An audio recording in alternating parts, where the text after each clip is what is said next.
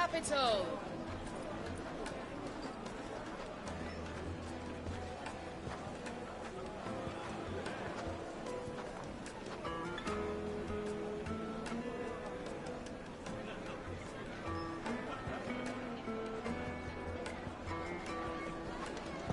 Take a sniff, good sir. Fresh bread, warm from the oven. Here, have a taste. Made from the stoutest stoneware. Won't you? Everything I've worked for. All those years of toil. Every coin I've ever earned is tied up in this place. Are you all right? The baths are closed. Leave me be. On second thought, perhaps you are just what I need. Might your services be for hire? That depends on the job. I'd have you save my business, the baths. The water's turned scalding hot and all the crystals in Dalimil wouldn't be enough to cool it. I've no doubt that my woes stem from the water's source. But I can't go and investigate for fear of my customers thinking I've abandoned the place. I'm bound to these baths in more ways than one. I beg of you. Go to Dusnoff Terraces. Tell me what you find there.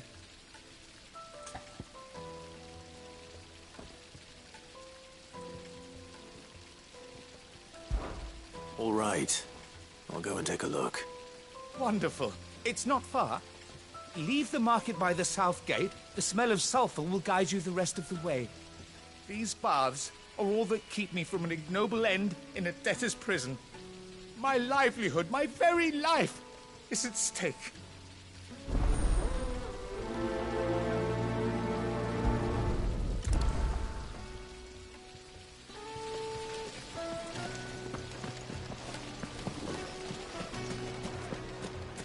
Hanging lanterns, keep it up. Well, we can make our way back to the Fang now, at least. We should get going soon. Do you have water?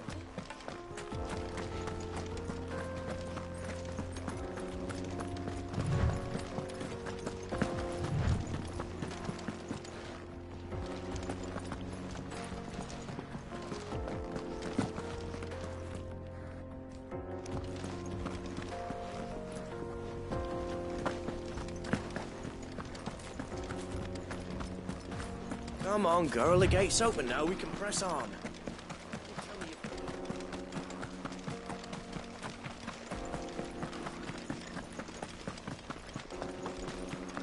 What the hell are those things?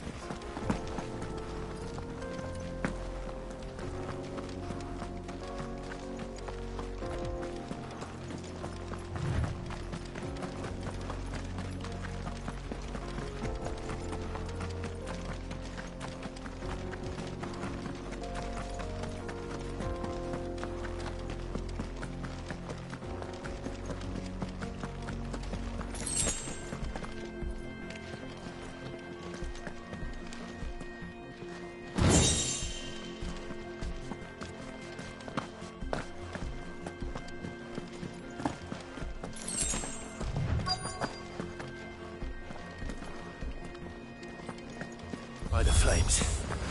That explains the heat. Attack!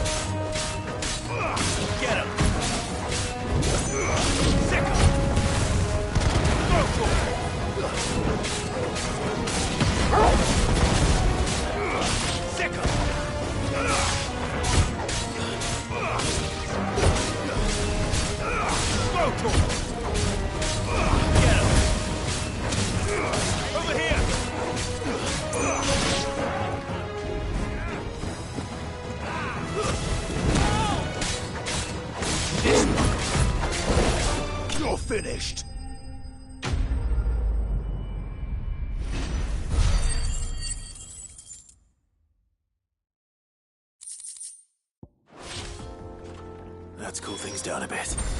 Let's hope it's enough to keep the baths from boiling.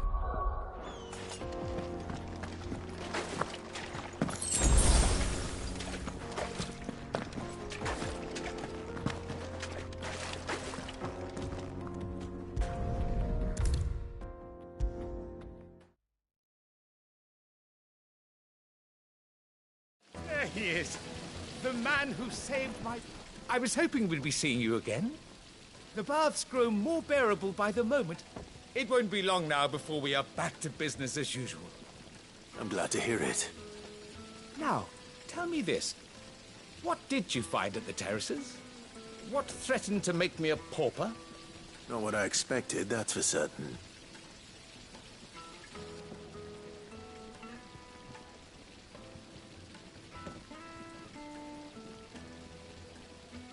You tell a fine story. That's not to say I don't believe you, though. Creatures made of flesh.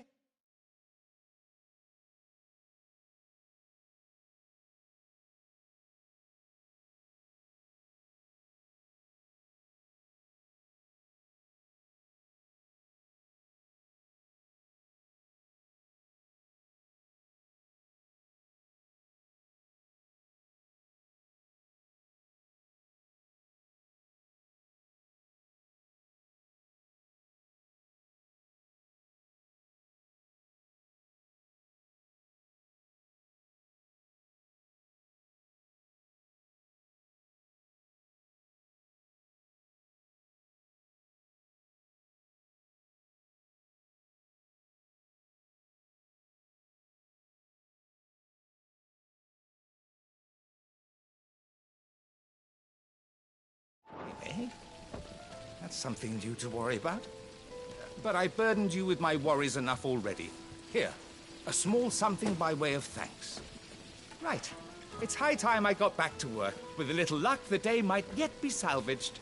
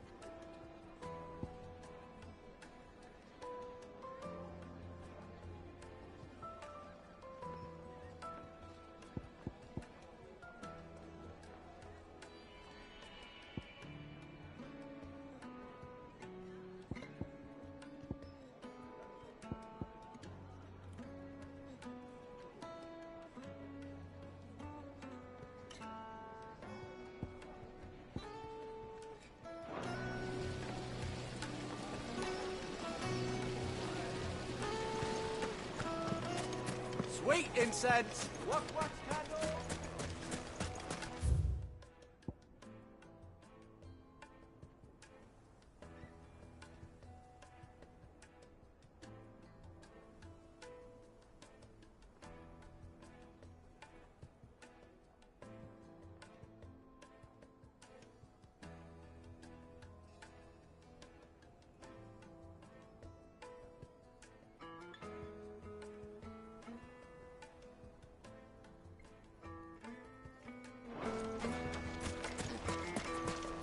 We should get going soon. Do you have water?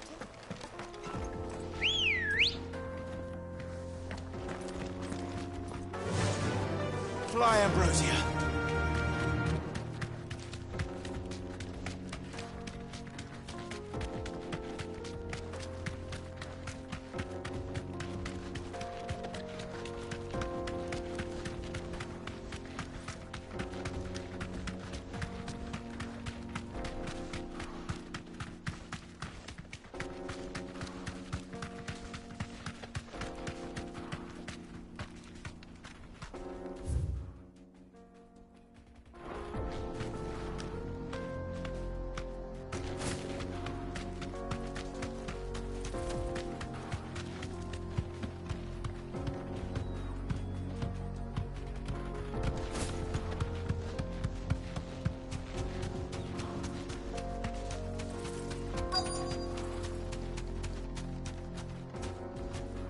deserve a rest.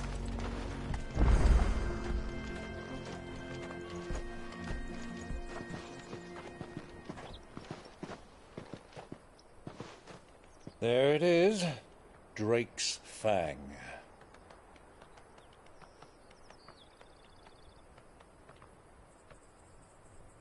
Kupka will be hiding inside. Along with goodness knows how many guards, all on highest alert. You'll need to keep your wits about you if you're to reach him. So be careful. I will, Uncle.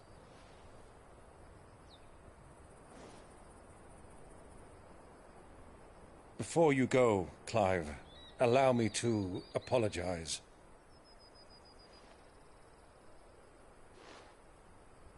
After what befell at Phoenix Gate and the crisis that followed in its wake, I fled.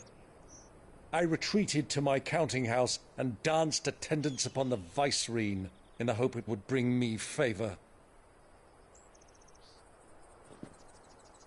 I betrayed my nation to save my skin, like the coward I am. And I'm sorry. Uncle, please. It's not too late, Clive. Rosaria is yours by right, and there are those that would help you to take it back. Had I the courage of my brother, I might already have done so. But that ship has sailed. You, however... No. Forgive me, but I cannot. I fight to build a new world now. A better world. Where men can live and die on their own terms. I was raised in a nation that strove to improve the plight of bearers.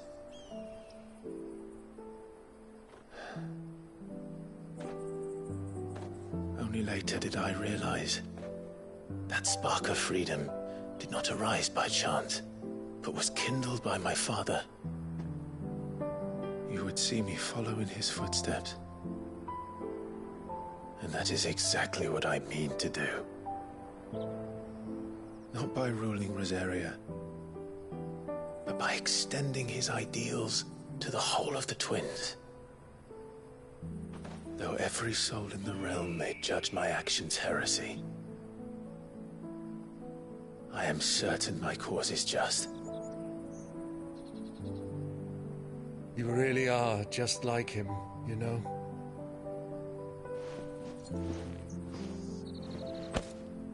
Thank you, Clive, for coming back to me. I am proud to call you nephew.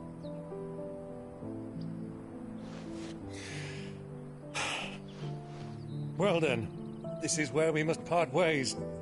Wish me luck in convincing my Canvarian friend to share his considerable talents. I mean to plunder his coffers and prove myself worthy of a place in your merry band. Till then, my boy. Till then, go safely, Uncle. And you, nephew. We have much to catch up on, you and I. I shall expect you to regale me with the tales of all your adventures when next we meet.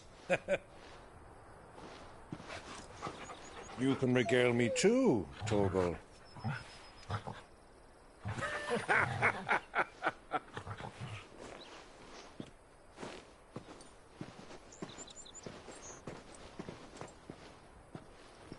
I'm coming for you, Kupka.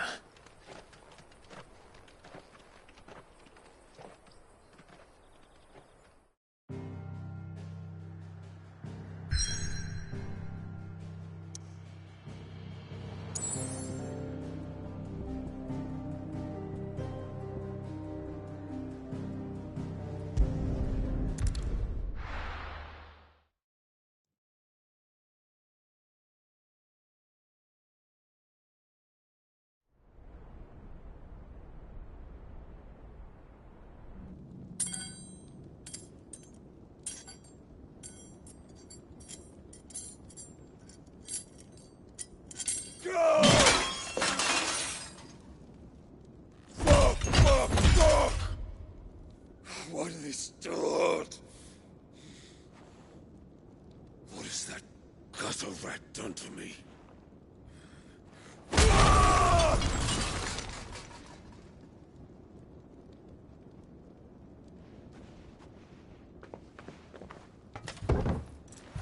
Out of my sight, witch!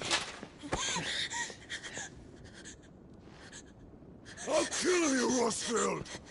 I'll rip out your heart! I'll tear you limb from limb!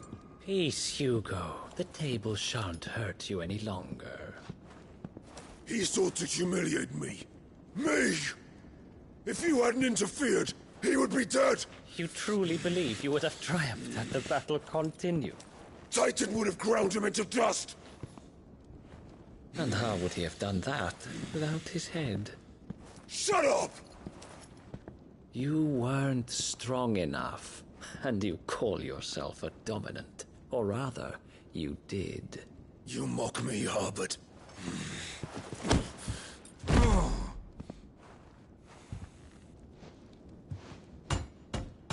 Do you see, Hugo?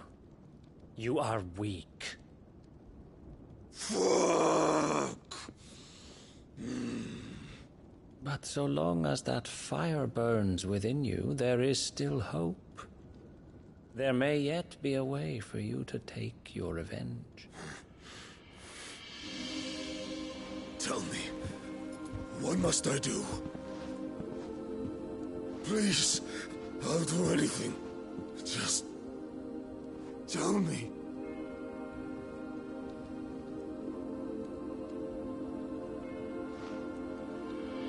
The heart. What of it? A mother crystal's heart is the most concentrated source of ether in all creation. Perhaps you could take advantage of that. Of course, the crystal would not yield her blessing to any ordinary man. But then, you are no ordinary man, are you, Hugo? Clive Rosfield stole your power, but others have suffered a similar fate, and still managed to find the strength to conjure their icon. Like Benedicta Harmon. She too drank of the ether and gained a power beyond human understanding. She did.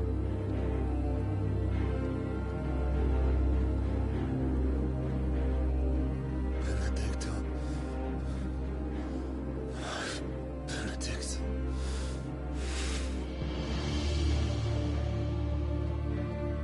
I'll do it. My love. I'll avenge you.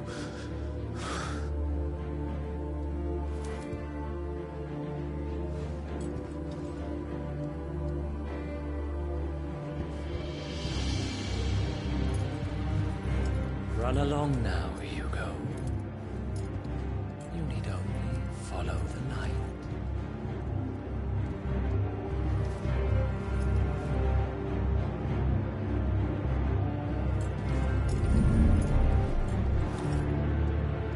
Muthos is here. Very well, it shall be so. You may leave everything to me, Your Majesty.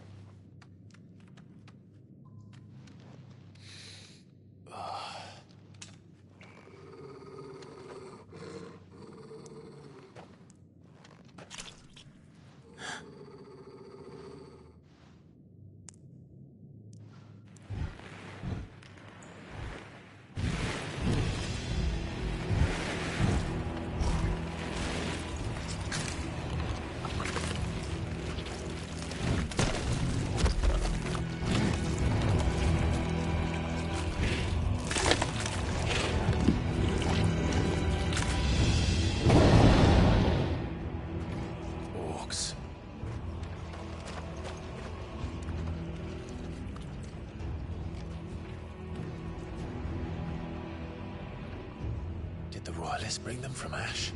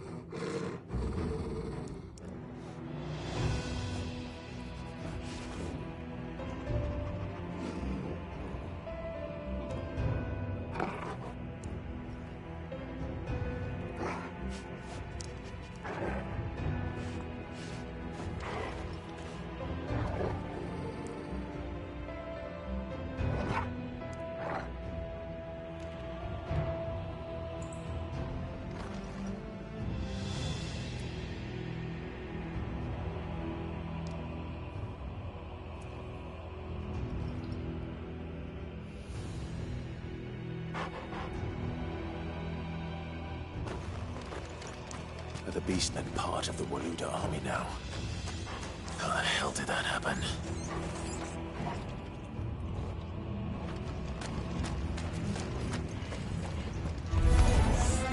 They spotted us. With me to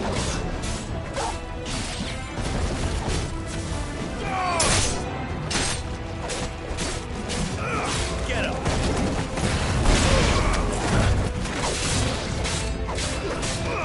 Go to him!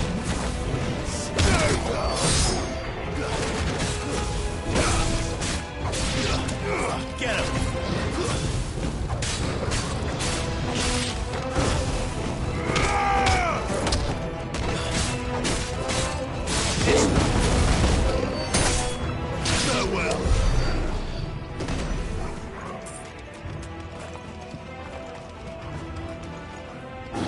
Taken over the entire mine.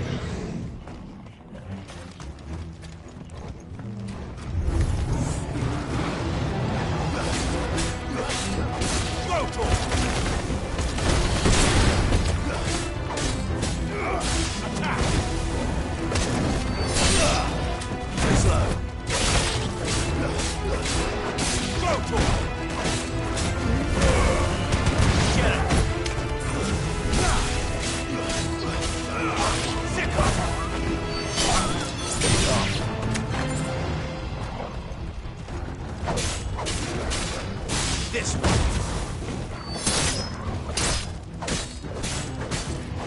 Go to him! Stay down! Get him! So much for the men of the Rock. Dalmekia's finest.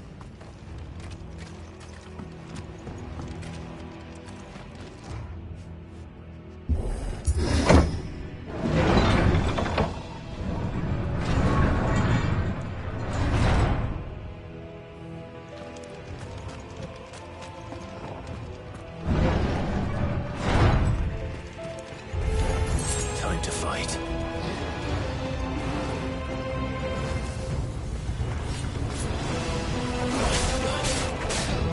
Over here! This one.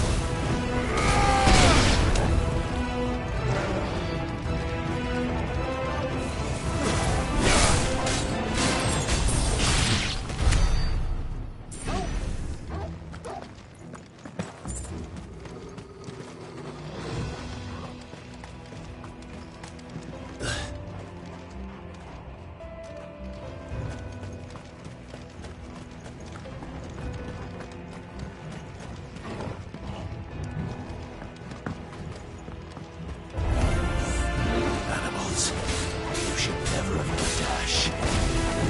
Stay down!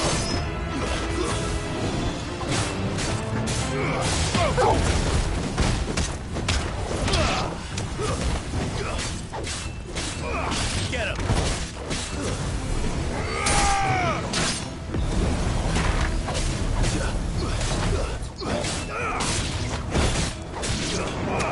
Over here!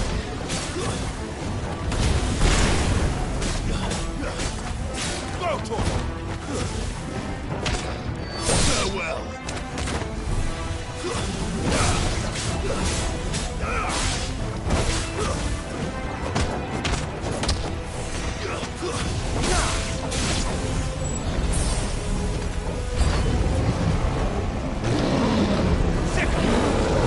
Go to him! Attack! This one. Go to him! Get him!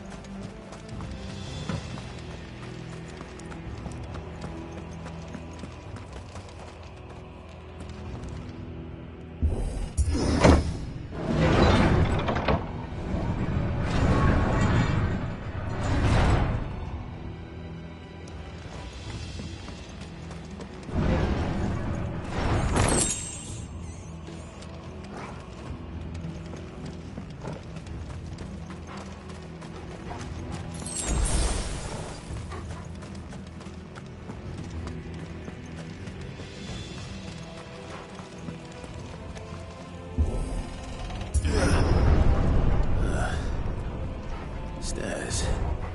This must be the way out.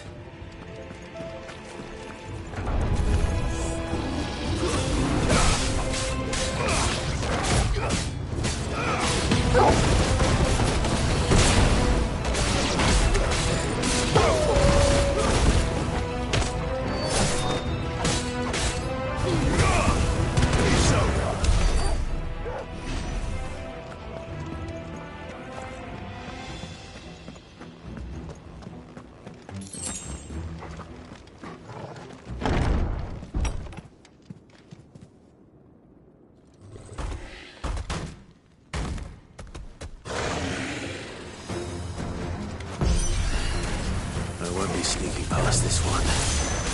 How did it get in here? Get him! Go for it!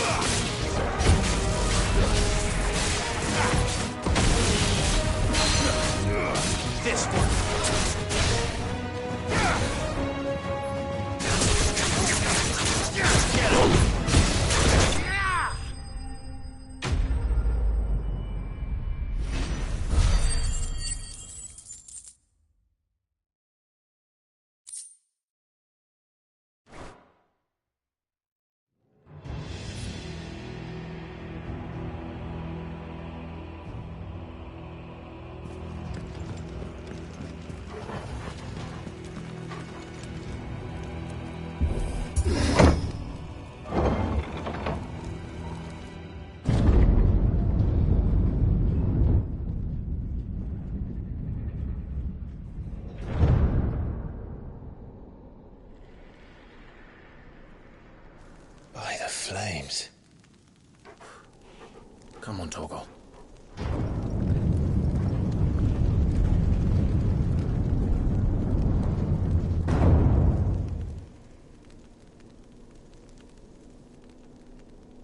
Kupka never did do things by halves. As if taking the Mother Crystal for his own wasn't enough. He had to build his castle in it.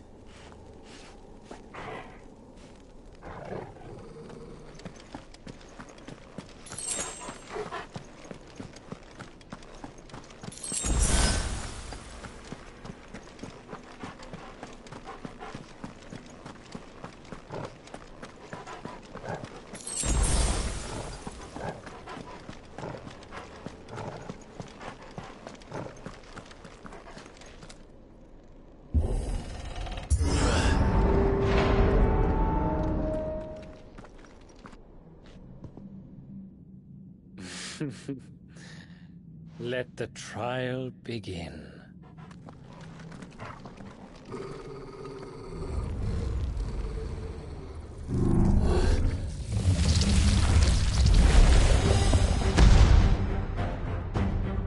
What the hell? With me, Torgal. Over here!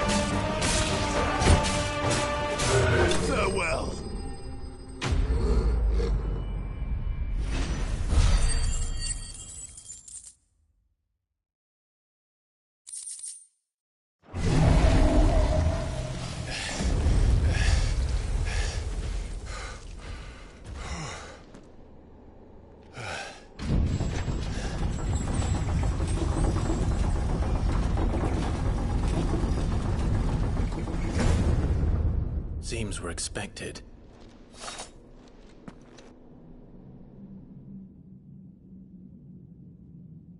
So this is the power of Muthos.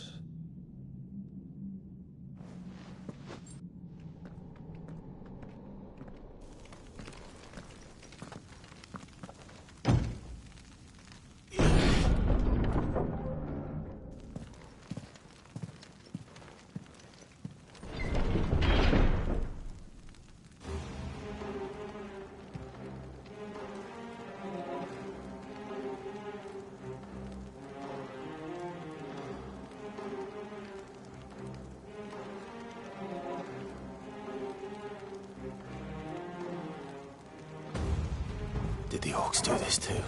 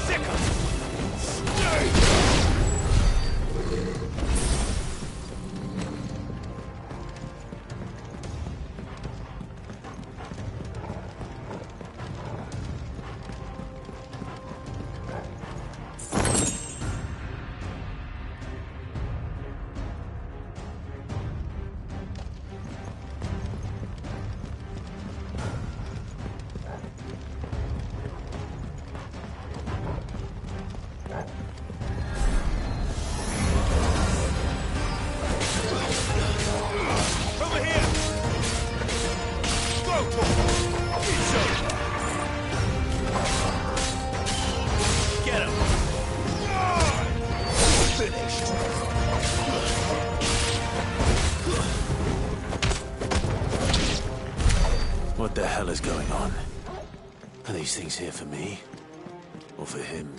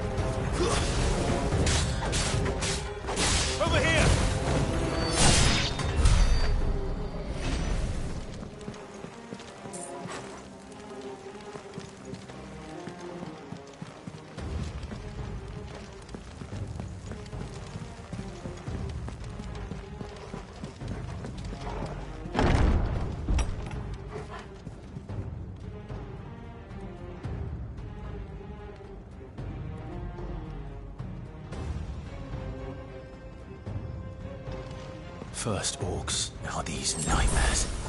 Is this your doing, Ultima?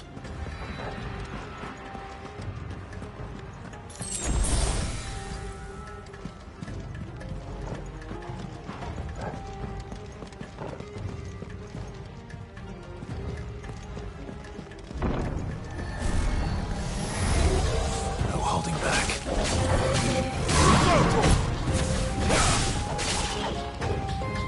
Get him!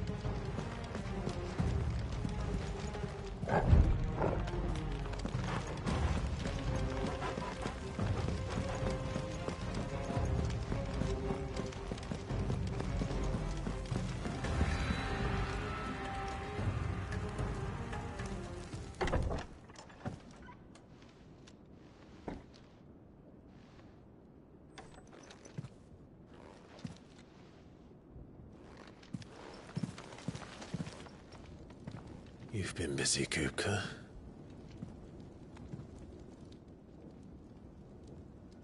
But where did you go?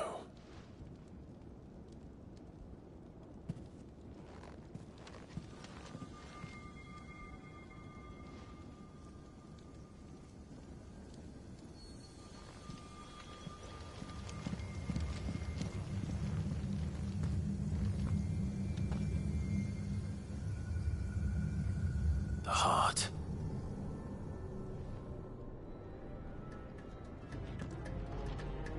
He's in the sanctuary. I can feel it. Come on, Toggle.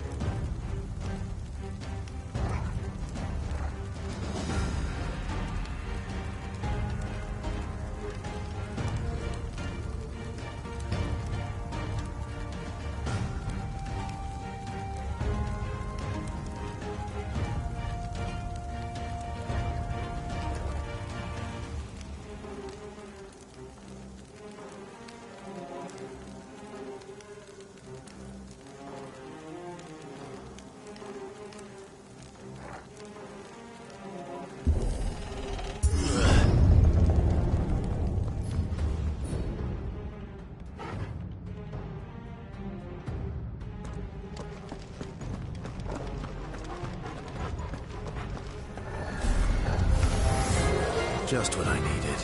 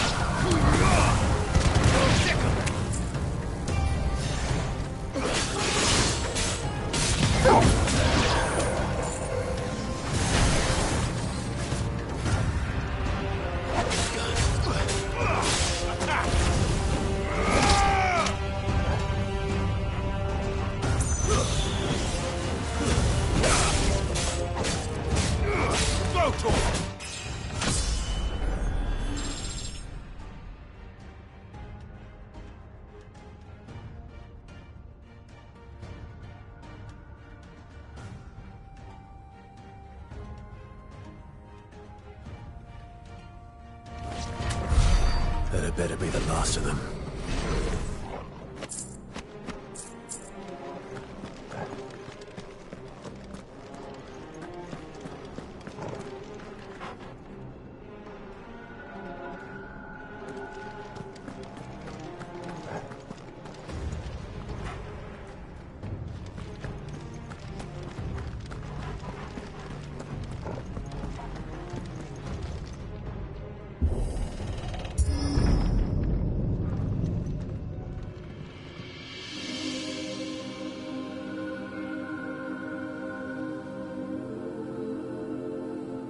Benedicta, my everything. I've missed you so much. Kuka!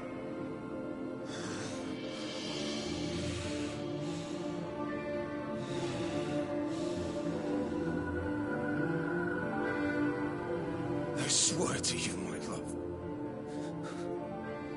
We will never be parted again. What's wrong with him?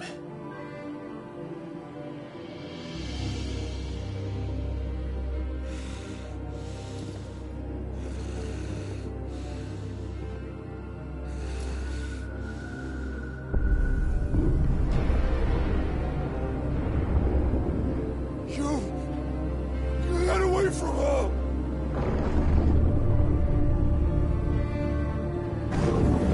Benedicta!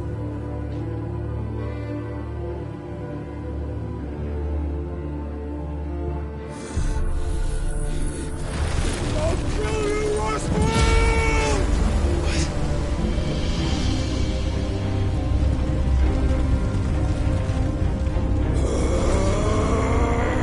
Oh shit, he's priming.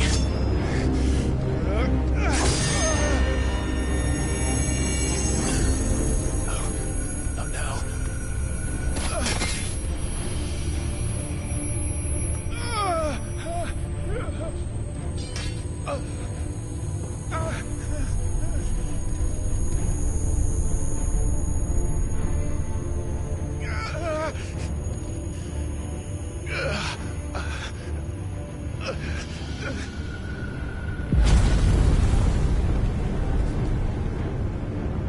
Come on.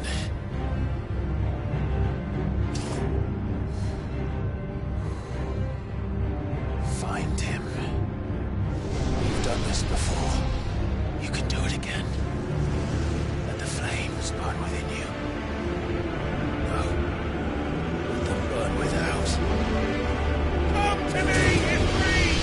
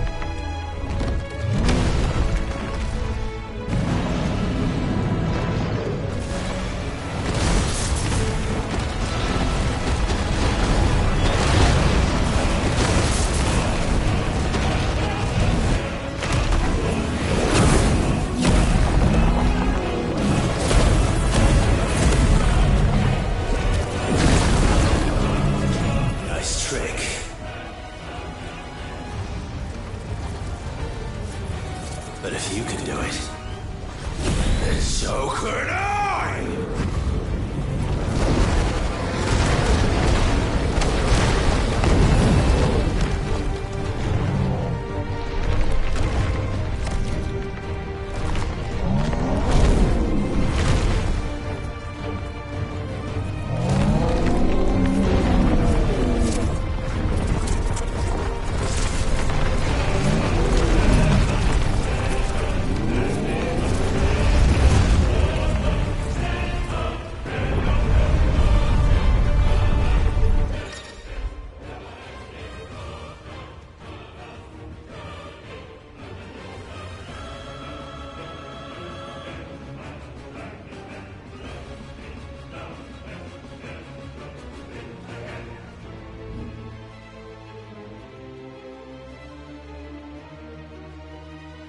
Let's give this a try. Not bad.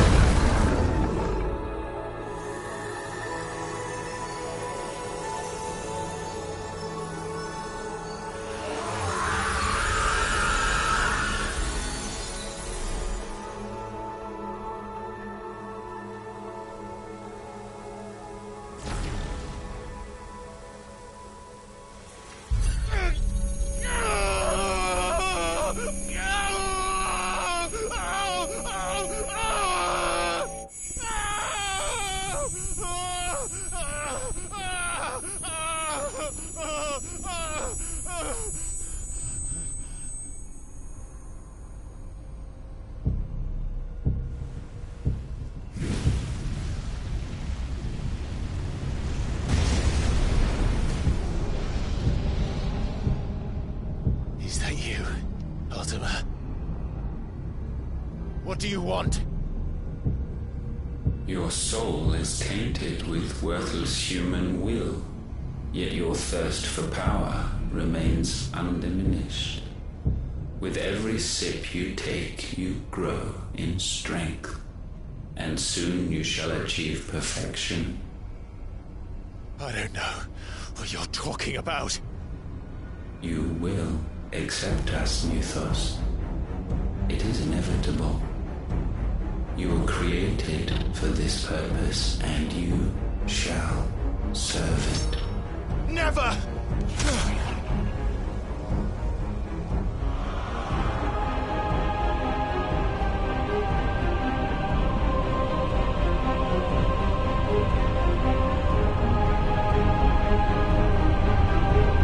Fight it, Clive! Don't let him in! Consciousness. We see now. Human will is so insubstantial it cannot exist in isolation. You mitigate its weakness by interweaving it with your consciousness. We believed we had merely to purge you of your will to claim our vessel. It appears we first have to sever every thread of the consciousness that supports it. No matter. The time to build a new world is not yet upon us. We will contemplate.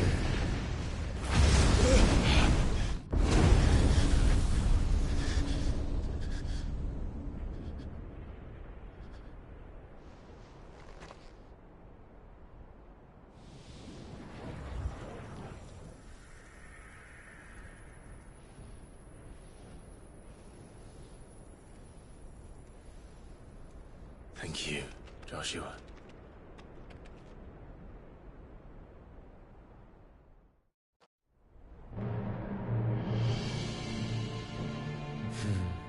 One can no more command the power of ether by drowning in its flood than one can constrain the tides by standing in the sea.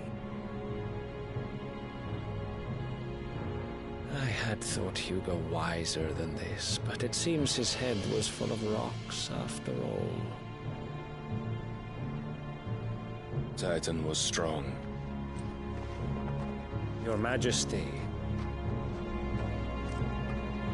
But Mythos is stronger.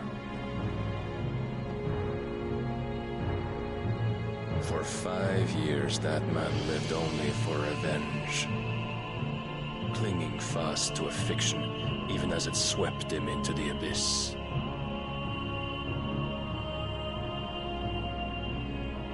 One cannot change one's nature through force of will alone. Only the Almighty can do that.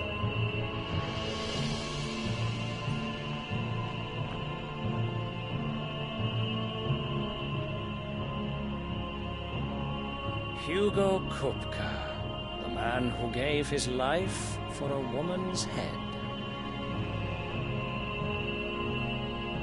A fool like all the rest.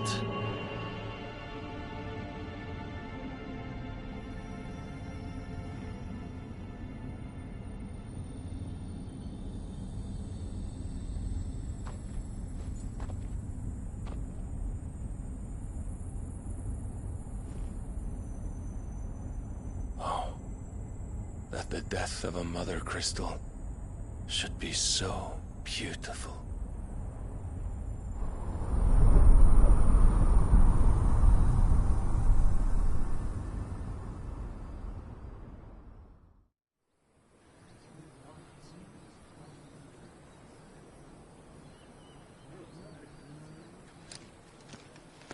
Some medicine, my lord?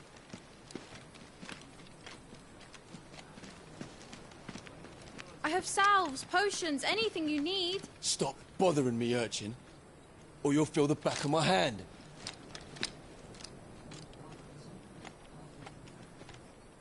You must consider your health, my prince.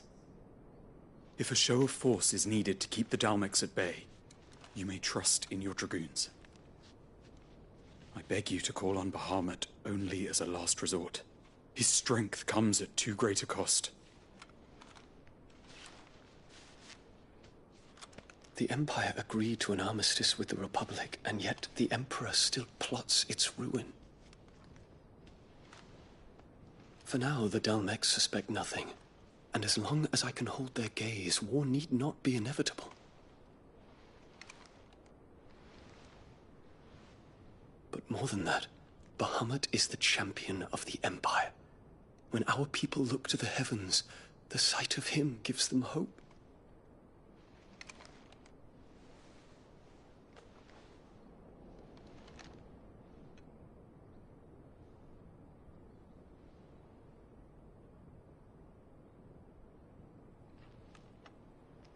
Forgive me, Terence.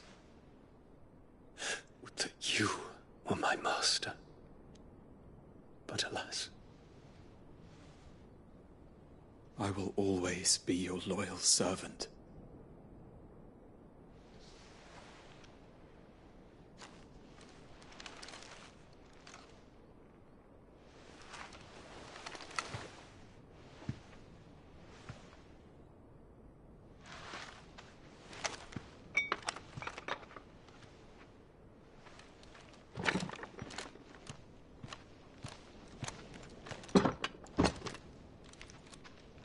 Should the Council's brazen maneuvering prompt the Republic to tear up their own treaty and launch a new assault, our soldiers would advance to meet them, cutting across the Central Isles, but not in time to prevent their forces from breaching the southern defenses and storming Twinside.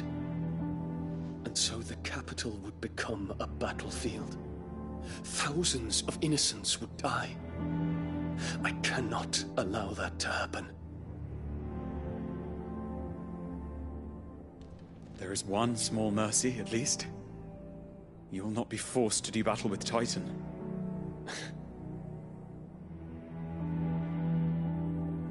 Would that I could avoid doing battle at all. 1,000 pardons, Your Highness. What is it?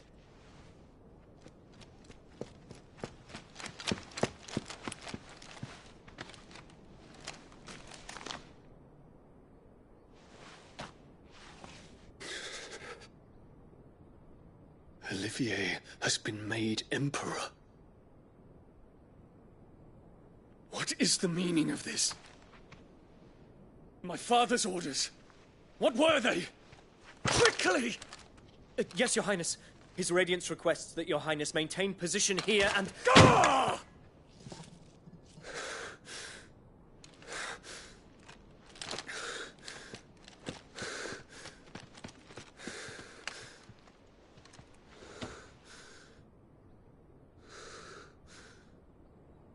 Terence.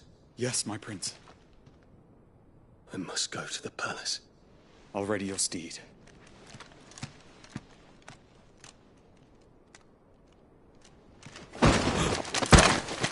What is it now?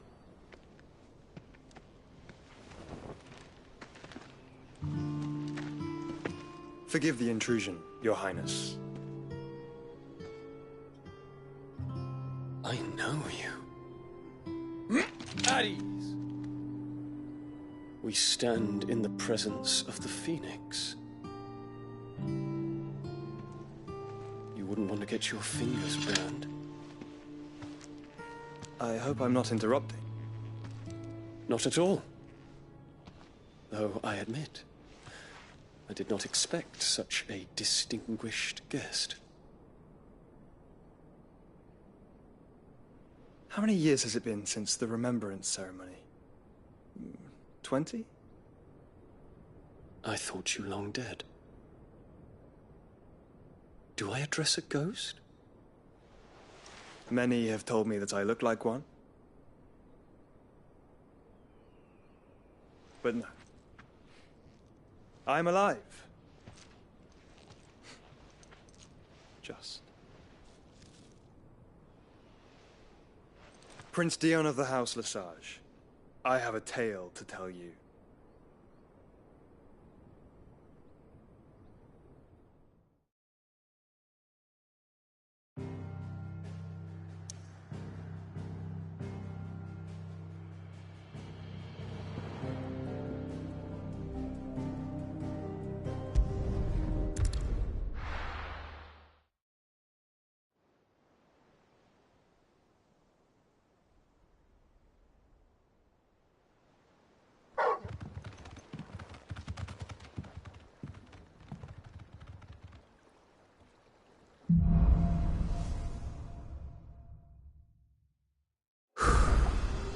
better give Otto the good news.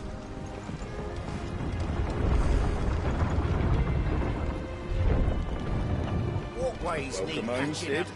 Give me 50 good boards, 8 spanning.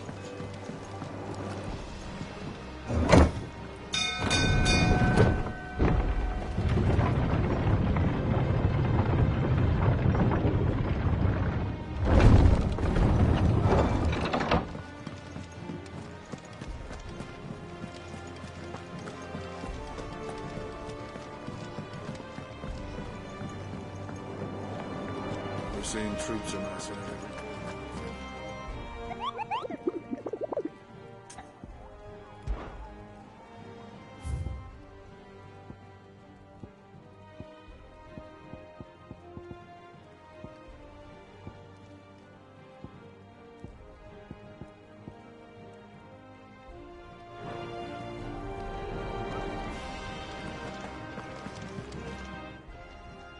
How may I help you today, Clive? Your benefactors are a generous lot.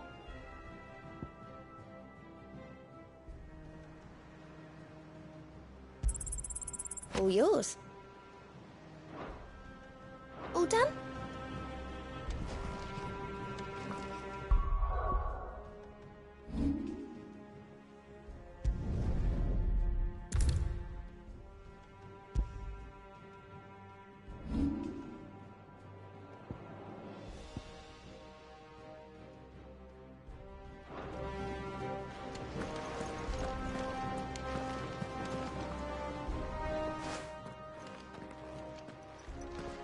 Clive, you're back. I am. And with glad tidings for once. Hugo Kupka is no more. Well, I'll be. All of our comrades who lost their lives back at Sid's place be smiling down at you right now. We had a stolus from Lubor saying Drake's fang had fallen. I expect that was your doing as well, was it? It's a long story. One for the history books, I'll bet. Welcome home, Clive. It's good to be back. You look better. I feel it. Which means I'm coming on your next little adventure. You're not leaving me behind again. Wouldn't dream of it. Otto. Any word on the Royalist movements since I've been away? Shouldn't you be putting your feet up? If you really want to know, go and have a word with Vivian. Thank you. I will.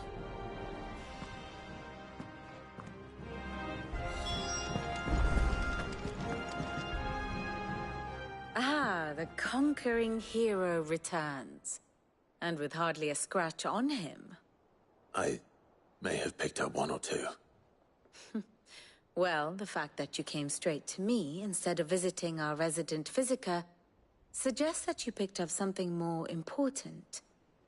A scent. The scent of Waludas. The very same. But whatever plans Kupka was hatching with the Royalists, he took them to his grave. As did his men. Slaughtered by the orcs who'd taken over the Fang. Orcs, Vivian. I've never seen such creatures in Storm before. The Waludas must have ferried them over from Ash, but why? Why work to rescue Kupka only to invade his home, the mother crystal of an allied nation, and let both fall? It makes no sense. Do you know the tale of the blind men and the Adamantus? One can often be led astray by focusing too closely on individual details. One must instead see the bigger picture. And what bigger picture is there than my map?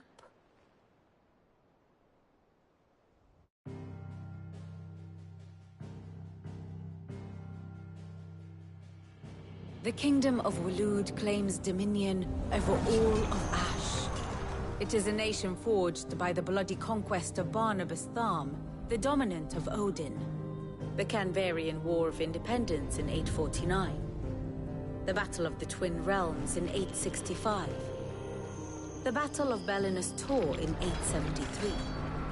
Wheresoever his armies fought, Odin was found where the fighting was fiercest. But of late, the warrior king appears to have laid his sword to rest. Battle rages for control of the crystalline dominion. Yet Tharm sends not a single ship in support of his Dhalmekian allies. Meanwhile, the Blight ravages great swathes of ash. Yet warlike Waloed shows not the faintest interest in laying claim to untouched lands.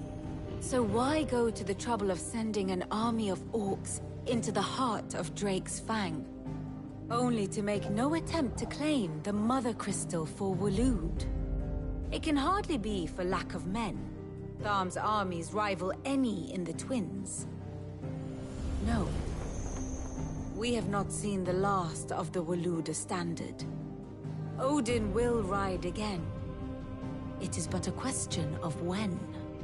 And on that day, who will be trampled underfoot?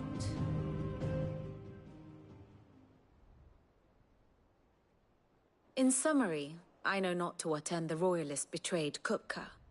I know only that it is part of some broader scheme. A scheme tied to the ambitions of one man. King Barnabas. But there is no need to wallow in confusion. If one is to cure a sickness, one must first identify the symptoms.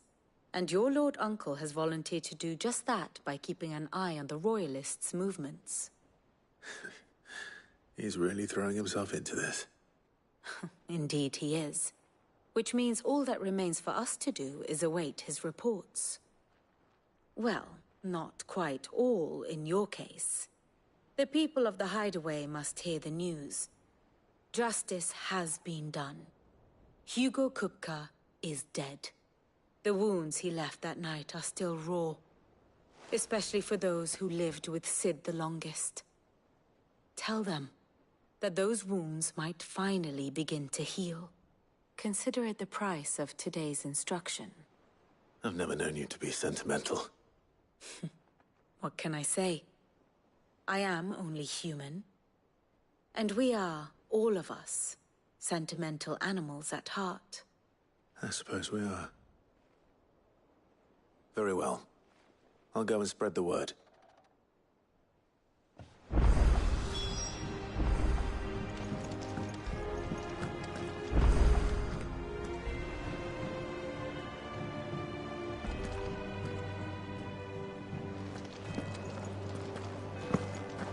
That bastard's shadow loomed over us all for far too long.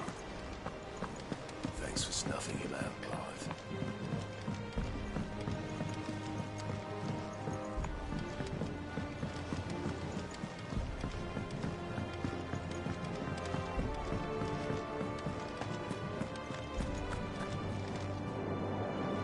Well, someone looks pleased with himself. It's true what I'm hearing, then. Nothing escapes you, Lady Karen. It's true. Kupka is dead. No more looking over our shoulders, then. Good. I'm starting to get a crick in my neck. Don't let it go to your head, though.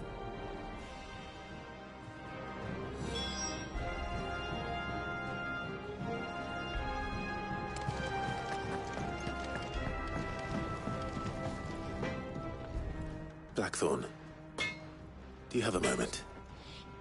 What is it? I'm busy. I wanted to tell you that Hugo Kupka is dead.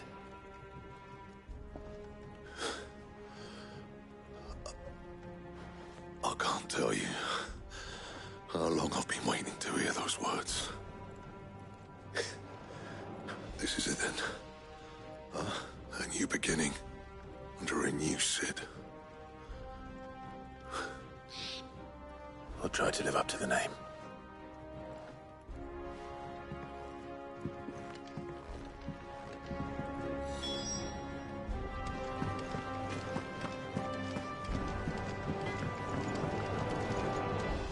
What do you need?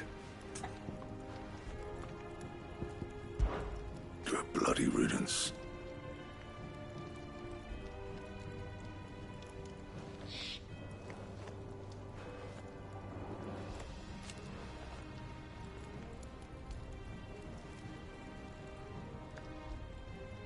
Mine included.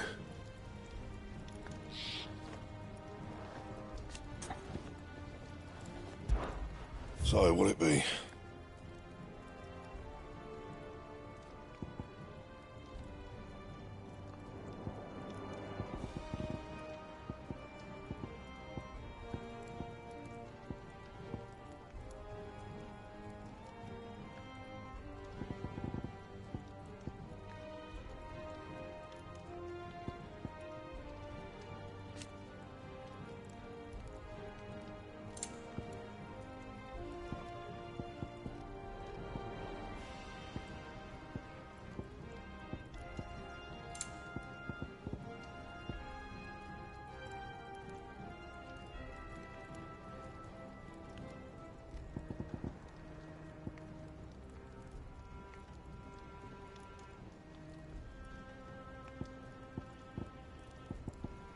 Anything else?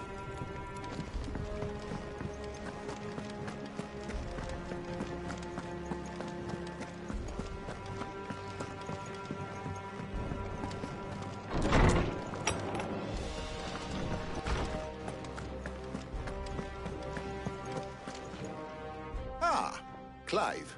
Have you come seeking the gift of knowledge? No. To share mine, actually. Hugo Kupka is dead. Oh, my. Can it really be true? Look, he's crying. He is. The big baby. And with good reason, children. These are tears of joy. We must offer up a prayer to your parents that the heavens might weep with us. There shall be no lessons today, only thanksgiving and merrymaking. Go, put away your things. All right. Brilliant.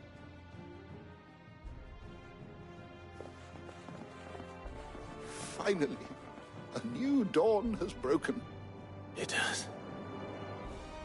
Thank you, Clive. I cannot wait to share the good news. Hippocrates. After Kupka fell, Ultima came to me. I need to know what he is. Have you learned anything? Alas, no. And not for want of trying. I have scoured nigh every historical tome in our collection and found nothing. Not even the sort of conspicuous absence that might suggest a concealment of fact. One is almost tempted to conclude that such a creature never existed. But I saw him. With my own eyes. I don't doubt that you did. Alas, it seems you are the only one who has. To others, he reveals naught. We see only that which he leaves in his wake, like some terrible force of nature beyond the ken of mortal man. A bringer of death. Whether the Ultima you met with was the being itself, or merely another projection of its power, I know not.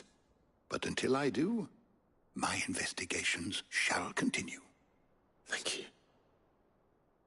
It means a lot. Right. Let's see if Otto has anything else for me.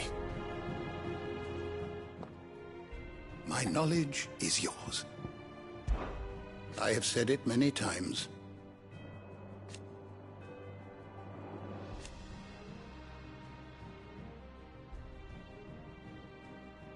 His story is ended. Were you aware... But what of the twins themselves? Yes, Chip. I have a few new notes that might interest you.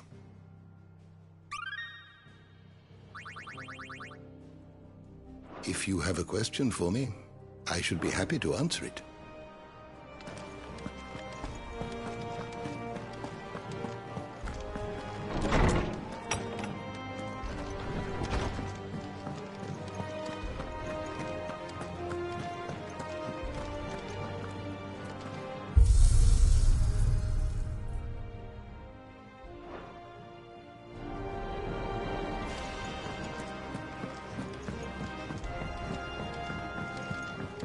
telling you, it's true.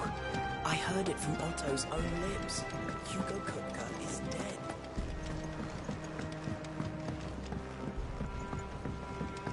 We're seeing troops amassing at every border cluster. No surprises there. You barely sat down since you came home. Vivian got you running errands or something? Just spreading the word.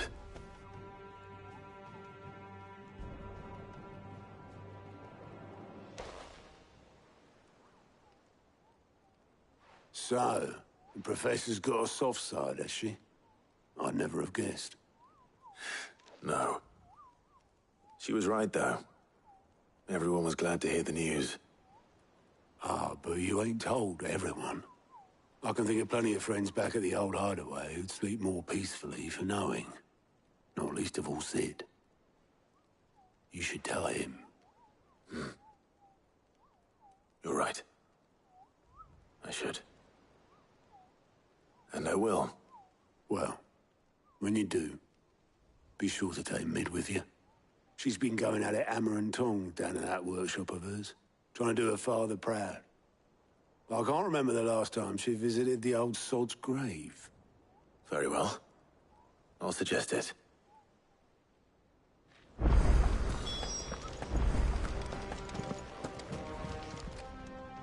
Fancy a look at the list, do you?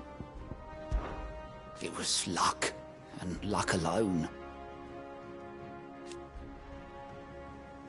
But now...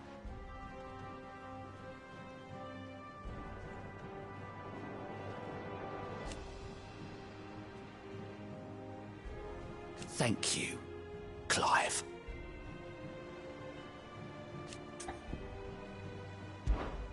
Here you go.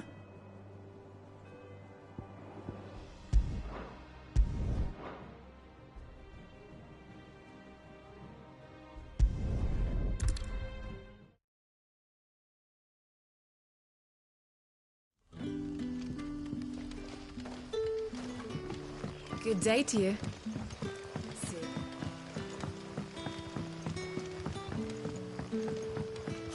The crystals we get from the tail are all but worthless. Any friend of the innkeeper is a friend of mine.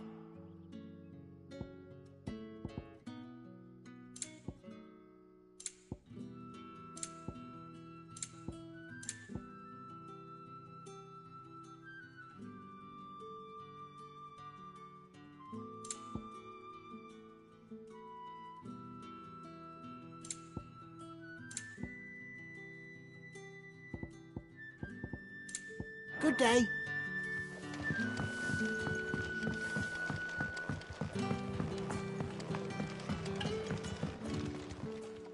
Ah, Clive. Your timing is exquisite, as always. I have a concern which you may be able to assist me with. Go on. There are whisperings afoot of shadowy figures having been sighted outside the village. Rustlings in the undergrowth, suspicious noises. My people fear that they are being watched.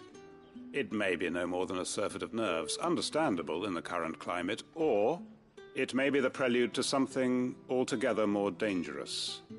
Given what I hope you'll forgive me calling your nose for trouble, I wondered if you might investigate. Of course. Excellent. You might begin by speaking with the good citizens of Lostwing. Listen to their tales, and make what you will of them. All right. I will.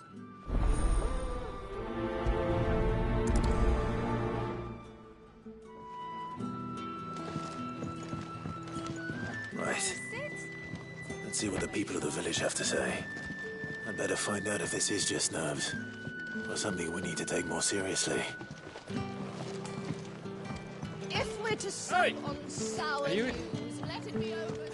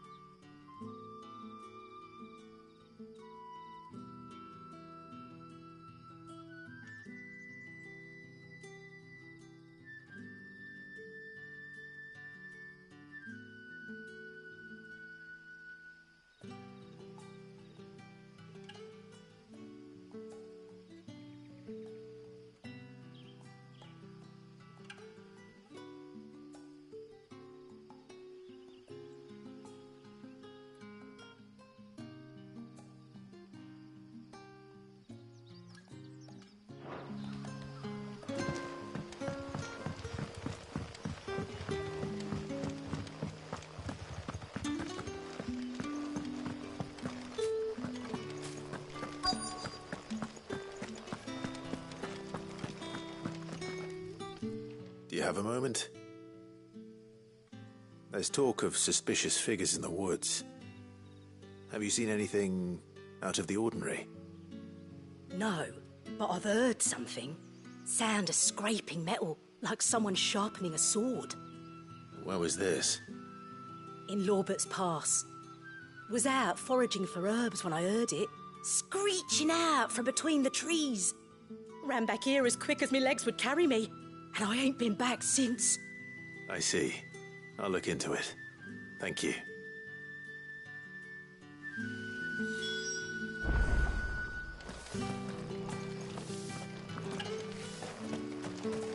Seems Lorbert's Pass is our best bet, then. What do you say, Torgal? Shall we go and investigate?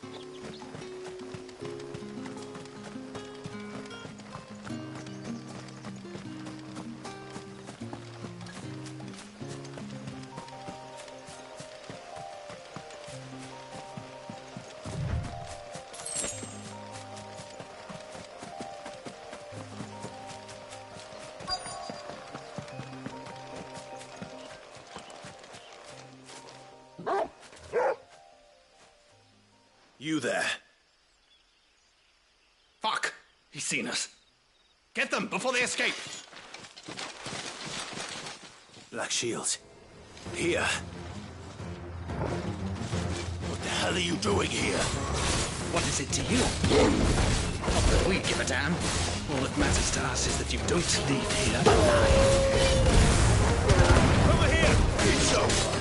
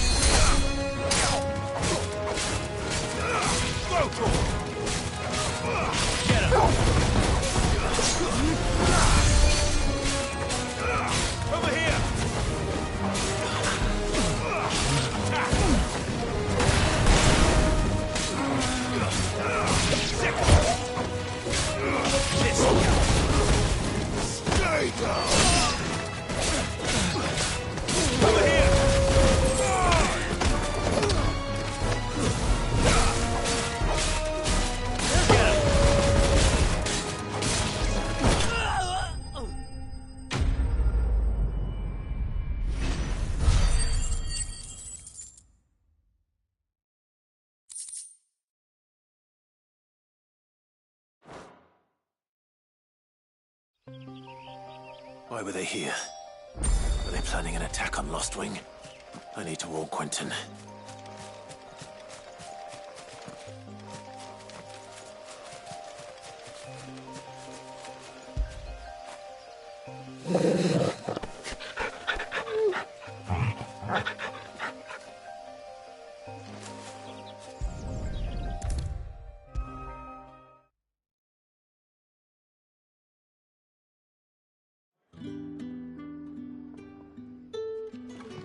Clive, how goes the hunt for our sinister figures?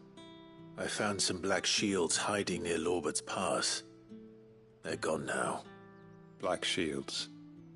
The Empress's former bloodhounds. Though they serve another master now. One who means to root out and destroy both me and those I care for. And it would appear the pack has finally caught the scent of its prey. Damn it all. I had hoped I would have more time than this. More time to prepare. But if we are cornered, we have no choice but to bite back. And bite back we shall. I'm sorry. You're going to need to explain. Who did the Black Shield serve now? And why would that person want you dead? Because I want him dead. Who? The former Lord Chief Justice of Sanbreque. All that I have built here is for him. I don't understand. Why him? Why Lostwing? I suppose it is better that you know the truth. I was a member of the judiciary once. So sickened was I by the injustice of this world, I swore to fight it. And fight it I did, in my own small way. I saw more than a few corrupt officials condemned to the very cells into which they had thrown blameless innocents. Men to whom the law was but a scourge to turn against the powerless.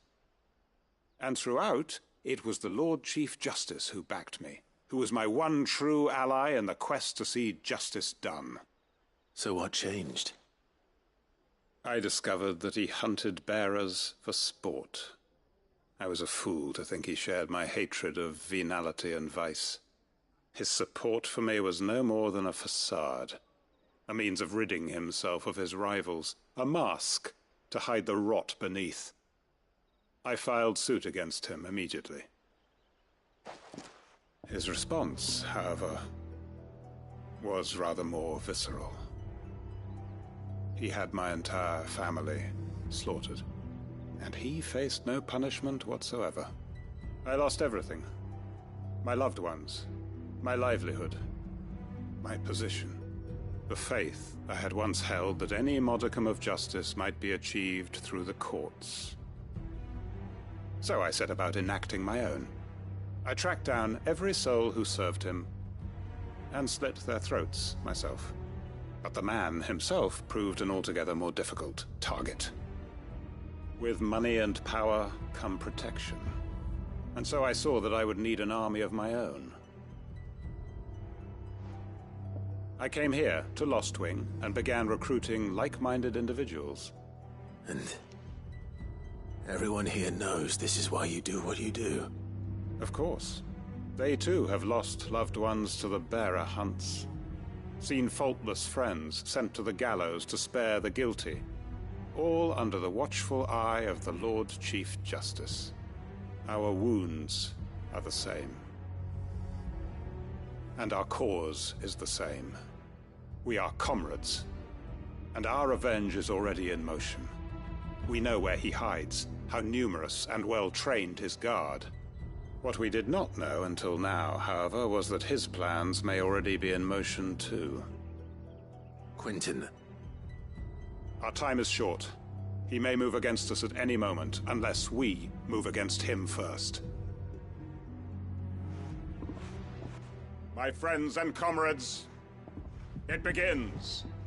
Make ready for war.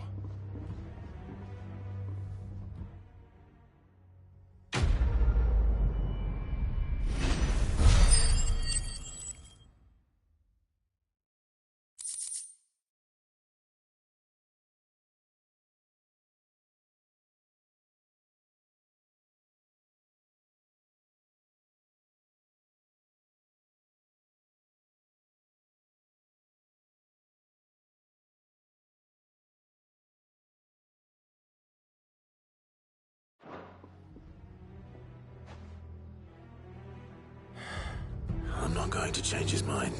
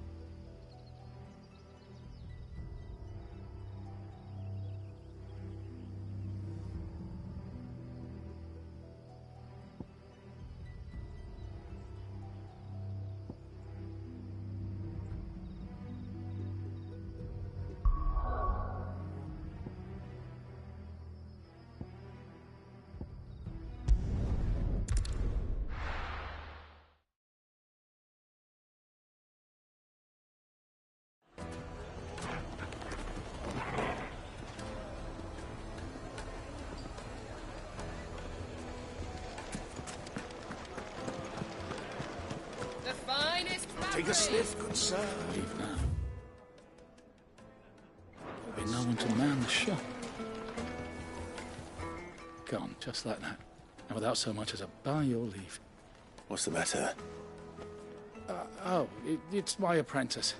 He up and vanished while my back was turned. I'd go and look for him myself, but I've got a bakery to run. A bakery that's now short one pair of hands.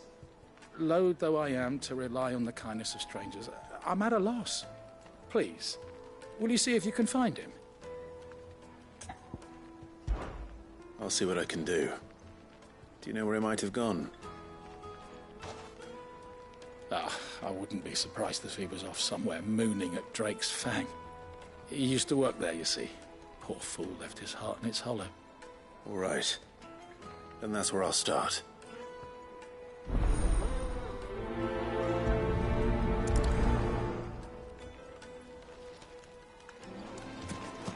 It would make a fine gift for you.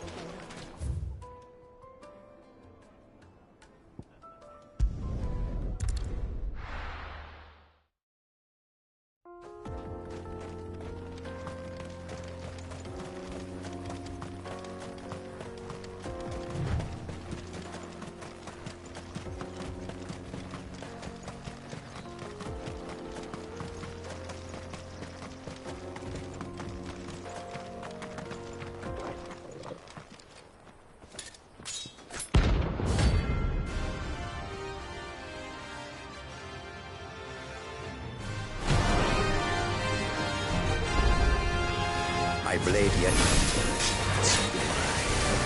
Come. Let's feast on your flesh. Your feasting days are over.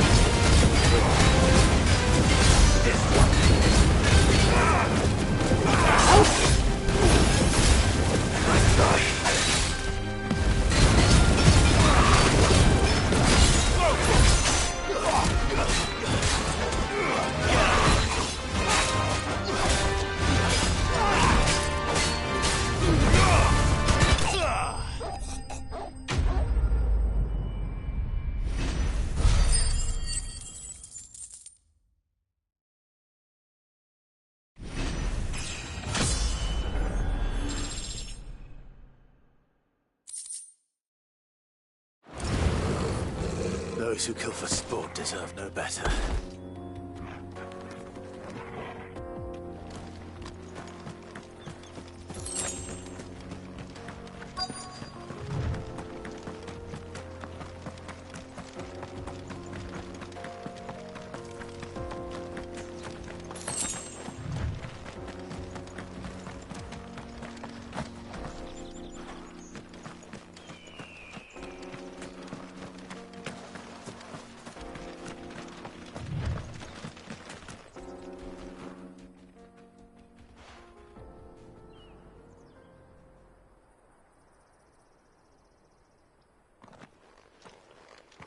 Excuse me. What do you want? The baker sent me to find you. I am a sorry, selfish sod, aren't I? Certainly not a baker. Master must have ruled the day he took me in. Time was the sight of the Fang used to calm my nerves. But now look at her. I take it you missed the Mother Crystal. I hated her, but she was all I knew. Worked her mines for years. And when she shattered, part of me shattered with her. I had to trade my pickaxe for a rolling pin, but I'm no good at baking. Every loaf I touch collapses. My bread's as hollow as I am. She was the only thing that could fill the hole inside me. Oh, I loved her, damn it. But now she's gone. She's never coming back. What am I supposed to do? I ask her. How does a shell of a man learn to live again?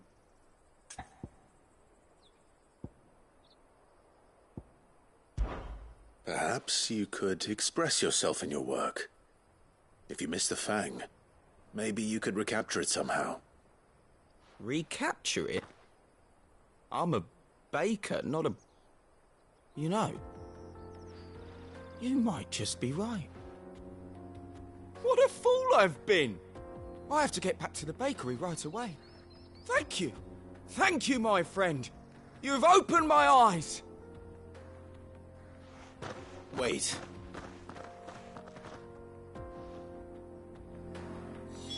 Suppose you won't be needing an escort then.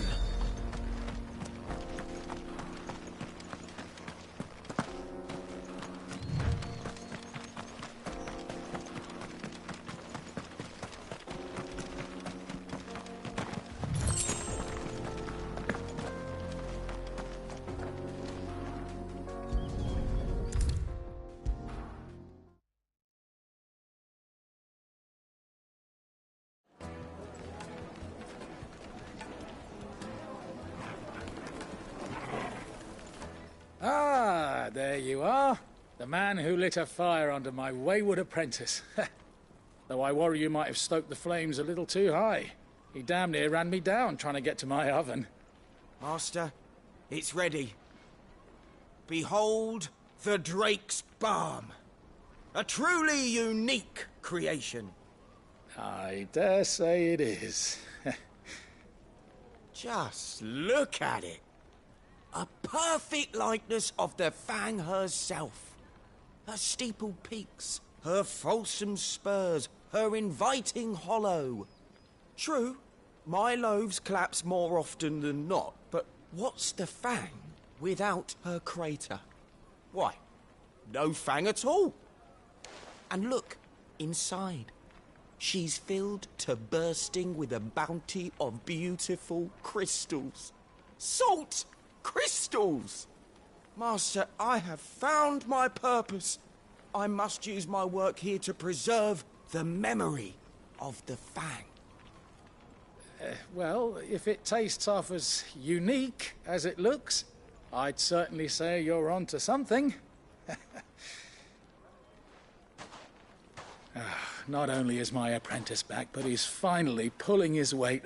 With any luck, I might even have a new delicacy on my hands. I don't know how you did it, but you have my thanks.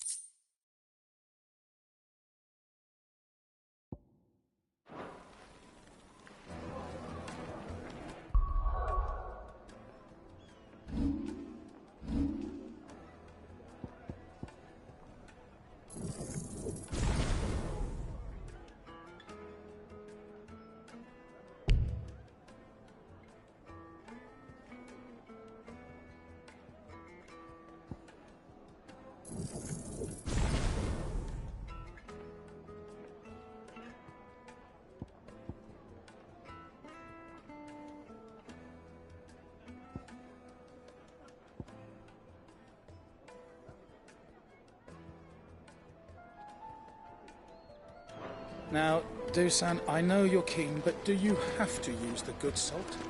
Please some for the rest of us.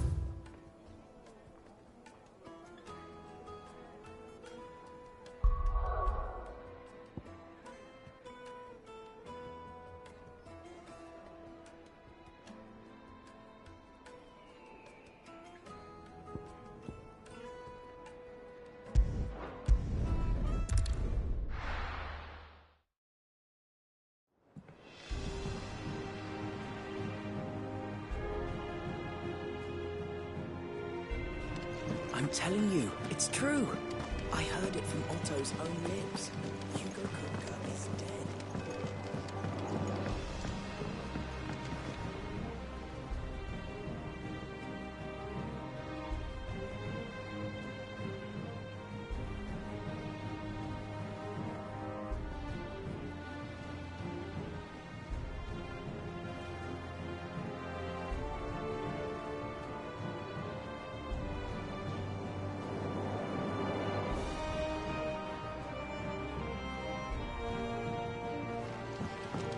We're seeing troops amassing around the castle.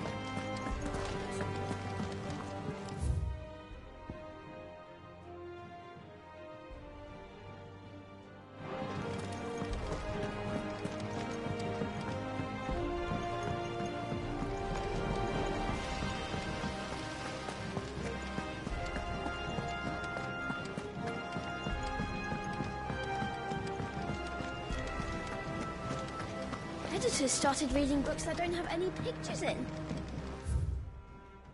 Why would anyone want to do that?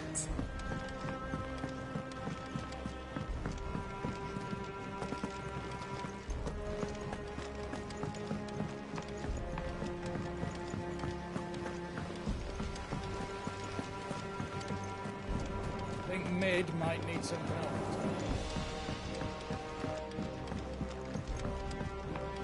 If I don't come up with something soon. All right, Clive? What do you want? I'm going to visit Sid, and I thought you might like to come with me. Sorry, I'm too busy for all that right now. I've got to get this thermal displacement stack sorted. Thermal... Displacement stack. Here. And this is for... Only the fastest, finest ship the world has ever seen. The Enterprise. Me and my dad designed it together. Where other vessels rely on the fickle winds to drive them through the water, ours is fitted with mithril engines. And those things have got more push than a behemoth in a bad mood, and more heat than all the hells put together. Which is where the stack comes in. I may have already talked some tight-lipped shipwrights into putting the hull together for me in a little dockyard in Canva. But the stack's a bit more involved, so I'm building it here. The thing is, it's so involved that I'm running behind and it's starting to hold things up over at the shipyard. I'll come and see my dad, though, when I'm done. Whenever that is. Is there anything I can do to help? Good old Clive. I were hoping you'd say that. First things first, I need some parts meching. The stack will be made up of 3 major components. There's the plating, here, that channels hot vapors away from the engine. The helm over the top, that disperses all that heat into the air. And the shielding around the sides. That stops the rest of the ship from going up in flames. A full suit of armor, then. Probably best to take it one piece at a time. Then you'll need to start with the plating. Everything else fits onto it. I've got the designs and the list of materials here. Show these to Blackthorn. He'll know what to do.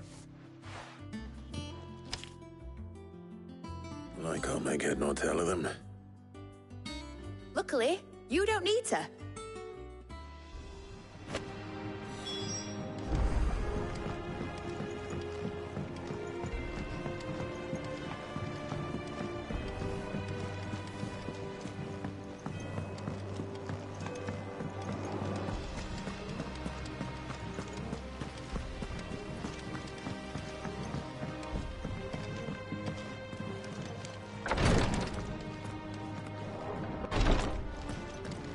I know what you're going to tell me.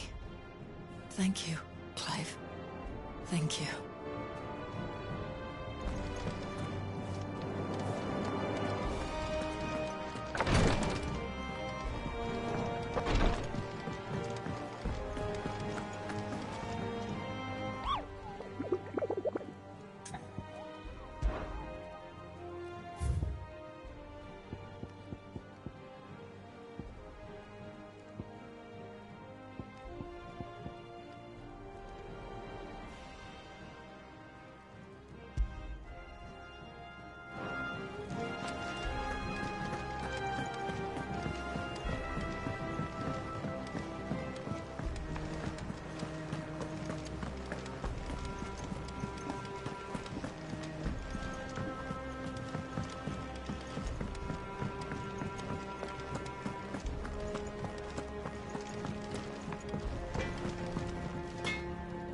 Blackthorn, can I ask a favor?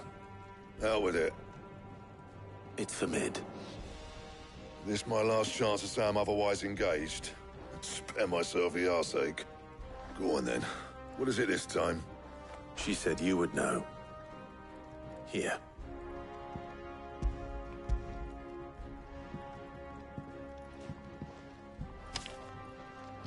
Krieger's Teats. Well, I don't know what the hell you'd want this for, but I can make it. Won't be easy, though. And I'll need help. Get Gavin in here, will you? All right.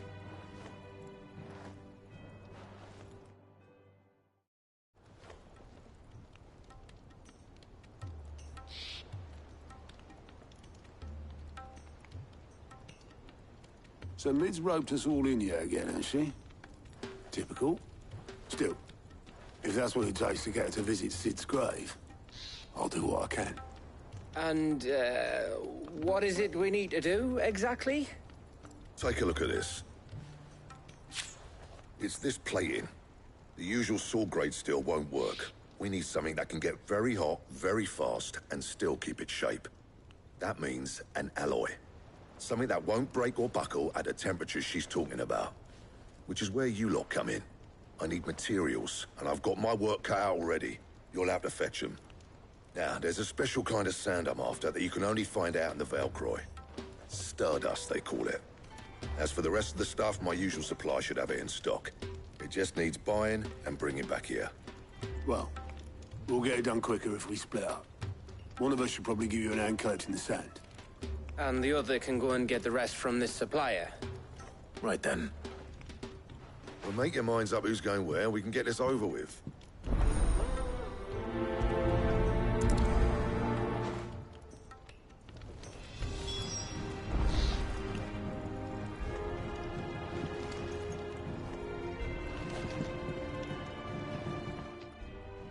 You going after the Stardust then, are you? Which one of these two lucky souls is going with you?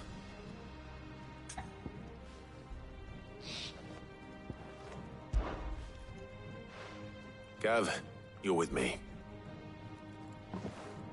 All right, then. So, where do we find this Stardust stuff?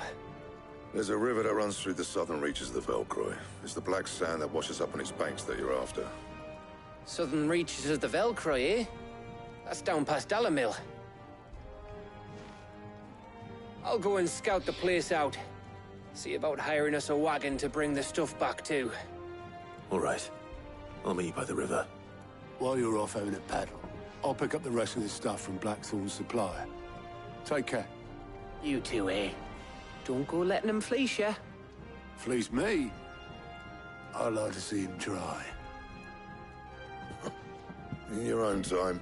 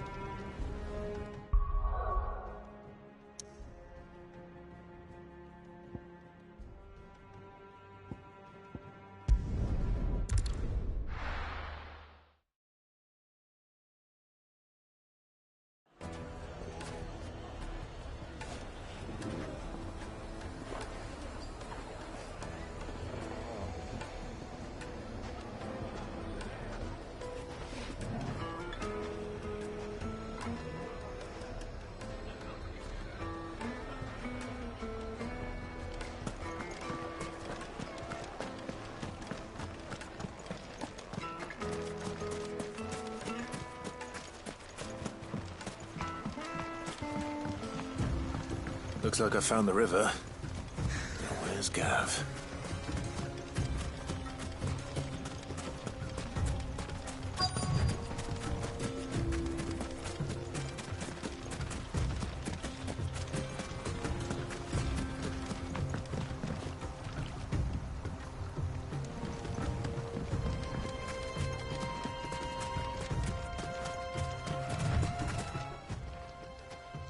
Sorry to keep you, Gav.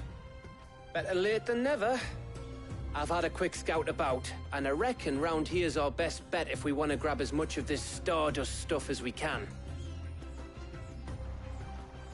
Don't know what Blackthorn's planning to do with it, though. I asked over in Dalamil, and they seem to think it was worthless. But if Stardust is what Blackthorn wants, Stardust is what he'll get. There's plenty of this stuff lying about, just begging to be bagged. Then let's get bagging, shall we? We shall. Race ya.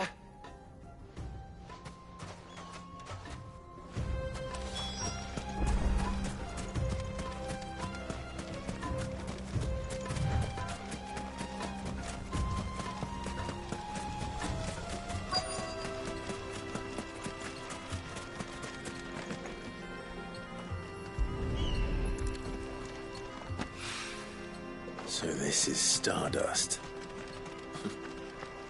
It just looks like black sand to me.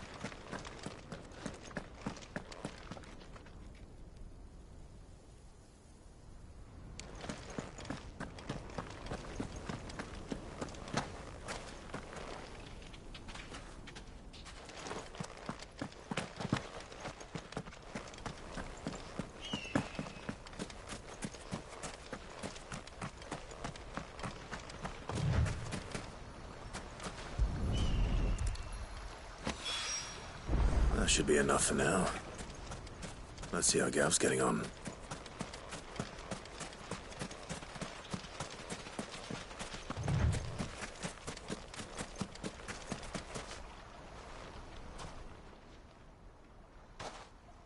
You finished?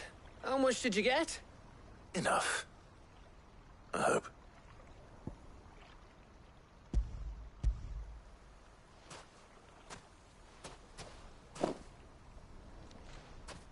Oh, you win. That might even be enough for old Blackthorn. Hey, before we go, do you mind if we have a chat?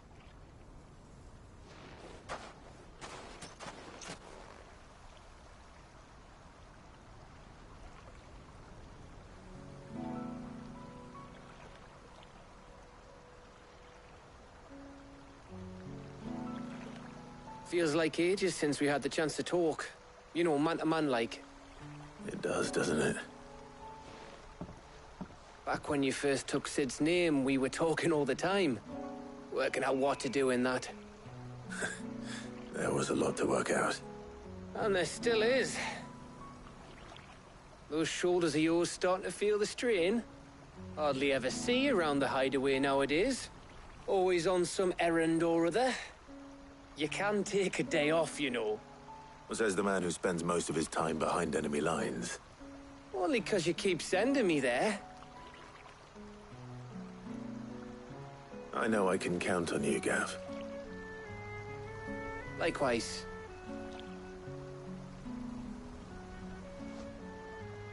So you keep sending me wherever you need to, and I'll keep going.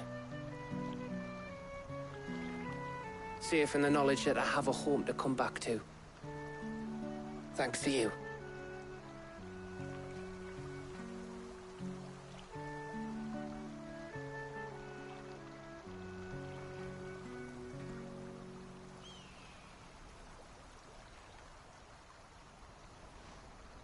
Right. That's enough soppy shite for one day. We'd better get this lot back to Blackthorn before he slings his hammer at someone. You go on ahead. And try to get some rest once you're there. Oh, I plan to. Believe you me. After Blackthorn gets what he needs, of course.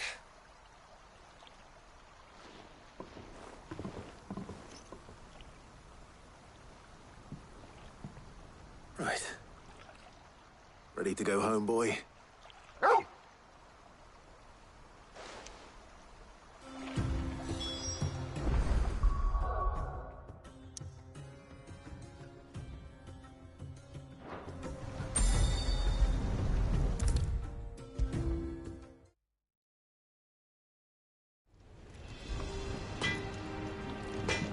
I got everything Blackthorn asked for. How'd it go over in Dallimel?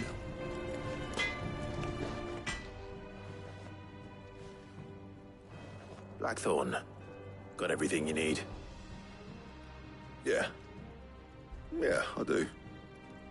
Cheers for the Stardust. Should be enough to be getting on with. We should go out on maneuvers together more often. You know, it beats sneaking around on your Todd all the time. I'll make a start on putting this thermal plating together then.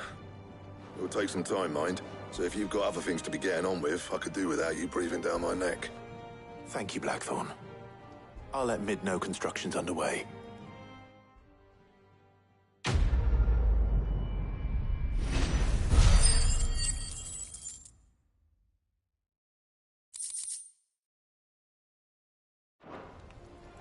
Suppose we'd better be getting back to work too. Give us a shout if you need anything.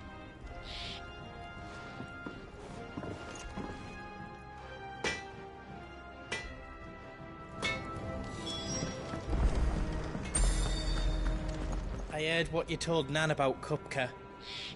Hopefully all our old friends can rest easy now. And what can I do for you? It's a relief. Thank you, Clive.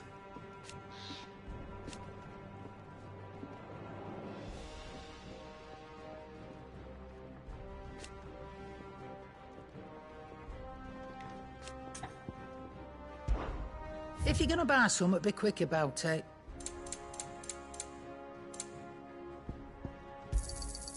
It'd better all be here. You'll not find a better price than that. It'd better all be here. You're rubbing me blind, you know.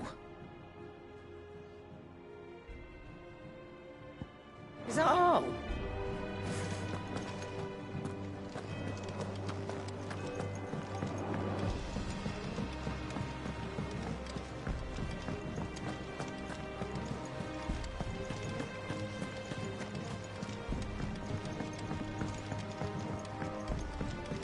We're seeing troops amass at every border. How may I help you today, Clive? Kupka. But when I close my eyes...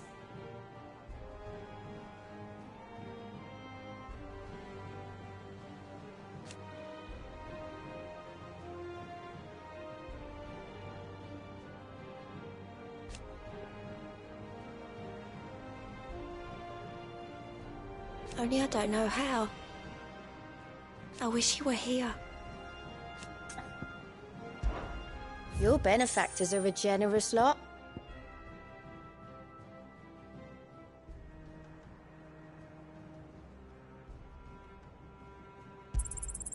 You earned this.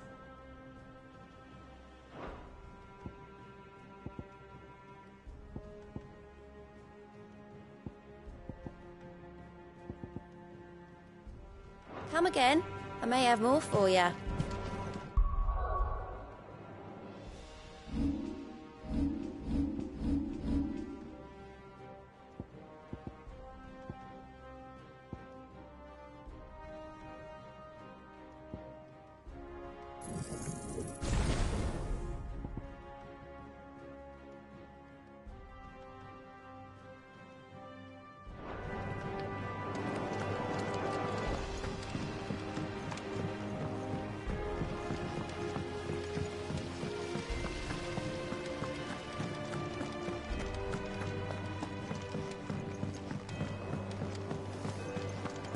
I think Mid might need some help.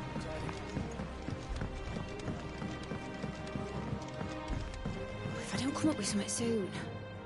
You'll be pleased to hear that Blackthorn's started work on the plating. Excellent. 1 down, 2 to go. So, what's next? The helm, of course. For this, we'll be repurposing fallen scrap. Salvage from the ruins? I thought that material was all but impossible to work. Ah, but we don't have to. I'm sorry.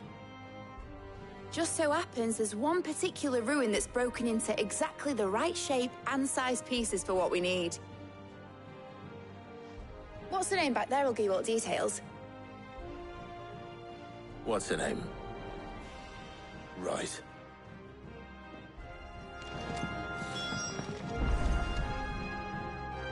Oh, Sid, is this about the helm? Yes. Mid said I should speak with you. I'll show you the plans then. Here you see the mithril engine, in which mithril is burned to generate heat. That heat is then harnessed to produce motive force. Excess heat is dealt with by means of the thermal displacement stack, which disperses it into the surrounding air. Now, were we to rely on thermal plating alone to achieve this effect, the rate of excess heat buildup would far exceed the displacement coefficient of the plating. In other words, the reactor would overheat and eventually explode. This is where the helm comes in. It connects to the plating, you see, and serves as a sort of thermal sink to absorb all that excess energy. Our experiments have shown that fallen ceramics are remarkably thermophilic. They can withstand and absorb levels of heat far above anything we are able to make today. And not only that, they're also waterproof and immune to rust, making them the perfect material for our protective hood. Why, if sea or rainwater were to enter the reactor proper, it would vaporize instantly. The forces produced would tear the ship from stern to... You can stop there. I understand. Mid said we might be able to use parts of a fallen ruin. Where would I find it? Ah, yes. It's in Lorbert's Pass, near Lostwing. The thing is, well, I probably should have arranged to have the pieces we need brought here sooner. You see, a certain unwanted visitor has taken up residence there. It's no longer a matter of just walking in and taking them. It's, going to be considerably more dangerous than that. I see. Then I suppose I'd better deal with this unwanted visitor for you. Would that help? Oh, very much. Thank you, Sid. I'll gather my team and head there right away. We'll meet you outside the ruins.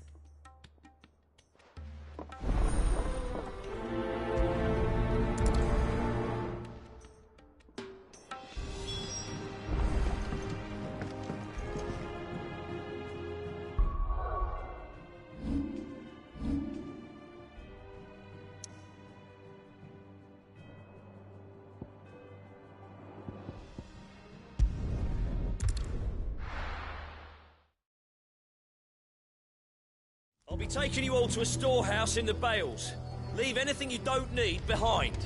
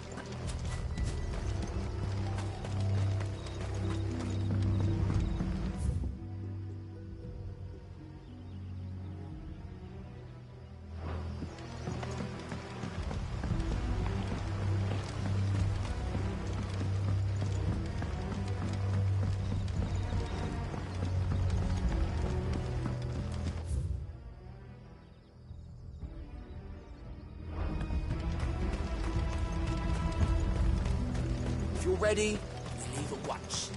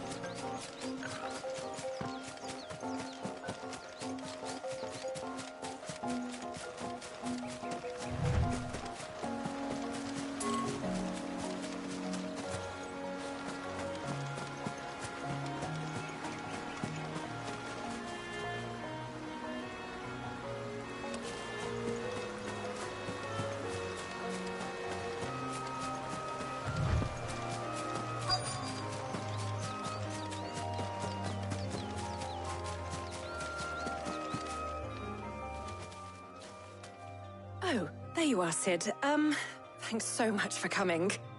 The, ruins are just over there, as is the creature I told you about, I'd imagine. Would you mind? Of course. I'll be right back.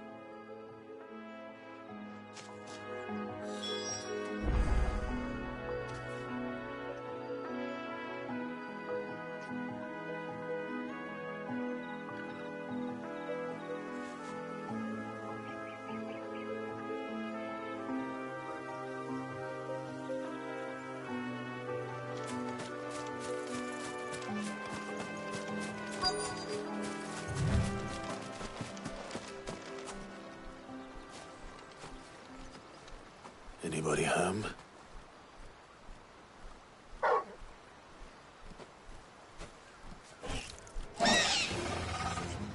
This must be our unwanted visitor. Time to go.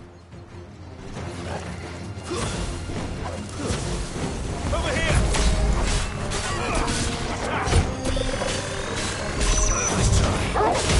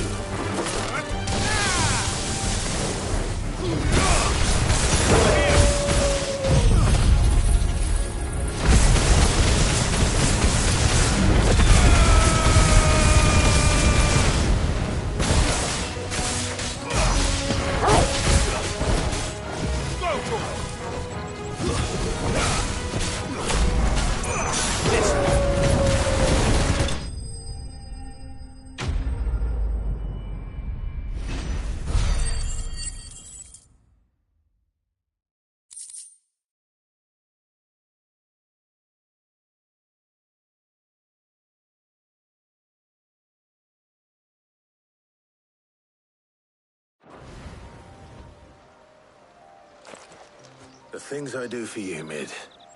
Sid! Oh, thank goodness you're safe. You shouldn't have any trouble now. Indeed. Well, don't let us keep you. We'll, see that everything is transported safely back to the hideaway. All right. I'll let Mid know you're on your way.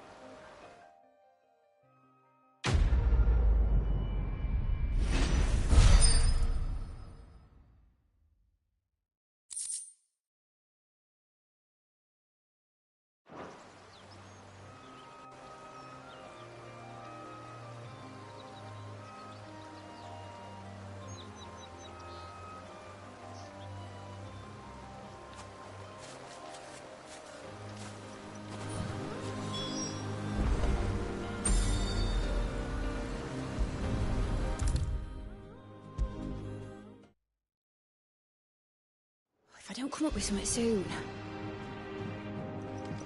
Mid.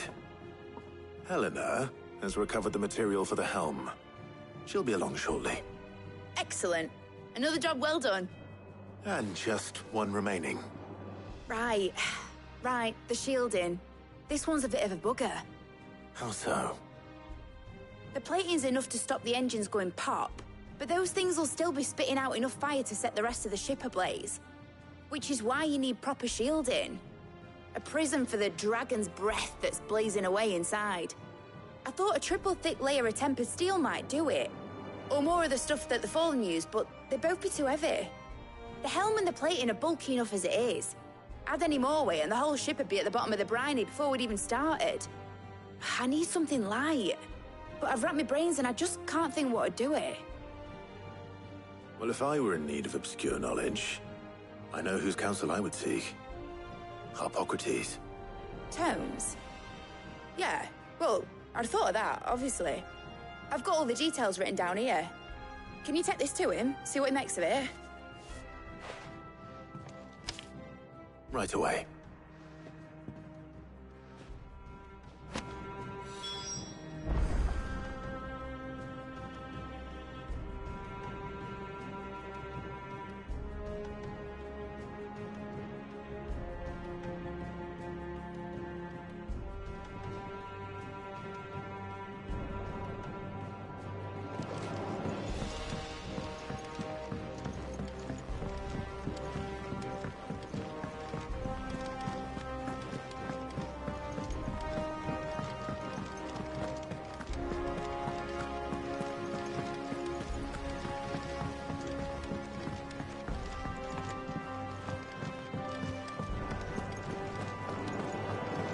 We're seeing troops amassing at every border.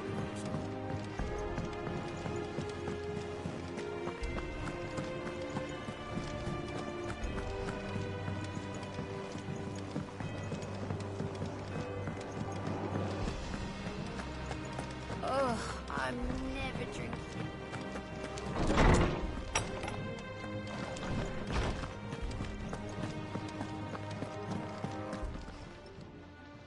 Harpocrates, do you have a moment? For you, Clive, always. Well, actually, it's for Mid this time. Could you take a look at this?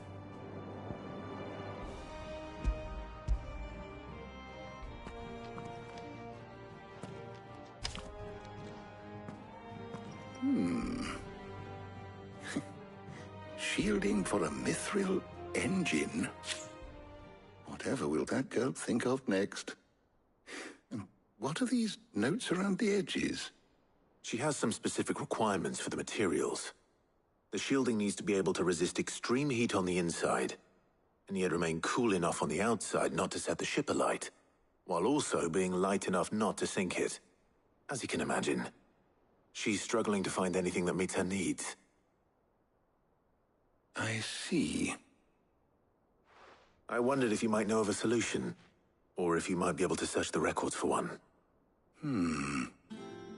Perhaps it is not a different material she requires, but a different approach.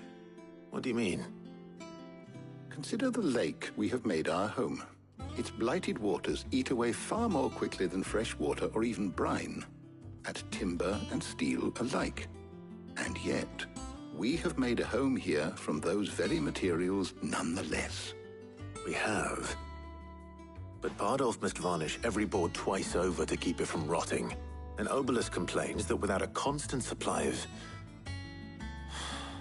pitch. I see. Early Gregorian histories speak of a preparation known as moon dew. It is said to be able to resist even the most ferocious flames. Before the dragoons tamed the worms and wyverns of the realm, nobles would daub their castle walls with it in order to guard against dragon fire. So if we could recreate it... It might be applied to some material or other in order to provide the protection it requires. As to how best to apply it and to what material, perhaps Bardolph and Obelisk might be of assistance. I shall speak to them and see what wisdom they might have to offer. If you would be so kind as to procure the necessary ingredients, I shall discuss the specifics of how it might be most effectively put to use with our two friends. The knowledge of the past may yet prove useful to we of the modern era. Thank you, Hippocrates. And since you're asking others to help you, perhaps I should too.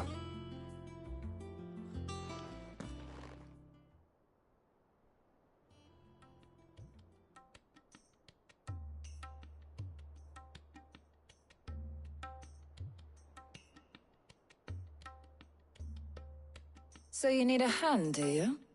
We do. I'll be heading to market for the ingredients we need. I could do with some help. And some company, too. The other can assist me in researching how best to prepare the shielding itself. Can we count on your aid?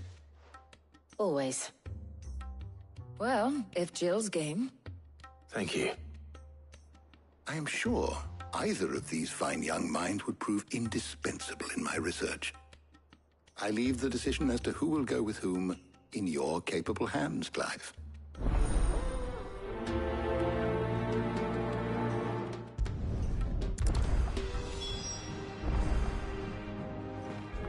Shielding that guards against even the most ferocious flames. We could have done with some of that on Drustinus. I doubt I would have survived that place with or without it. A trip to Northreach, though, I think either of us could handle.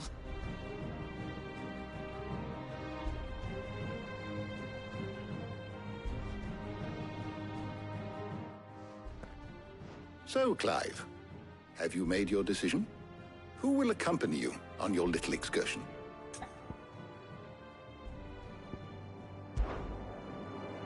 All right. So, what are we fetching? I have taken the liberty of preparing a list. Here. Garlic? Conch shells? Are you sure this is the right list? Looks like the ingredients for someone's supper. Though these items may seem mundane, they have potent effects that are rarely exploited, effects for which they were once highly prized.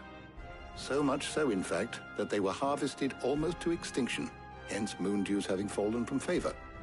Now, of course, they can be obtained with ease. You should be able to find everything you need at the market in Northreach. Well, isn't that convenient? I was hoping to be able to make a trip over that way sometime soon. Need to speak to an old acquaintance. I'll meet you there. All right. Stay safe. See you later, Clive. Good luck with your research.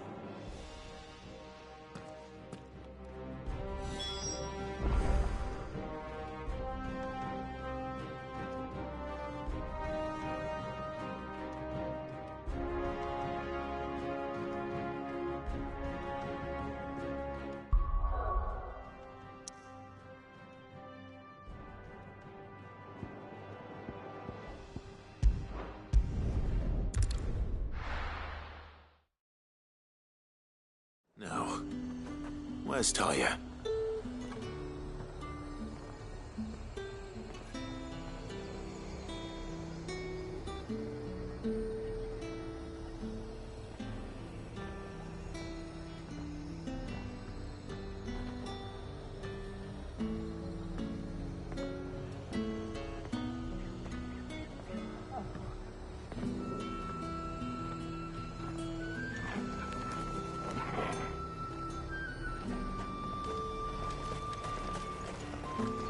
Keep them pilchards nice and chilled. Need to stock up on these. Spoiling another... There you are, Talia. Ah, and there you are. We shouldn't have any problems finding what we need in a place like this. But if time is of the essence, perhaps we should split up. Take a few items each. All right. What should I look for? Let's see now. Why don't you take the garlic and the pepio nuts? Meet me by the gate when you've got them.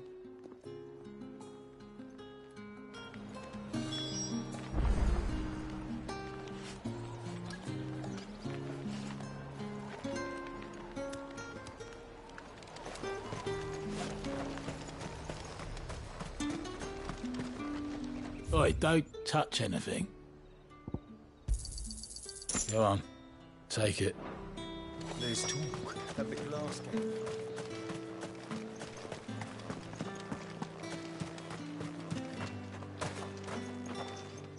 What can I interest you in today? Ah, yes. Good day. That should do it. Hopefully Ty is finished too. Fresh cuts! Come and get them. Up! You'll not find a bruised pippin. Well, did you find everything? I did. Here.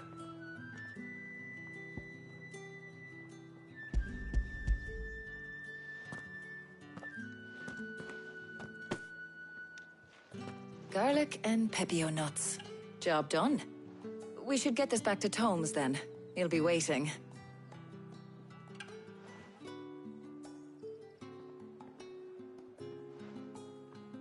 But we're not in too much of a rush, are we? Quick chat.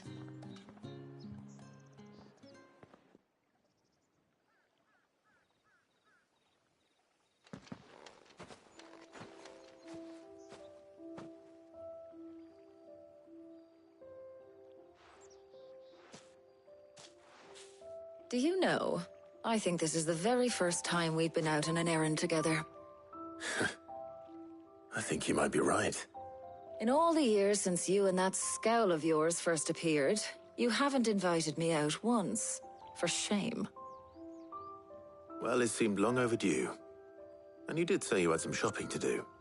I was hoping to restock my supplies of herbs and liniment, yes. You and Jill alone burned through them like wildfire. No luck, though. My usual supplier's not here, and I refuse to pay the prices these gougers charge. I'll ask Karen when we get back. What is it? Oh, just memories. I came here with Sid once, shopping for supplies, just like today. And just like today, I came away empty-handed.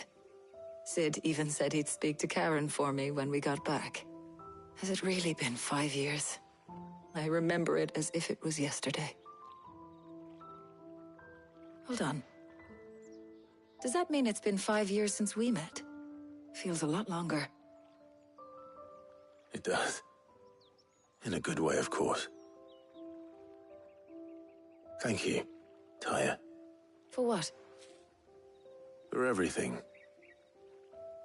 I just want you to know that all you've done for us, all you still do, it's appreciated. Do you think I'd stick around if I thought it wasn't? But in the spirit of sharing and caring,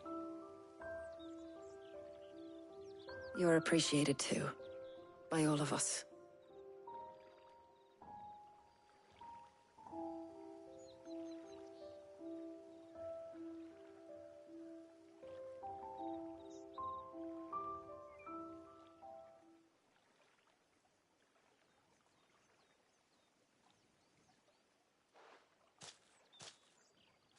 Well, I think we've tarried long enough. I ought to get these ingredients back to Tomes so he can make up this concoction of his. I'll meet you back at the hideaway, all right? All right. And thanks again. I heard you the first time.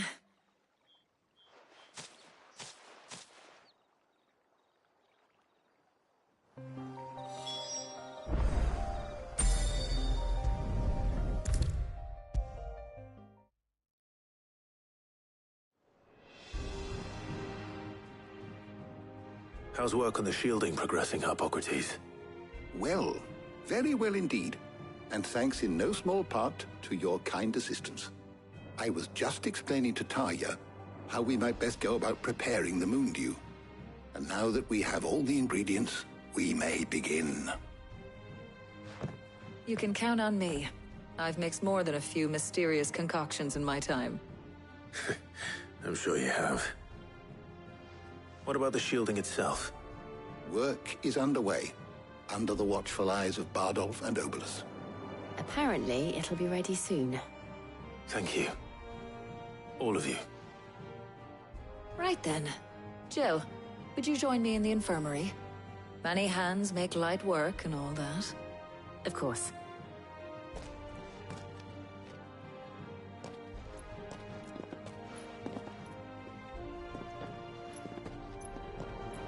Oh, and Clive. It was good to talk.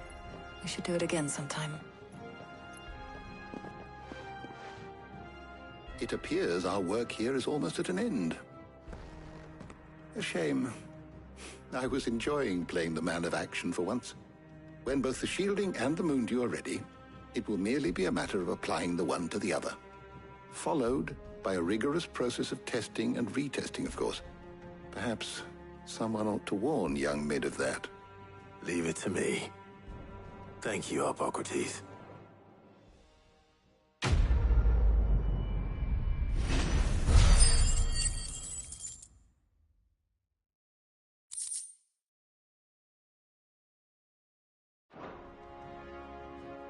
Well, I'd better go and give Mid the good news then.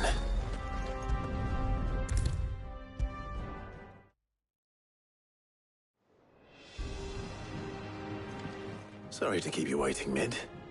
But you'll be pleased to know that work on the shielding is underway. You found something for it? In a manner of speaking, Hippocrates knew of a substance that's highly resistant to heat. A coating that should provide the protection you need. He's supervising the construction and testing of the shielding as we speak. Brilliant! I knew you wouldn't let me down. Don't thank me. I'm just the errand boy. Right then, better start working out how to bolt all these bits together. To the Black Hammer!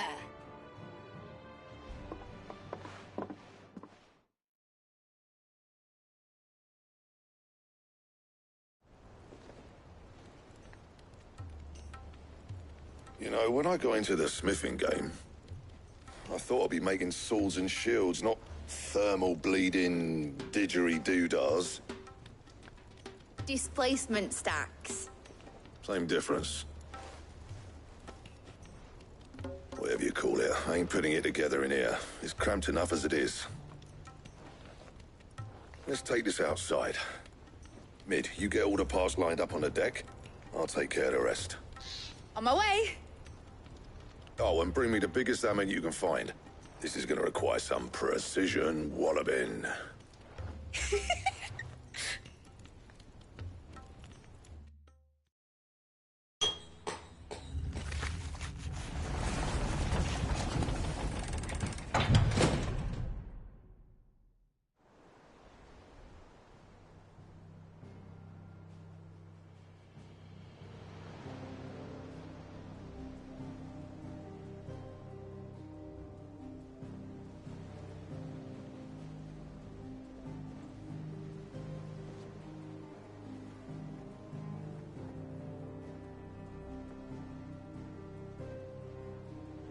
It's finished! It's finally finished! Thank fuck for that. I'll be feeling my hammer arm for weeks. Thank you, Clive, Blackthorn, everyone. That's one down and just 3 more to go. I'm sorry. Oh, didn't I tell you? The Enterprise has 4 mithril engines, and we'll be needing a displacement stack for each. You don't mean... Don't worry. Now they've got a finished one to work off, my gang in Canva can build the rest. Good luck to them, I say. Right, I'm off to get a sling for this elbow. Any other work comes in, keep it to yourselves, eh?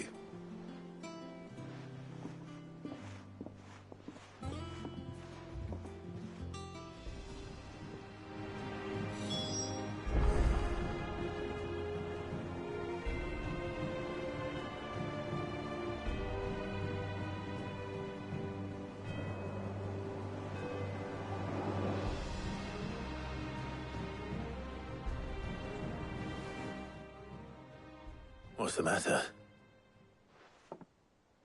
Nothing. Just daydreaming. Thinking about the Enterprise sailing off over the horizon to shores unknown. Searching for a land untouched by the Blight. Just like me and my dad planned. So if the worst came to the worst and every scrap of soil in the Twins turned black, we might still have a chance. That's what she was meant to be. You see, one last chance just in case we needed it. But now she's so close to being finished, I've realized I don't want her to be that. I don't want her to be just a lifeboat for us to cling to if things get desperate. I want people to sail aboard her by choice, not from the lack of it. In a world where we're not just trying to survive, but where we can actually live. I'm working on that. And I'll do everything I can to get you what you want. Don't you always? All right. My mind's made up. As soon as the Enterprise is fit to sail, I'm putting her under your command. Sod our plans, I'm trusting in yours. Are you sure about this? Something tells me it's what my dad would have wanted. He'd be proud of you. You were gonna visit his grave, weren't you? I was. And you can come too now that your little project is finished. Right. There's just one thing I need to finish up first. Won't be a mo. All right. I'll let Otto know you're coming. Meet us in the mess when you're ready. Aye, aye, Captain.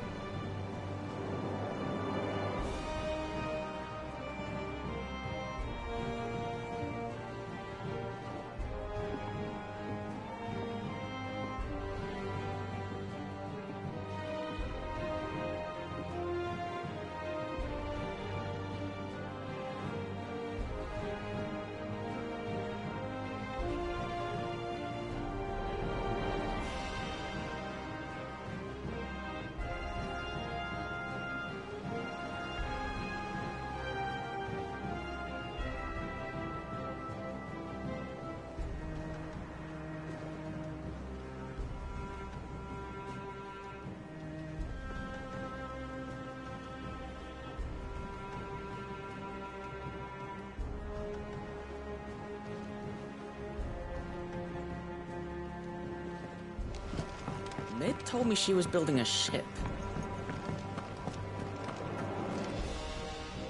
All right, Clive. Asterix.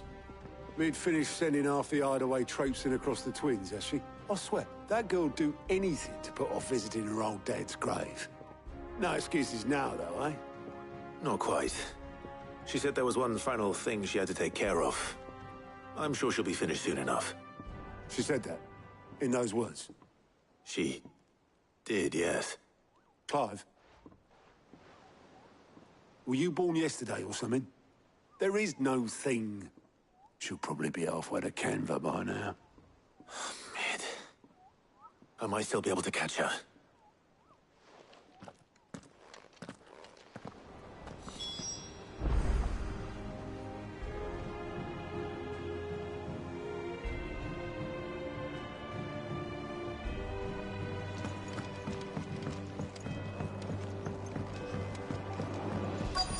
Is that the thing Tomes helped? Obolus, have you seen Mid? Yep. In a boat, going that way. Then I'm too late. You in a hurry at all, are you? Oh, I offered to take her across, but she wouldn't wait.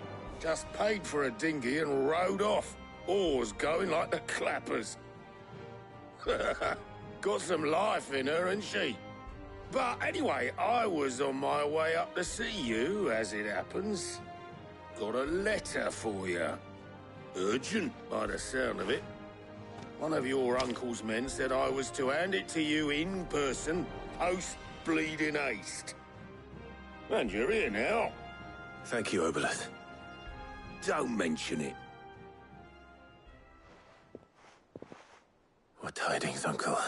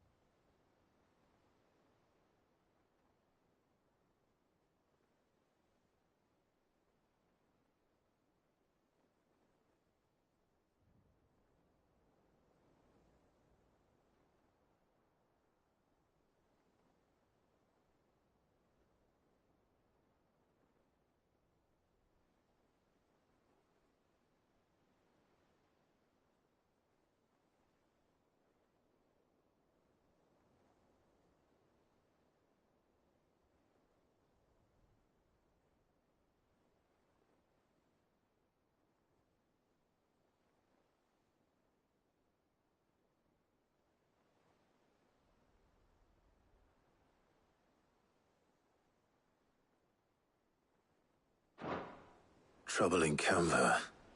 Well, I'll need someone to keep an eye on Mid.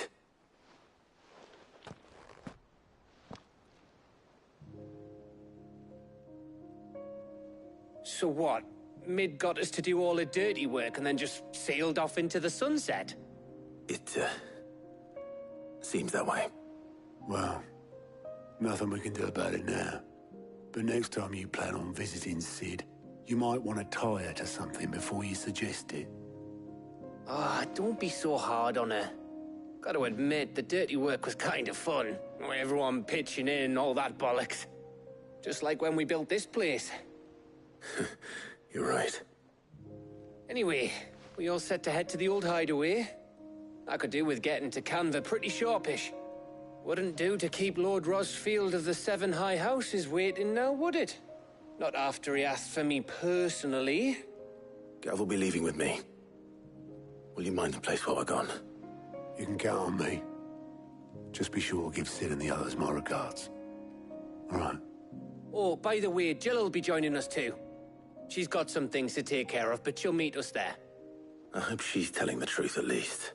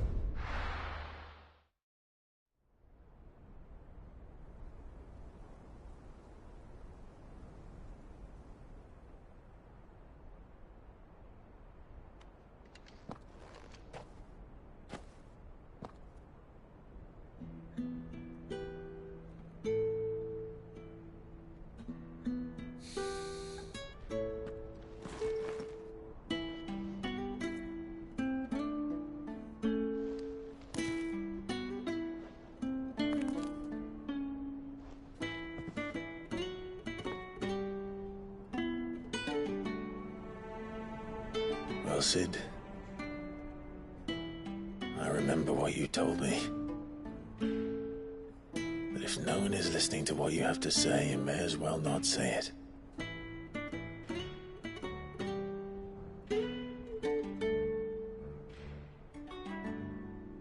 But I will say this, old friend. Hugo Cooker is gone. His shadow looms over us no longer. It's a pity the Phoenix can't be in two places at once. If he'd have been with us, maybe he could have done something for the lost. Not even the Phoenix can bring people back from the dead.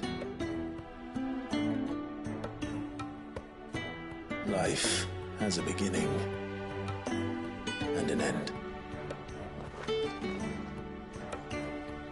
So we must live while we have the chance. And not as slaves to the crystals, but as free men. May we join you?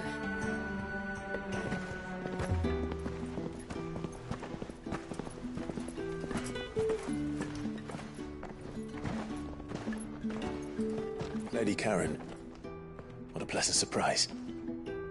I thought I'd drop by and see how you were all doing before heading off to restock my supplies.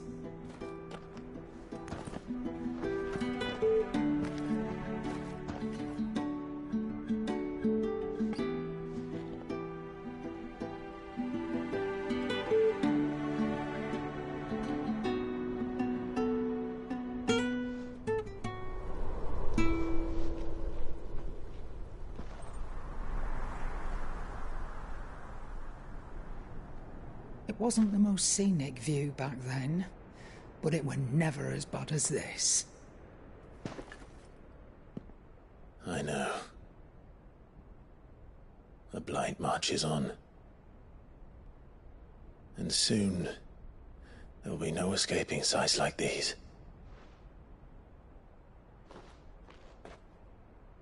So our mission remains unchanged. We cannot stop until every Mother Crystal is gone, and their thirst for ether with them. The only one that remains in Storm is Drake's tail in the Crystalline Dominion. Our next target. We're going to Twinside. It's the capital of the Empire these days. I wouldn't like to think how tightly guarded they've got the place. Not that that'll stop you, but we do well to scout it out before you go charging in. We would indeed. If you're off to the Dominion, you can take this great lump with you. Goods. Oh, I am sorry. Have you forgotten you're the most wanted man in the Twins? I thought you might like to disguise yourselves as the attendants of a travelling trader, assuming you've no better ideas. You wanted to buy yourself some tools, didn't you? Well, now's your chance. You're letting me go? With them? Oh, thanks, Nan! Stop that! You'll break me bones, you great galoot!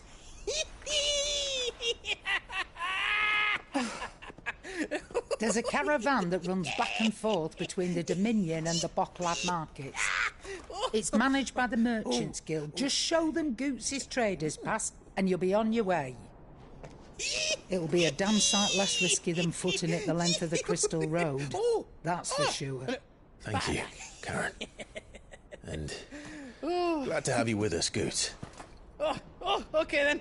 I'll get me things, and I'll meet yous there. See yous down in Bocklad. Get off! Me poor fingers! Jill, you're with me. Understood. And Gav? Already on my way, Captain. Be careful. Aren't I always?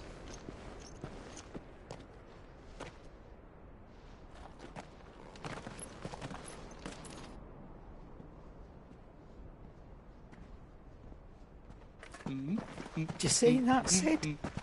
Your protege's making a proper little outlaw of himself.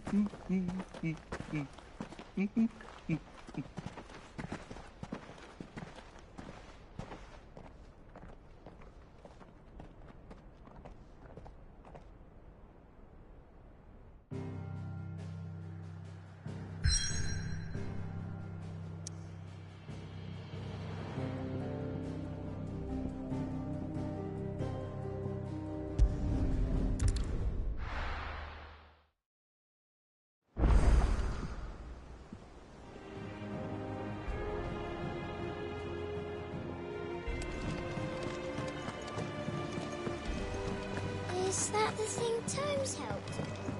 Mid told me she was building a ship. Really?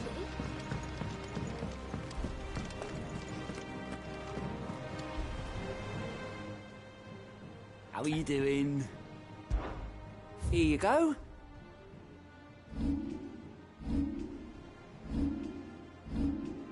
Always something in there.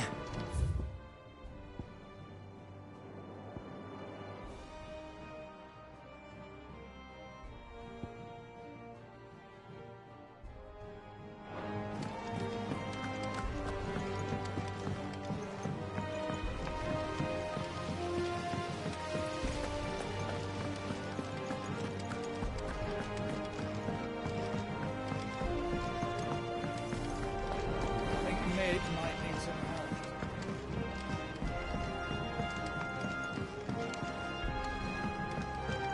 Well. Here, Sid. Reckon you might be just the man to help me out of a bit of bother, if you've a mind to. Let's hear it. Well, it's about this alembic the chief's got me making. Lovely bit of kit it is. Bung in a solution you want splitting, and it will separate it out, just like that. Problem is, it won't always get rid of all the impurities. And with some of the stuff we need it for, that ain't good enough. Which is why I've been looking for something to filter the liquid we'll be cooking off. And that's where I was hoping you could help me out. I imagine Ty could get some use out of this alembic too. Distilling medicines and the like. All right. Why not? Proper job! So what exactly do you need for this filter? Nothing but bomb ash'll do, says the chief. Gave me a sample she'd obtained from the university stores. Couldn't believe my eyes. You pour the blackest blight water through it, and it comes out clear as a mountain stream. So, I did a bit of reading about where I might be able to get hold of some. And do you know what I found out? It's only the blimmin' bones of a bomb king. They leave them behind when they die, see? I take it that's where I come in. If you wouldn't mind. I saw a billet on the hunt board for one just the other day. Would have gone myself, but, well, fighting dirty great balls of flame isn't exactly my forte. You, on the other hand... All right. I'll see what I can do. Thank you kindly. And good hunting, eh?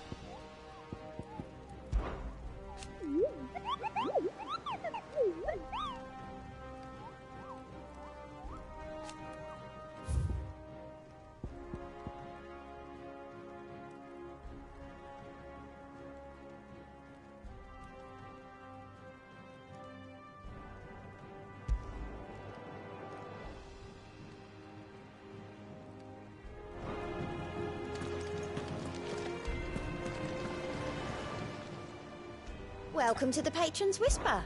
Your benefactors are a generous lot.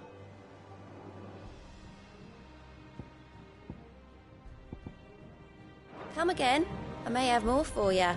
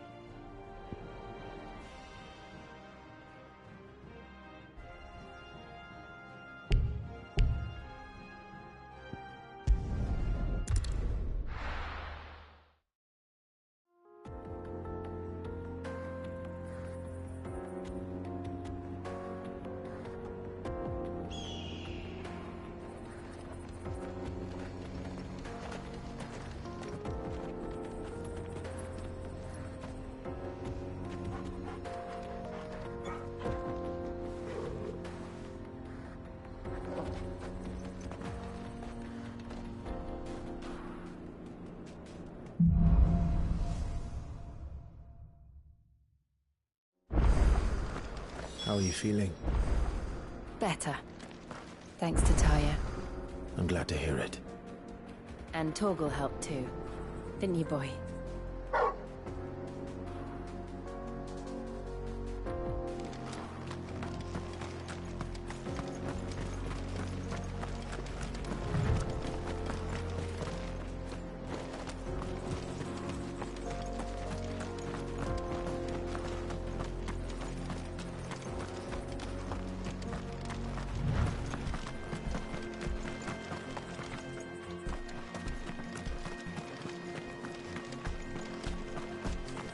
This used to be a trade route for merchants crossing the Scars.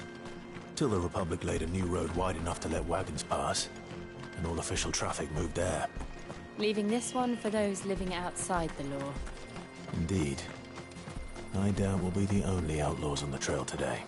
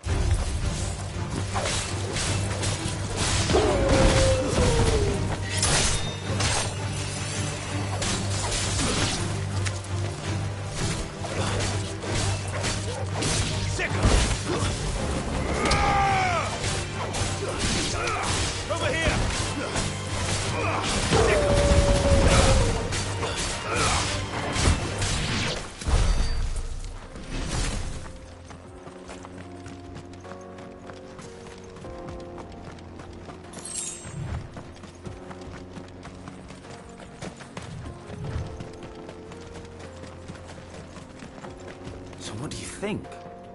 That we'd be... Really? It's as bad as that? Oh, aye. There's trouble up ahead. And too much of it for us to handle. I take it there's danger on the road. Oh, what about this fearsome-looking fellow? You think he'd be equal to the task? Well, no doubt. Assuming he's willing to hear us out. Well met, friend. My brother and I have been tasked with finding a merchant's missing cart. You seen it by any chance? How does a merchant misplace his cart? Oh, the man's a coward. When he thought goblins might come a-snarling, he ran, leaving his livelihood abandoned in the pass. He sent the two of us to fetch it, but it's gone. Now, I'm not much of a thinker. But I know the work of thieves when I see it. My brother's right on all accounts. And by my estimation, the bastards are lying in wait just down the road. We may have seen our share of action, true, but we've not got the skill in arms to boldly brave an ambush. You, however, have the look of a man who needn't fear a band of backwater ruffians. What do you say? Will you help us out? Chances are they'll come for you either way. But if you promise to lend us a hand, at least you'll pocket a reward for your troubles. Well, if I'm going to have to deal with them anyway. You've clearly got a fine head on those broad shoulders. We're lucky you came along. Now, hoping to make a heavy purse in Boklad, our merchant friend loaded his cart with as much as it would carry. Reckon he won't be forking over the rest of our fee if we don't find those goods. So, while you're seeing to those bandits, you keep your eyes open. All right. Just don't expect me to drag the cart out of there myself. No. You can leave the cart to us.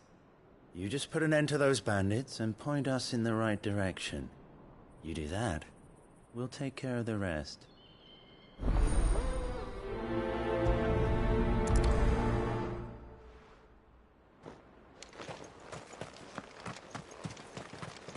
I'm not sure I trust those two. But if there are bandits lying in wait, I should probably take... Look lively, you lot. We've got guests. These must be our bandits.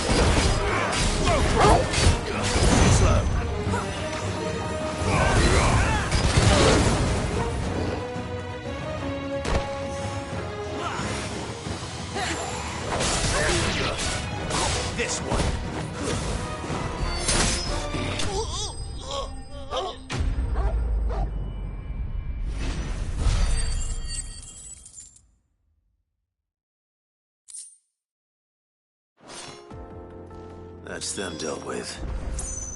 Now, where's that cart?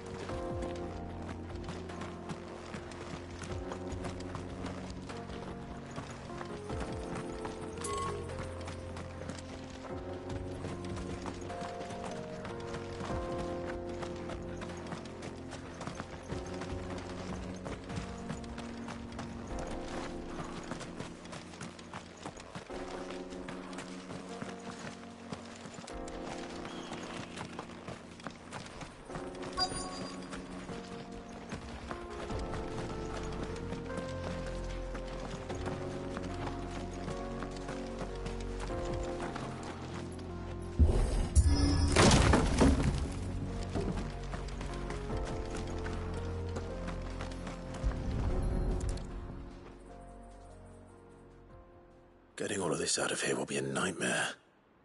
Seems we've found ourselves the right man for the job, wouldn't you say?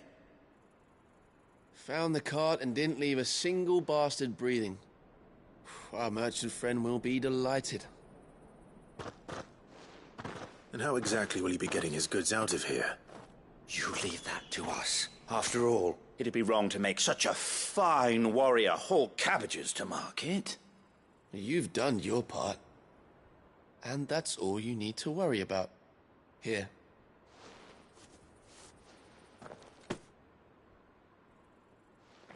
It's been a pleasure. Now piss off. There's no need to be so rude, brother. What if we want his help again next time?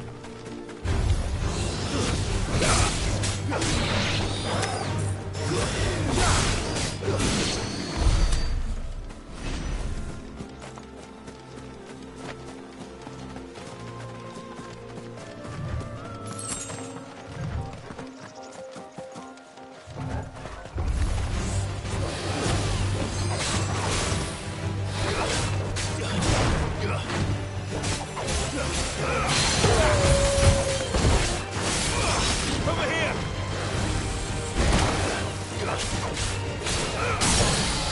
Get him!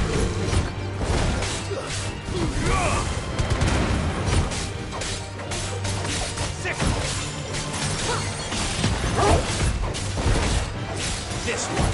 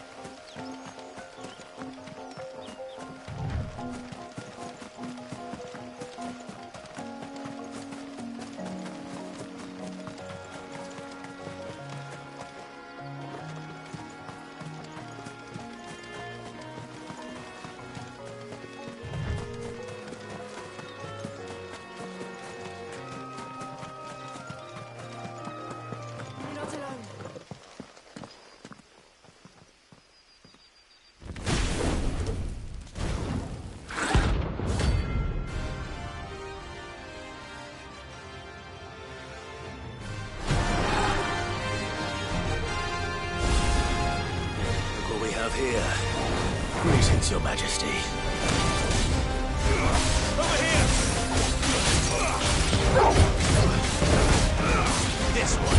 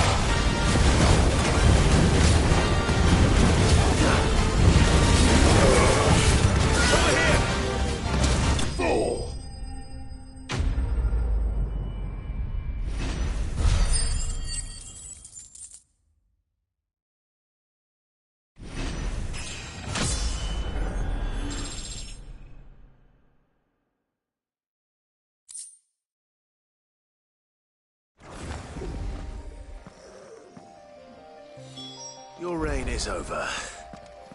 Now to collect the ash. This looks like the stuff. Let's see if there's any more.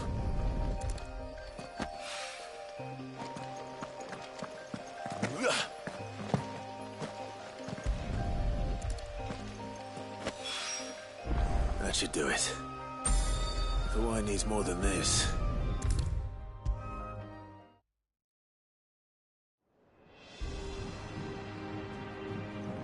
All right there, Sid? How's that hunt for the bomb ash going? I have it here.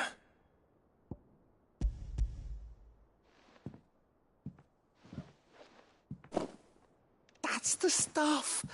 And plenty of it, too. Enough to keep the Olympic bubbling away for a good old while. You're a gent, Sid. Let nothing say otherwise. Right then. Let's get this contraption up and running.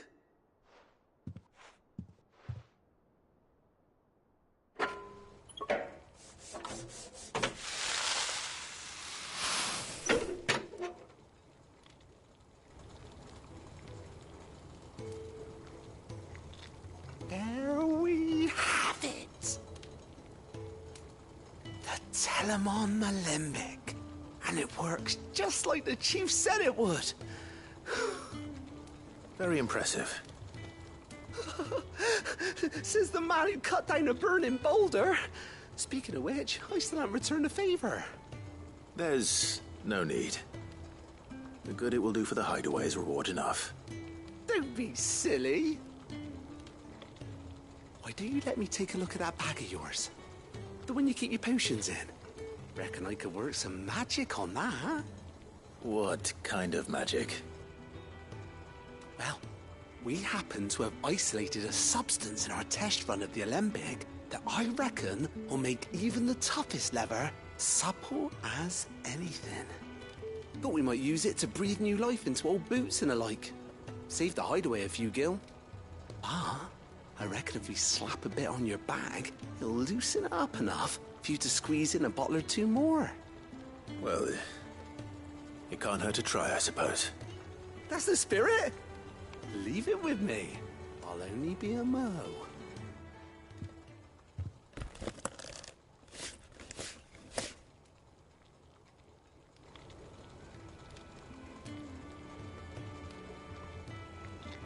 Well, what do you reckon? It certainly feels more flexible. Right? Told you. Thank you. I think. No. Thank you for supporting Mid and the rest of us in our endeavors. Without you, we'd never have been able to discover wonders like that stuff I rubbed on your bag. And I'm telling you, there's plenty more where that came from.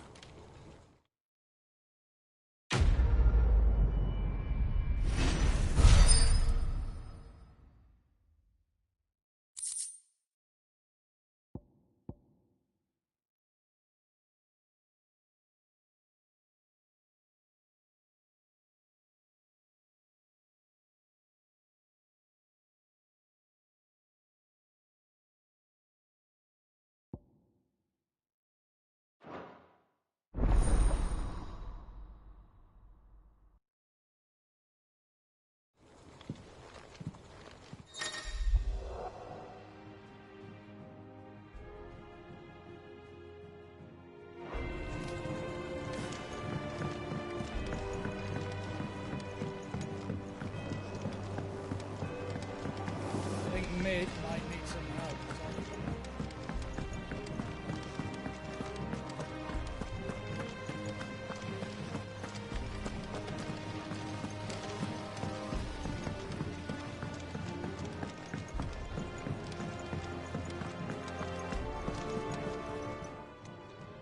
Fancy a look at the list, do you? Anything catch your eye? Always something in there.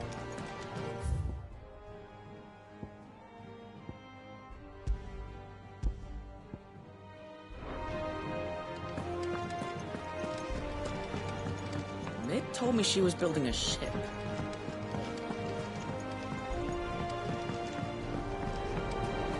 I don't know where Sid gets the energy.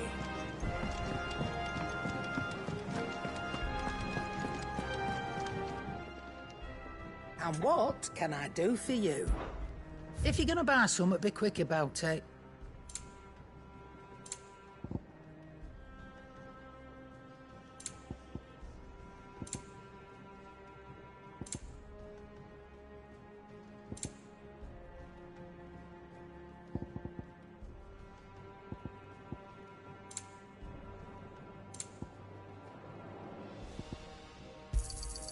It'd better all be here. You'll not find a better price than that. It'd better all be here. You're rubbing me blind, you know.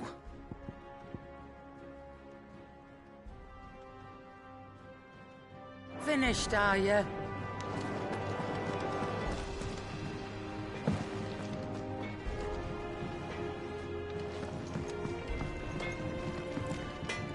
What do you need?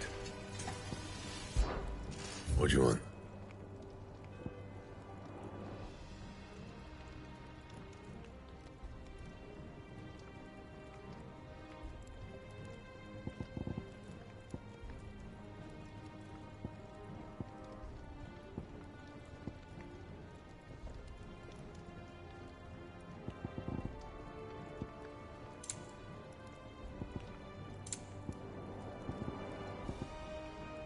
That it?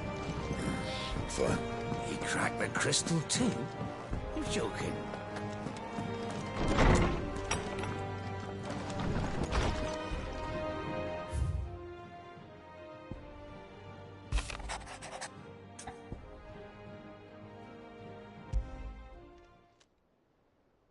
Hopefully it's nothing. But I should speak to Blackthorn just in case.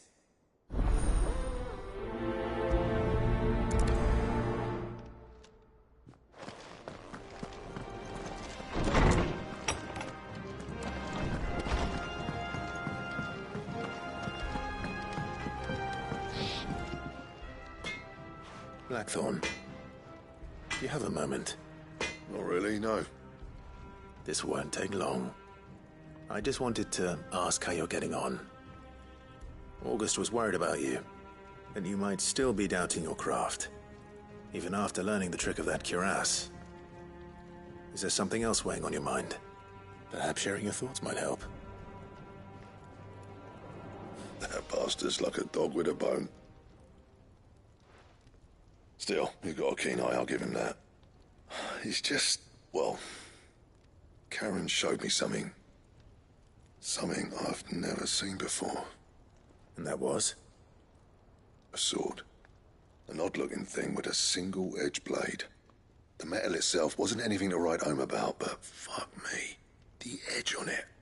You could slice a man clean in two with a weapon like that, and he'd be halfway home before he even realized he'd been cut. So that's what's troubling you? Nah. Not troubling me exactly. More distracting. Can't stop thinking, how do you get an edge that sharp? It's driving me mad. And if you knew how to do it, we could arm the curse breakers with even better blades. That's about the size of it, yeah. I'll see what I can find out. Sharper swords are always welcome. And we can't have our master blacksmith being distracted. You're a soft touch, you know that. But I can't say I'm not grateful for it.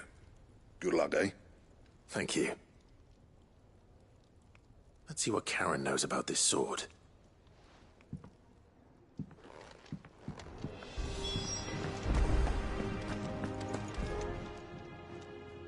You're looking well, Karen. What you want? Out with it. I want to know about the sword you showed Blackthorn. Single-edged and extremely sharp. Running around after him again, are you? I suppose I am, yes. But I need to help him find out how to work an edge like that. It's driving him to distraction. Little wonder, I suppose. There's not many like that make it as far as the twins, and those that do go straight into private collections. Which made it nice and easy finding a buyer. Can you tell me who bought it? Where is it now? You think I tell people who my clients are? Suppose you're not likely to go nicking him off me, are you now? Fine. If you stop mooning at me like that. Lord Ignac's the man you want. Dalmekian bloke. Collects weapons and the like. And he's got more money than sense, which is why he's one of my favourite clients. Reckon he'll still be at the inn in Dalamil, where I left him. Thank you, Karen. Oh, and he's a touch eccentric, if you take my meaning. I appreciate the warning.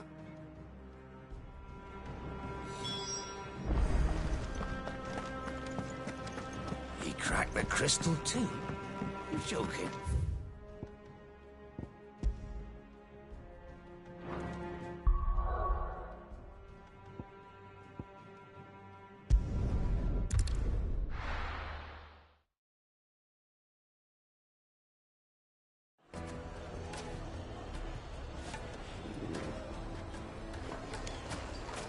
People take notice of wealthy men. Shouldn't be too hard to track down Karen's collector. The whole mother crystal gone.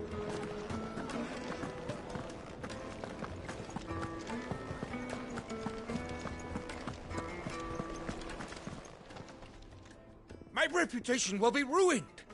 Ruined! Calm yourself, Lord Ignac, I beg of you, before you do yourself a mischief. Pardon the intrusion, but... Out! Get out! I paid for these rooms so I wouldn't be disturbed. Leave me be! Please, allow me to apologize. His lordship is going through a difficult time, and he's never been fond of guests arriving unannounced. Radim! Get rid of the filthy oaf this instant! Very good, Lord Ignac. Would you mind stepping outside for a moment?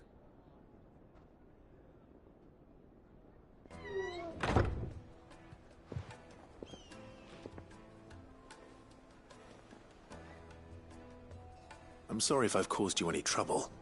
That? Oh, no. That's just how his lordship is. Though the morning's events have left him somewhat fractious. He has been dispossessed of his luggage, you see.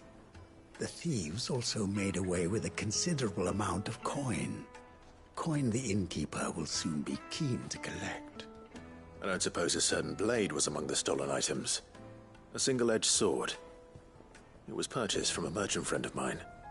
Ah, you know Lady Karen. Yes, I'm afraid it was. Then I'll retrieve Lord Ignac's luggage. But I have one condition. You have but to state it. You are welcome to anything that is within my power to grant. I want an audience with Lord Ignac. A few minutes should be enough. Then I'll be on my way. A condition I would be a fool to refuse. Of course, you shall have your audience. I don't suppose you saw where the thieves went? I did not, no. Though some discreet inquiries made on his lordship's behalf mean that I know where you might find them. The bandit's bed. Every ill-gotten coin in Dalamil is said to pass through that disreputable corner of the Valcroy. And that's where I'm heading. I shall speak to Lord Ignac in your absence, and arrange for an audience upon your triumphant return. That will be very kind of you. Farewell, and best of luck.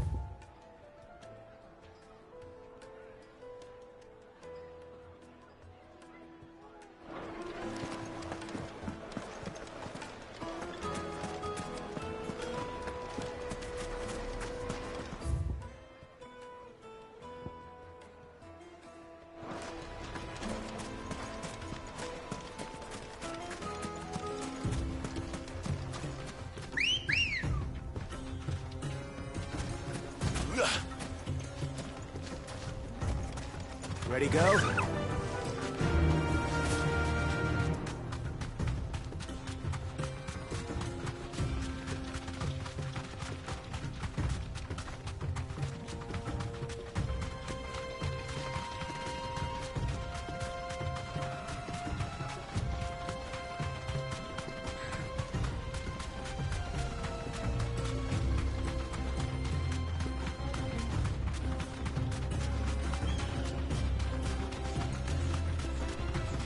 Company.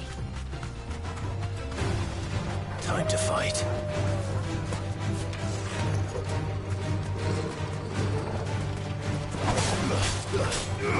Go, Tom! Finished. Get him!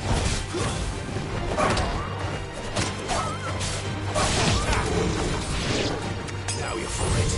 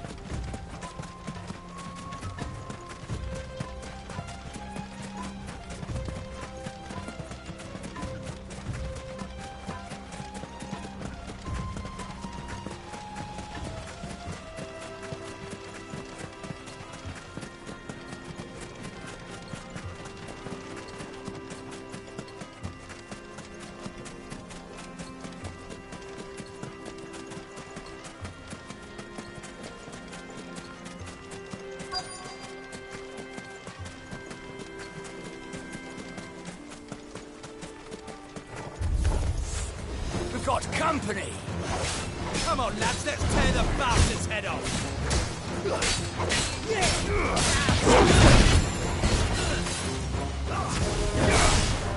It's over! Go for it!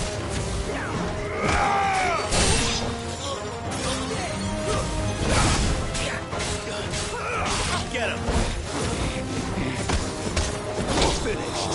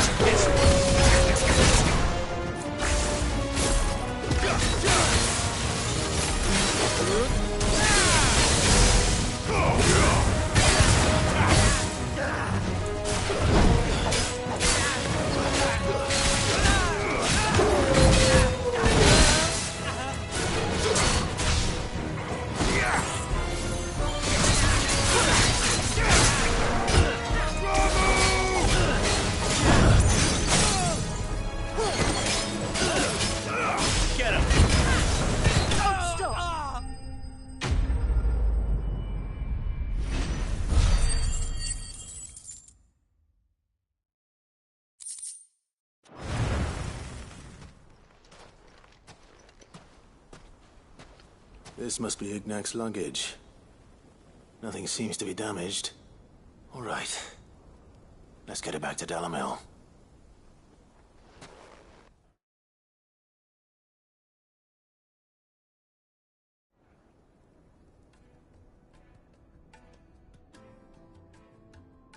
I hear I have you to thank for the return of my effects.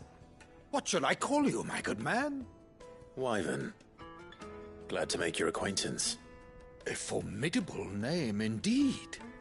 Well, Wyvern, I appear to be in your debt. Redeem here tells me you wished for an audience. Is that all? A few moments of your time should suffice, yes. You're a peculiar fellow, Wyvern. All right, speak.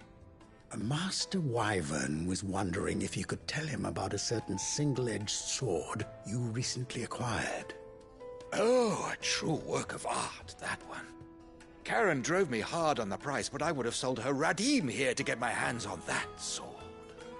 It was made in the Outer Isles, far beyond the Twins, and is used exclusively by the practitioners of a unique school of swordsmanship. They believe no combat should ever exceed a single strike, and hone their blades to such perfection that none ever does. Each sword is made for that one perfect stroke, and for that stroke only. They crack upon a second blow. There's a brutal sort of beauty to it, really. But how do they hone such an edge? Fine question. Why, they use a whetstone, of course. Whetstones, rather. A whole array of them, ranging from the coarse to the fine. 10,000 licks with the sharpening stone, then 10,000 more. But it is the final stone which lends the blade its legendary sharpness. A mineral quite foreign to this great realm of ours. And that is the key. The secret ingredient. Wyvern, it occurs to me that my little lecture is hardly equal to services rendered. Take this, together with my regards. The very stone of which I spoke, far rarer among collectors than even the blade itself, and a far more fitting payment. Thank you. Pardon the intrusion, my lordship. However, it is long past time we prepared ourselves to depart. So it is. I am locked in bitter competition with a rival collector of curiosities. I am one step ahead of the unscrupulous scoundrel, but he is hard at my heels. Are there many other collectors out there? Too many to count, but only one do I consider my nemesis. Lord Byron Rosfield, and is a perennial thorn in my side. I can imagine. Farewell, Wyvern. May our paths cross again. Radim, we mustn't dawdle.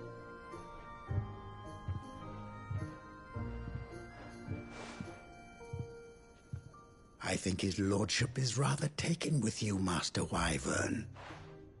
Thank you again for your assistance. Coming, my lordship. I'll be right there.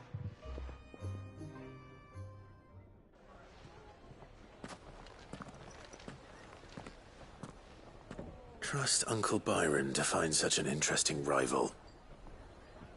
Now, let's see what Blackthorn makes of this whetstone, shall we?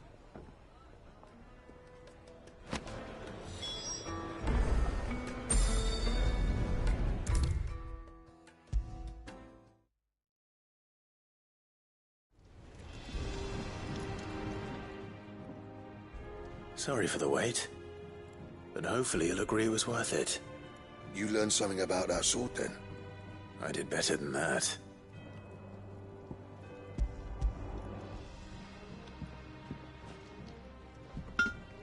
A whetstone?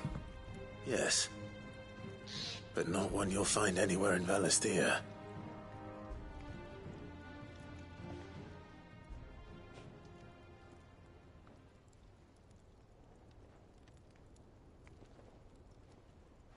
No wonder I couldn't get the same finish on the grinding wheel.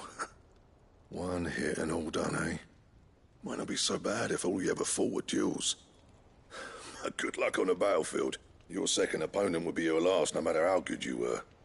Even so, is there some way it could be used to give the Cursebreakers an edge? I think so, yeah.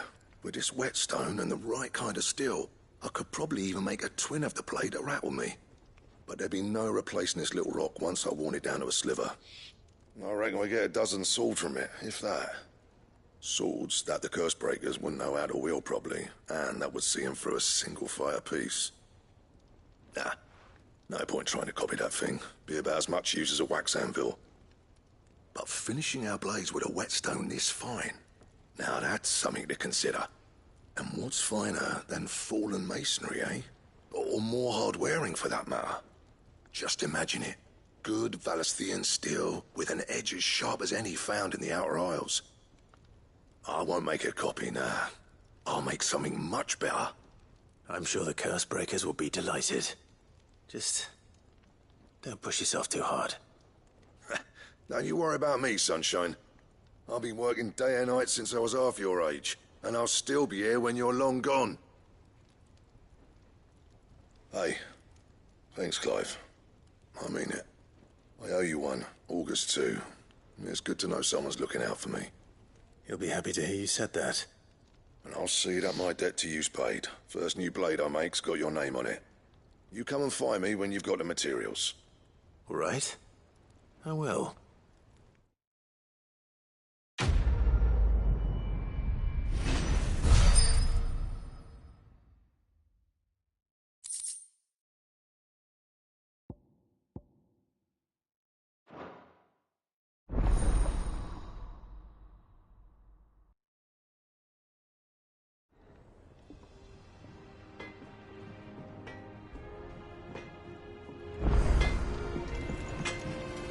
Back, are ya? Not saying Fordian, do you?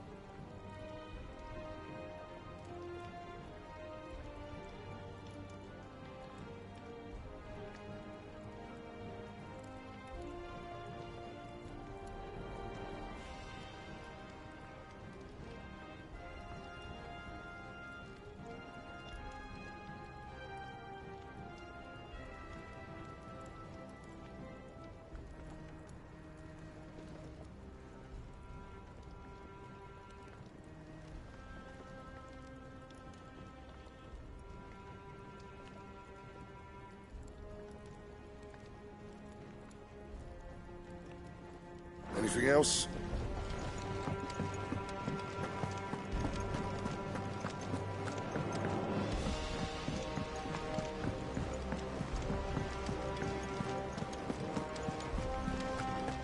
Is that the thing Tomes helped? Mid told me she was building a ship.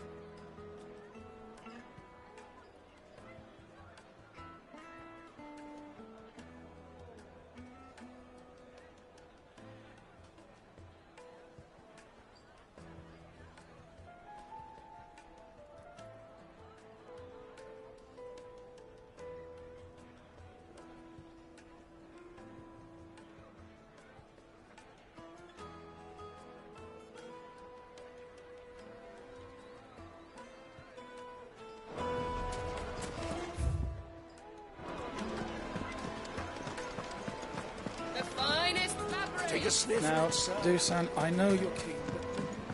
Oh, where did all the men of the rock go? Probably ran out of gil, just like us.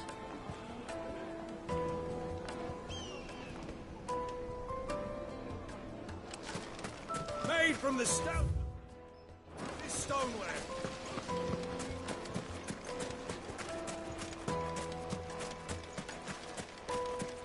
No, I'm telling you, it's gone. Can't be true.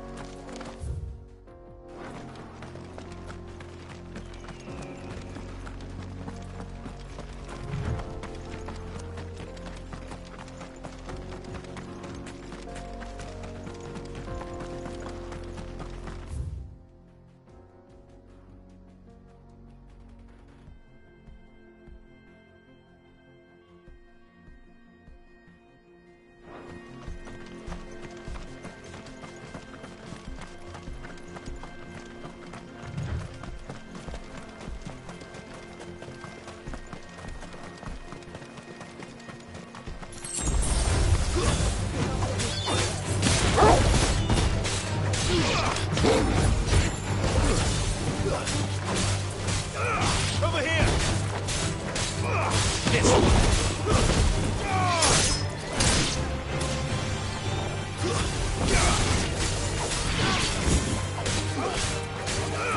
Over here! Stay down! Don't stop! Go for it!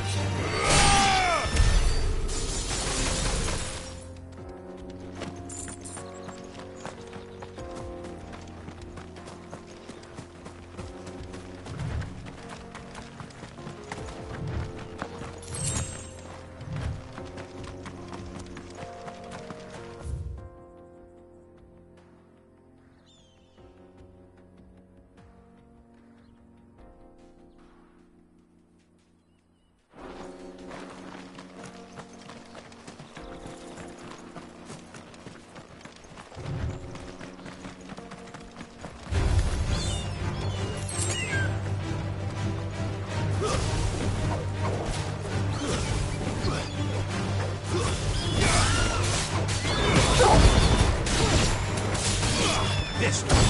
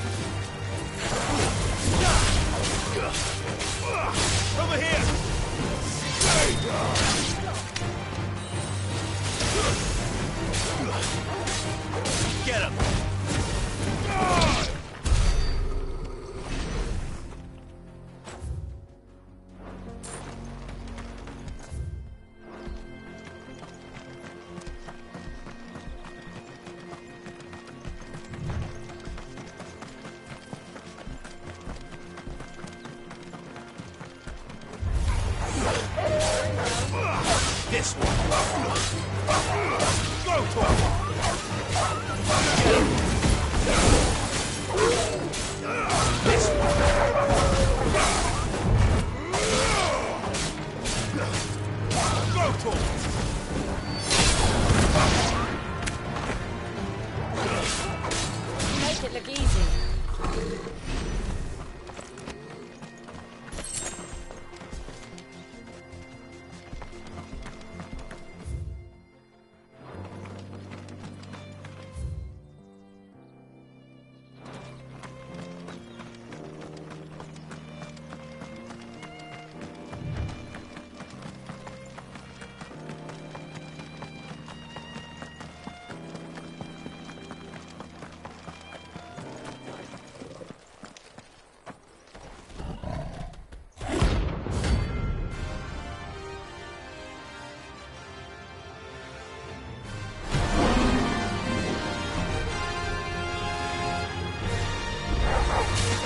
Playtime for the pack, is it? Let me introduce you to mine.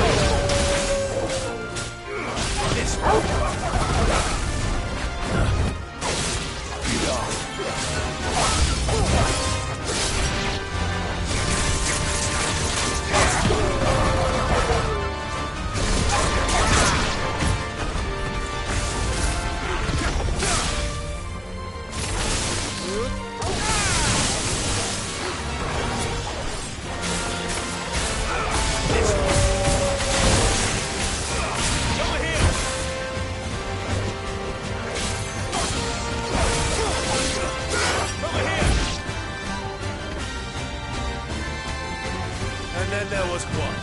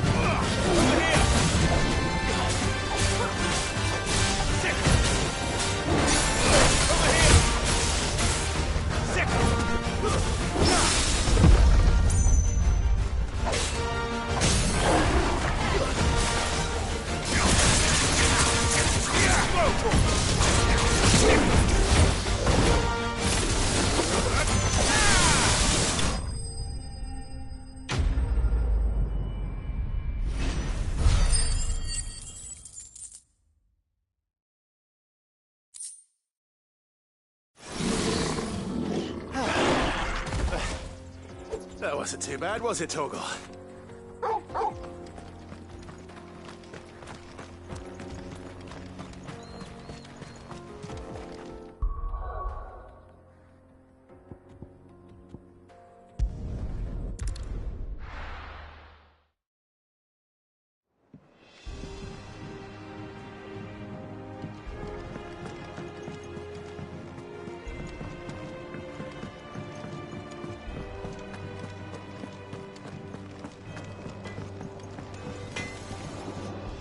What do you need? So, what'll it be?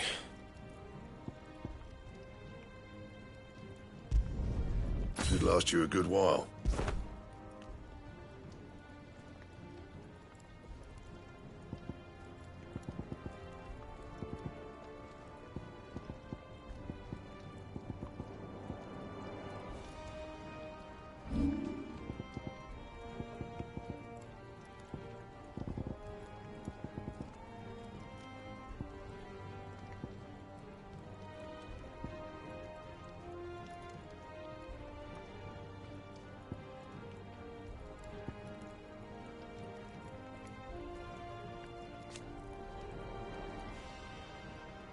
That it?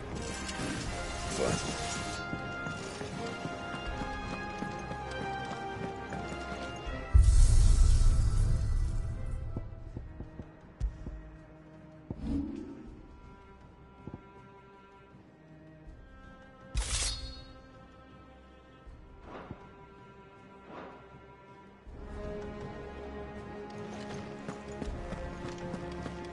He cracked the crystal too? You're joking.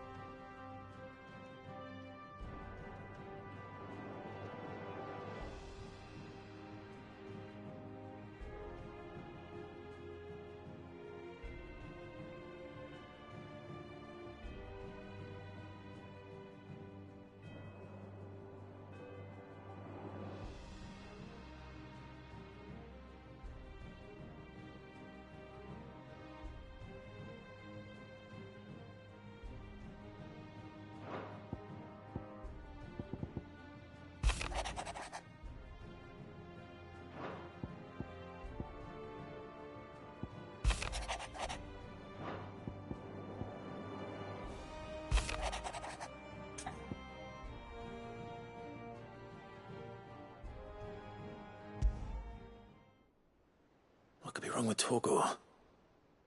He seemed well enough when I last saw him.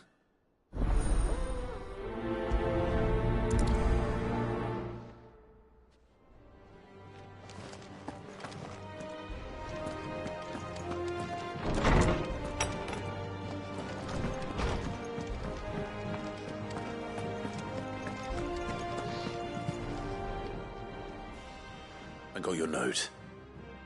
You think something's wrong with Torgal? So you can read. Congratulations. But I didn't say how we're wrong with him. I said something weren't right. He's not been eating me treats. He used to love cracking the bones from Molly's boiled brown, but now he won't so much as look at them. Didn't like him. Which is why I'm of a mind that his mind's on something else. You've not been working him too hard, have you? No harder than usual. Is that it, boy? Do you need a rest? What was it he said he was? A frost wolf? That's what the lawsman seems to think. Then maybe this all has something to do with whatever it is that's woken inside him. I suppose things have been different since Rosalith. Perhaps Hippocrates knows something. Instead of everything, you mean? Perhaps.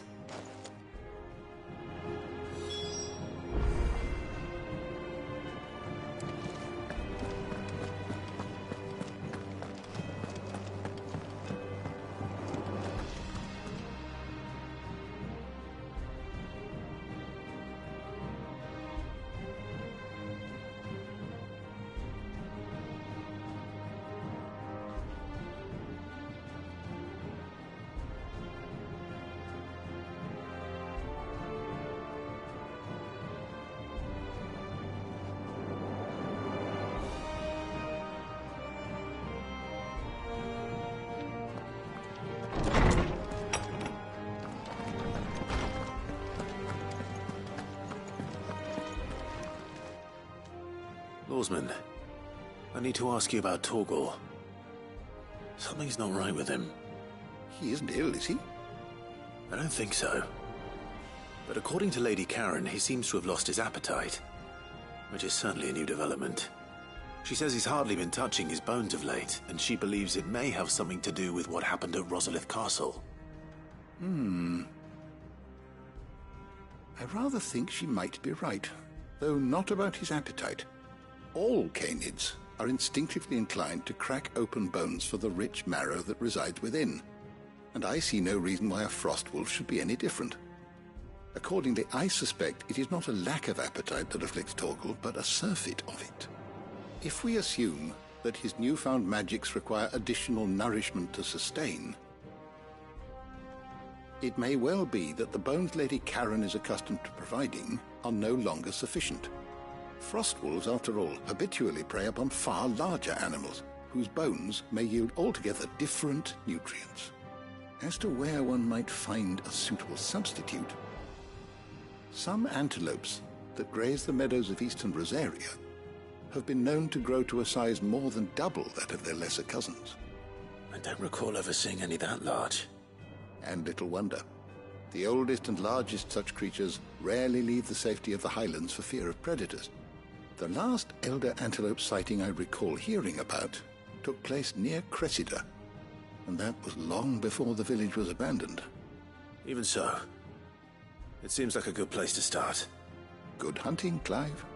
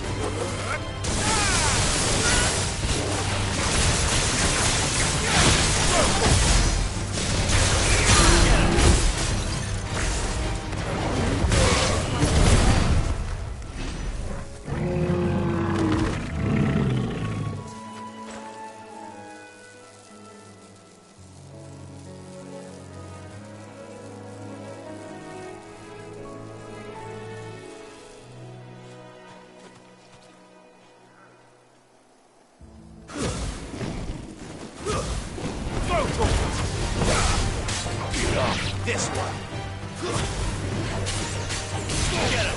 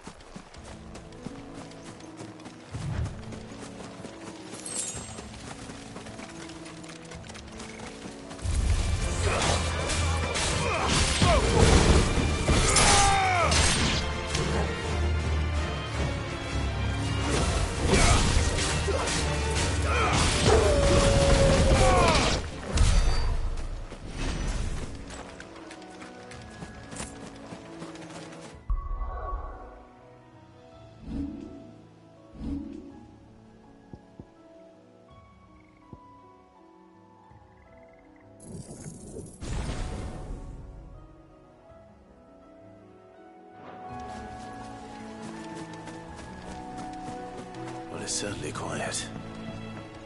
If I were a giant antelope, it would seem like just the place.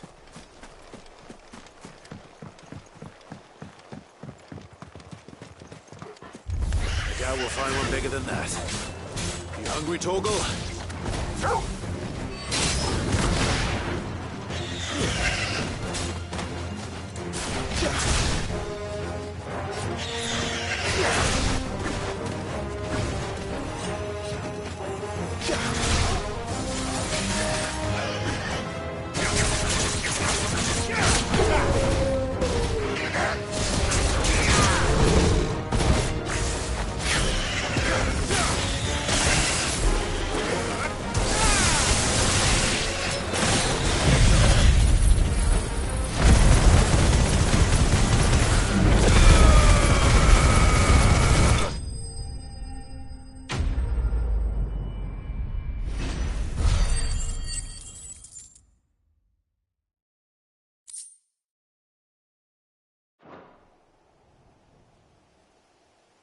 Now,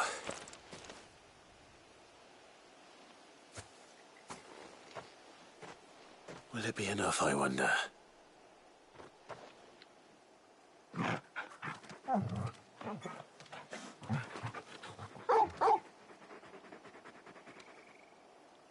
I say that answers my question, which means we owe the lawsmen our thanks. You're just a big puppy, aren't you? A very big puppy.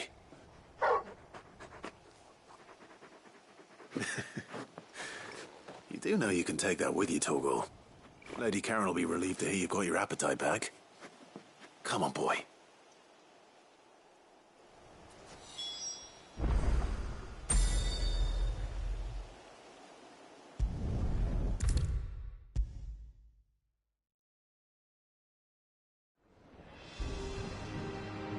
I noticed you and Torgal had gone off somewhere. Take him for a walk, did you? You could say that.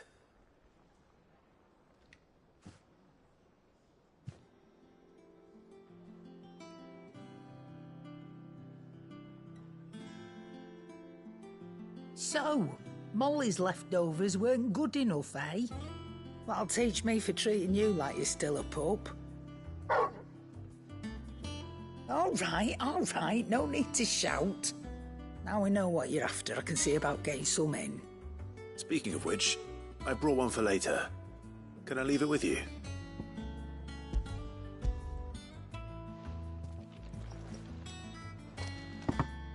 You can, aye. I'm nice like that. In return, you can thank Tomes for me. The bloody know-it-all. I was just on my way to see him.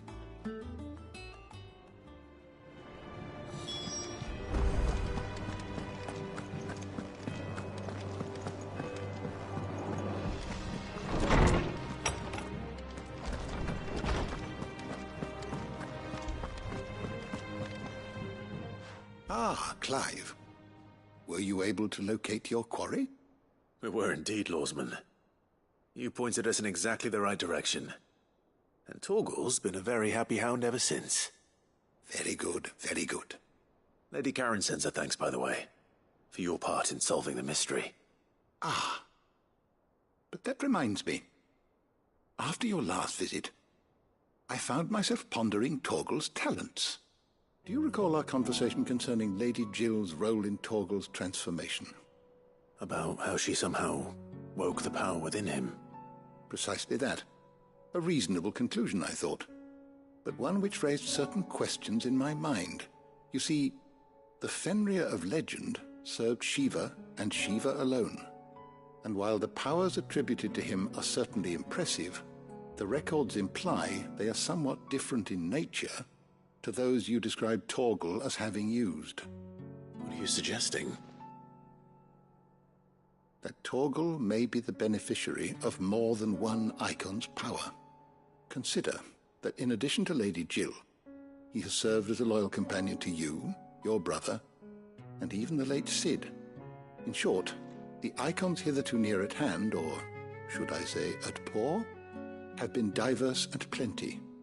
And that number has only grown as the realm's dominance have fallen to your sword. One can but speculate as to how all of this has affected Torgal. He has seemed more fierce of late. And if I am not mistaken, he will grow fiercer still. We are fortunate indeed to be able to count him amongst our allies and not our adversaries. Oh, he's more than an ally. He's a friend.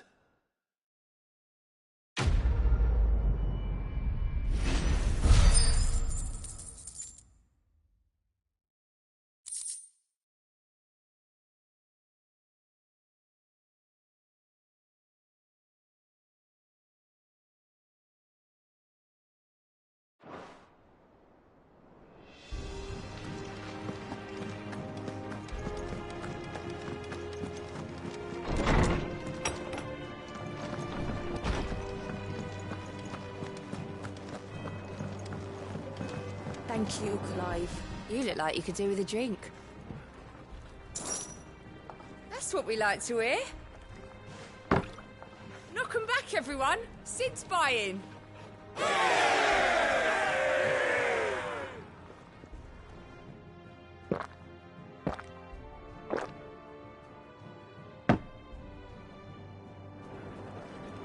Oh, you're not leaving already, are you?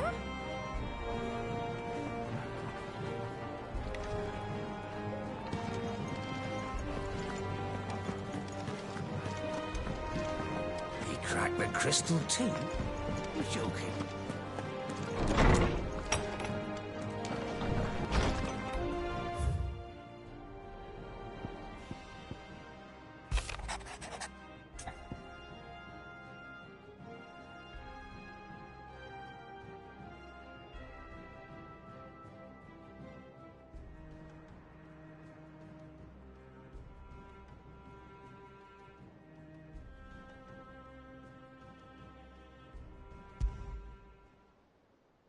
Trouble with the ledgers.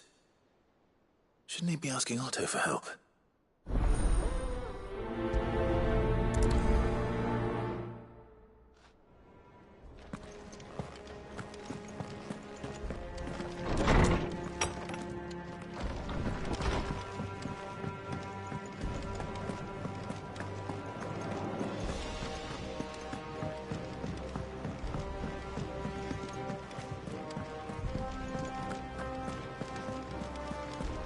Is that the thing Tomes helped to build? Mid told me she was building a ship.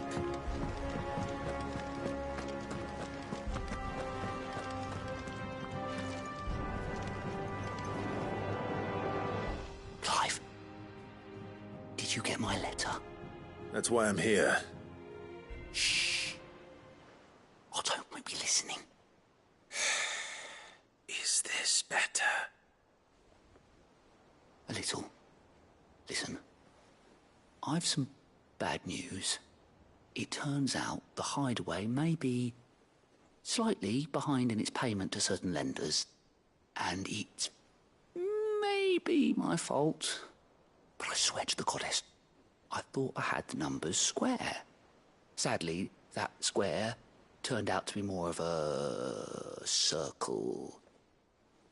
0, you might say.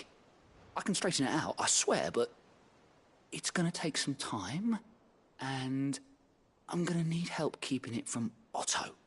Bit late for that, I'd say. There you are! What a surprise! So let me get this straight. You forget to pay our lenders what they're due, and instead of coming straight to me, you get Clive to come to you. And I hope he'll dig you out of the hole you've dug for yourself. Clive, the man in charge of the place you've been cheerfully trying to bankrupt. And you thought this was a cunning plan. Why? Well, who needs paying? Oh, just Martha. And the Dame. And, well, Lady Karen. But only 500 talents. We owe 3 of our most trusted friends 5 million gil. Each. 5 million each. They lent us the bulk of the money we used to rebuild the Hideaway, you see, and, well, I must have made some sort of oversight. Those ledgers were my responsibility, and it was my decision to entrust them to you. This is my fault. Do we have that much to hand? I can always ask my uncle. No, we don't. And no, you won't. We've lightened Lord Rosfield's purse enough. After the king's ransom we had off him, he deserves better than to see our begging bowl. Besides, we'll need to learn to stand on our own if we're gonna make this work. All right. But that doesn't mean you have to shoulder the burden yourself. Is there anything I can do to help? There might be. How'd you fancy taking these to Martha and the Dame? Rocks. Rocks, he says. Worth 1,000 talents apiece, these are. A little something Sid and I set aside for when times got lean. And I reckon 15 million in overdue debt probably qualifies. I just hope our associates' eyes are a bit more discerning than yours. I'm sure they will be. Should be me making the rounds, really. But you know how it is with this place. Orders to bark, arses to wipe, and all that. I know. Which is why I don't mind going in your place. Go. Do you know why I only gave Master Clive here 2 star rubies? Because you'd rather Lady Karen killed me. Because I'd rather Lady Karen killed you. Yes. Well, I suppose this is goodbye then. Don't worry. I'm sure Karen will understand. Really? Do you think so? No, I don't.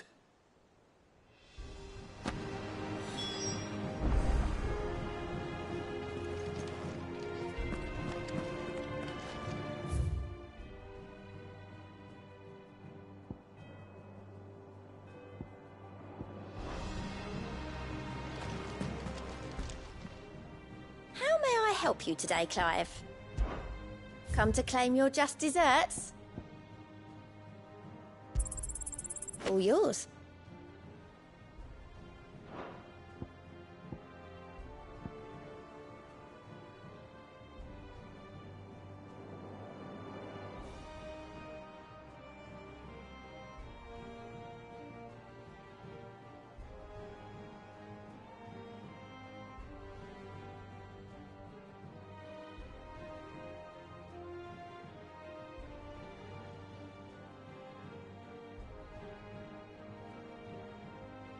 Best of luck out there, Sid.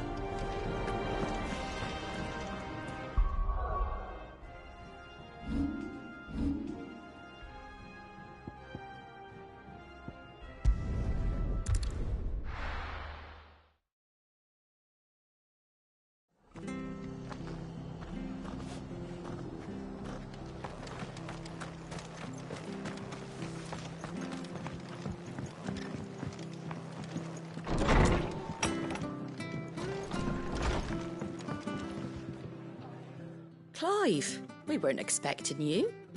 I wasn't expecting to be here, but it seems we still owe you a considerable amount of coin for your help with our rebuilding efforts. And though I doubt it's what you were expecting, we were hoping you'd take this as payment.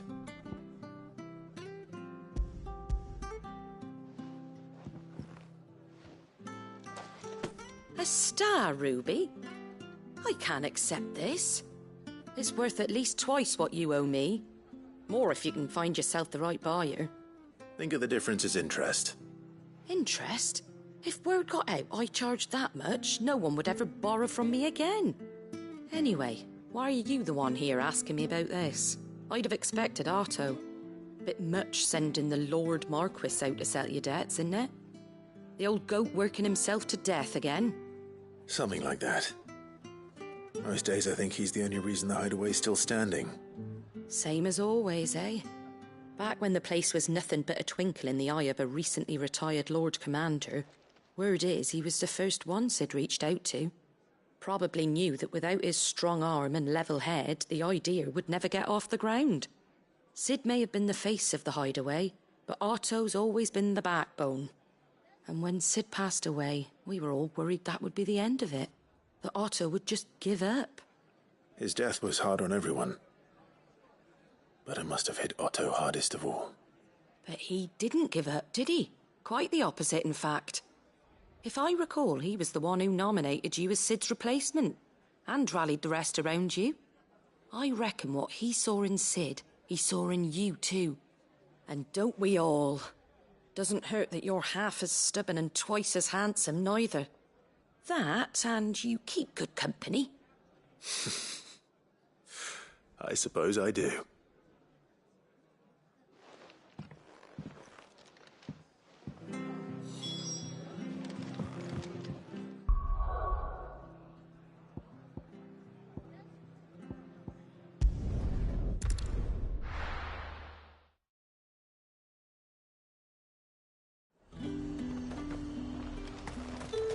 There's talk that the glass gate flood.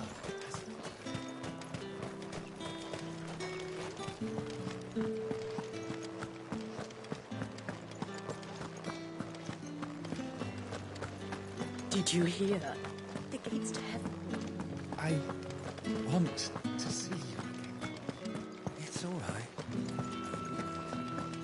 What am I going to do without sweet water and oil of talc? Milady, I come bearing gifts. Gifts? Whatever is the occasion.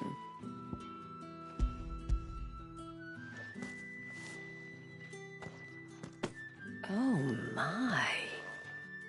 Clive, you really have outdone yourself.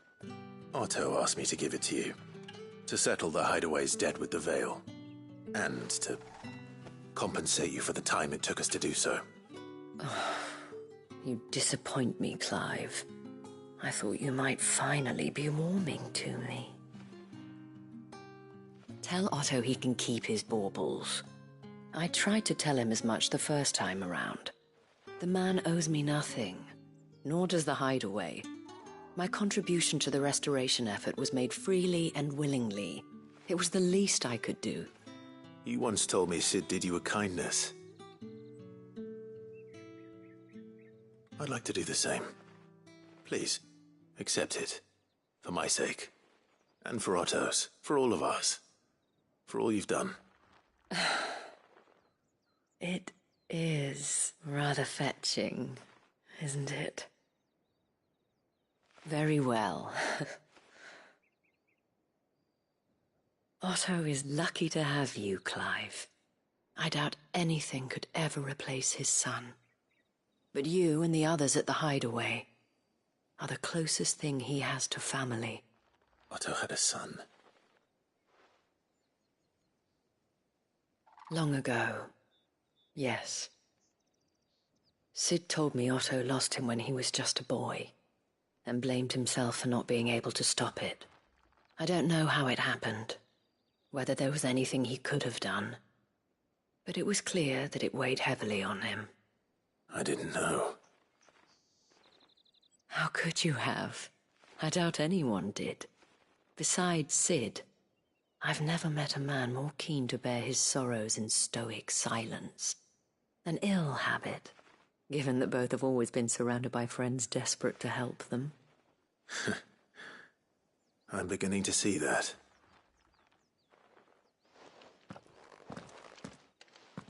Gob will want to know the stones were delivered, if he's still with us.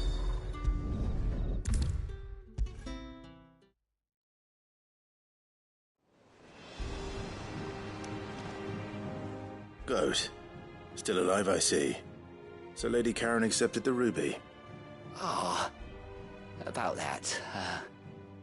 I tried my best, but she was just too stubborn to take it. She threw it right back in my face, in fact, and told me I could stick my stupid stone where the sun don't shine. Karen refused payment. I hope it wasn't something I said. I'm sure you were as tactful as ever. Let me see what I can do. Oh, wonderful. I hope you have better luck than I did.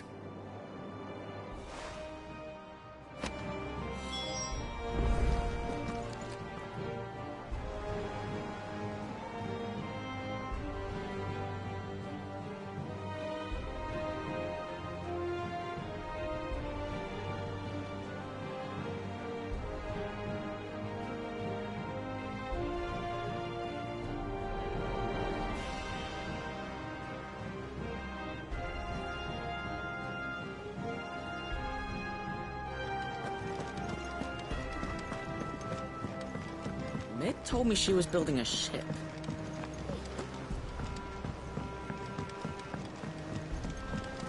I don't know where Sid gets the energy.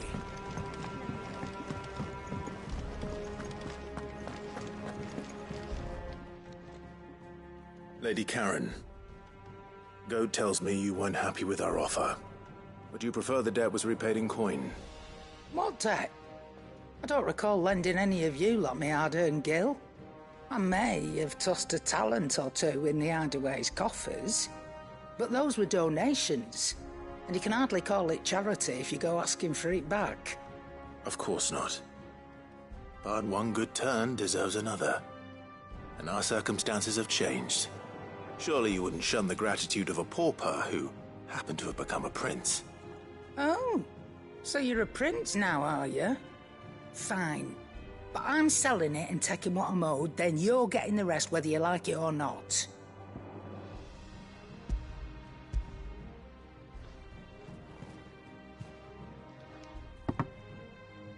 Where'd you even get this? A decent trader might nab 1,000 talents for a star ruby. A canny one, meanwhile, might claim it were nicked from the belt of Sid the Outlaw himself and ask twice as much. Might be I already have a buyer in mind. Might be you even know her. A fine continental maid whose beauty's only eclipsed by a guile in commerce. You wouldn't mind, would you? Not at all. Just be sure to tell her that it's always a pleasure doing business.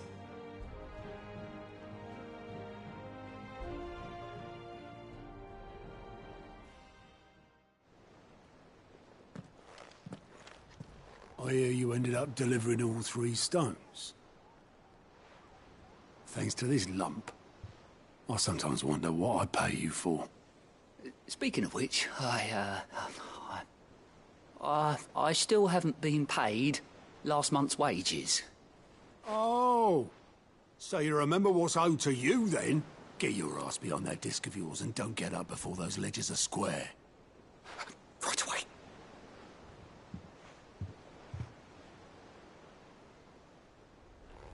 I've seen that before. Yeah. Plenty of times. It was the only goblet Sid ever used. Either out of habit, or because the filthy soul couldn't be bothered to find a clean one. I knew so little about him. Like most people. Martha and the Dame both seem to have fond memories of him. I bet they do. How long did you know Sid before he... Before he died? 20 summers, give or take. Back in the day, I was a purser on a trade ship, which is where I met him. He bought passage to... I forget where. And having nothing better to do on the long nights, we sat up drinking island rum till the morning bell dragged me back to my duties. Quit my post not long after that, on account of making a fine maiden's belly fat. But me and Sid stayed close, promising we'd one day sail the seas again. That was before fate stepped in and said she was having none of it. The magic woke inside my son soon after his first name day, and there was no hiding his knack. Couldn't you and your family have... My family were the ones who summoned the constable, wanted the monster taken away. I couldn't turn my back on him, forget what I felt, and I couldn't for the life of me understand how they could. Luckily, Sid was of the same mind as me. It was him who stood beside me when all I wanted was to tear the whole world down. Him who cried for me when I had no tears left of my own. Him who swore he'd do everything he could to stop it from happening again. And he was true to his word, too. Left the Royal Army once and for all. His ranks, his ribbons, gone. Just like that. Threw away everything he had. All to right a wrong that no one else had the courage to face. I knew then I'd follow that man to the ends of the earth.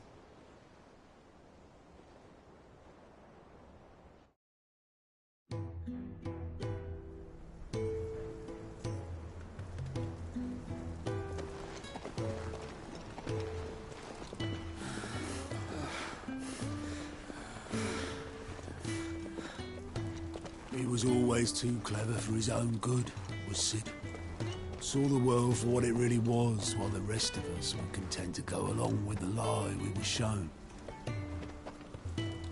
And it can't have been easy, bearing that burden alone.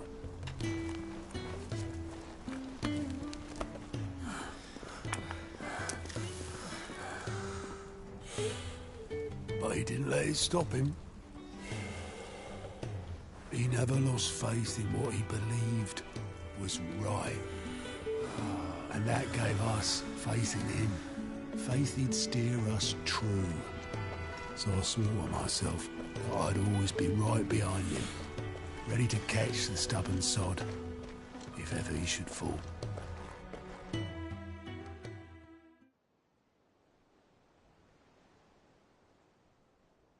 But I couldn't even do that.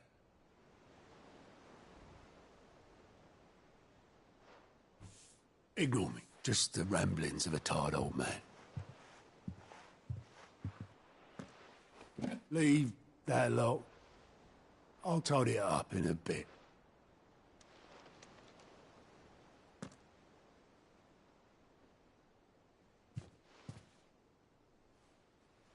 This is Sid's handwriting.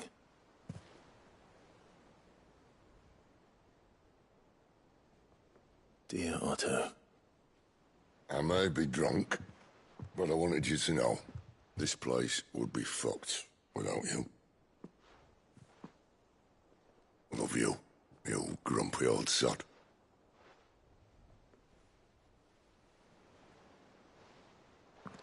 This note. What about it? Sid was right. Without you, we'd all be lost.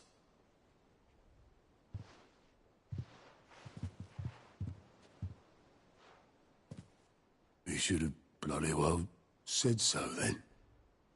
Just once. Before he went. But then, why would he? Him, or anyone. I'd only have told him to piss off.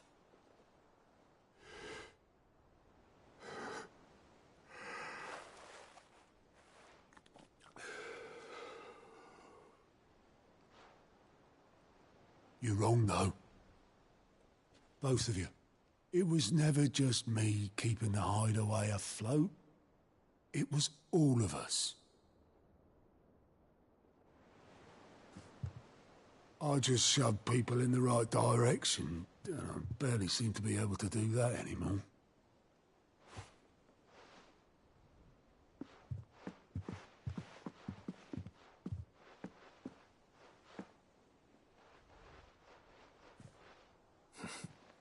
Would you rather goat were at the helm? Well, maybe I've got a few more years left in me. I'm going to hold you to that, Otto. Before you go, Sid would have wanted you to have this. But that's... This'll do me just fine.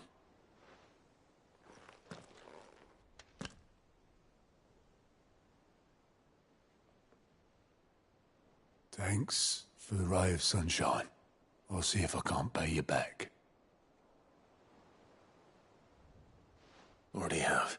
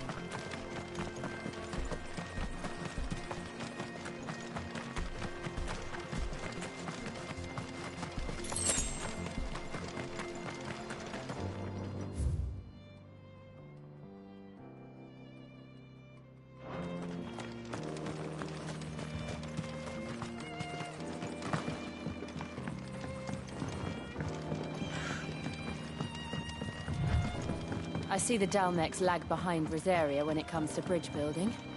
The fallen ruin should hold, at least. The path continues on the other side.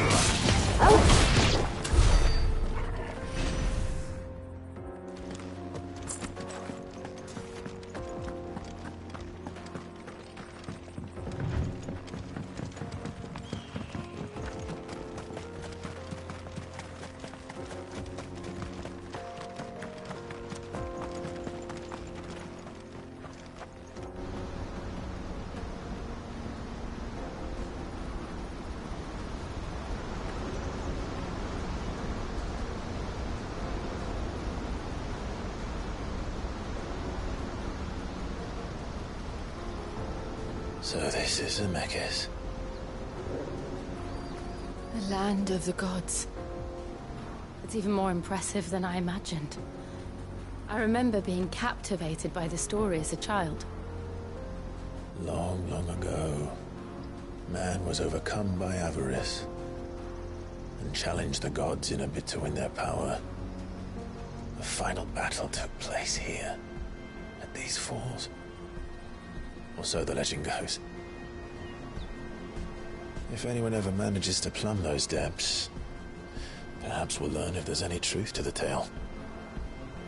That the gods emerged victorious and punished man for his defiance by visiting upon him 2 curses.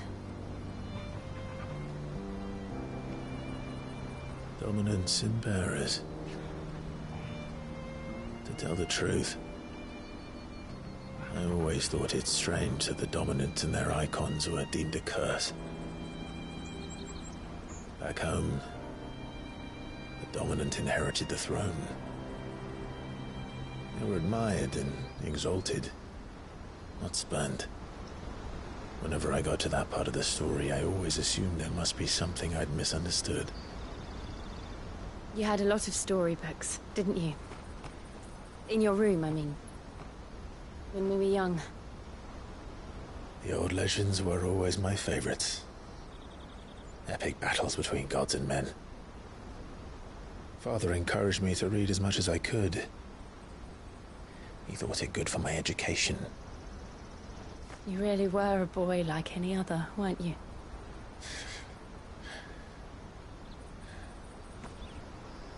Just look at this place. It's enough to make you believe the legends are true. I know.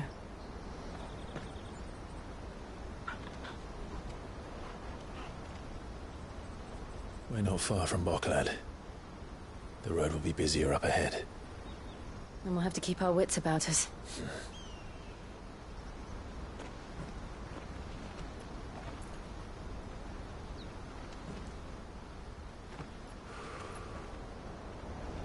Clive?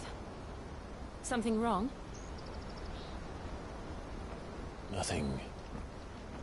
It's nothing.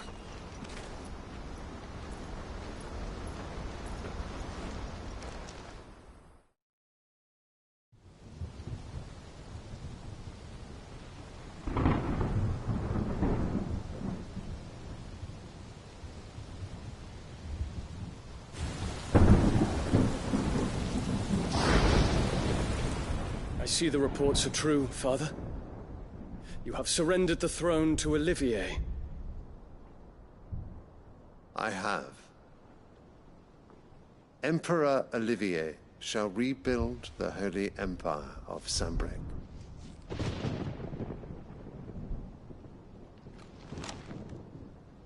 How is he to rule an empire? He is but a boy. I shall advise him until he comes of age. Father, please. Or for as long as I am able. The empire we seek to build needs young blood to rule it. And I can think of none better suited to the task.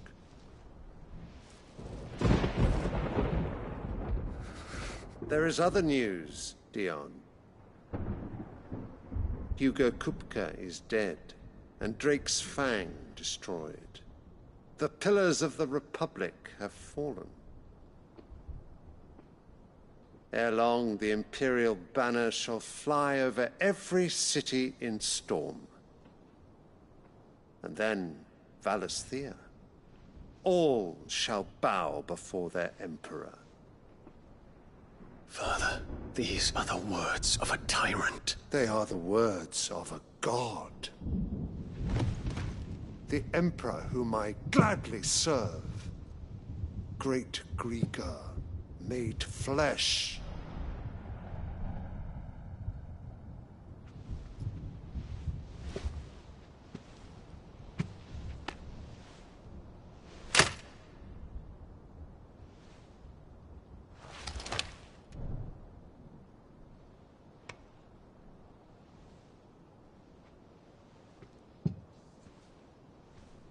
Return to your camp, Dion, and ready your forces. It is time to show the world the true power of Sambrec.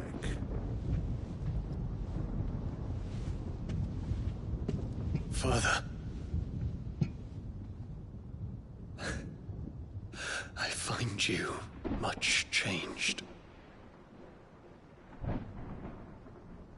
Is this truly the path you wish to tread?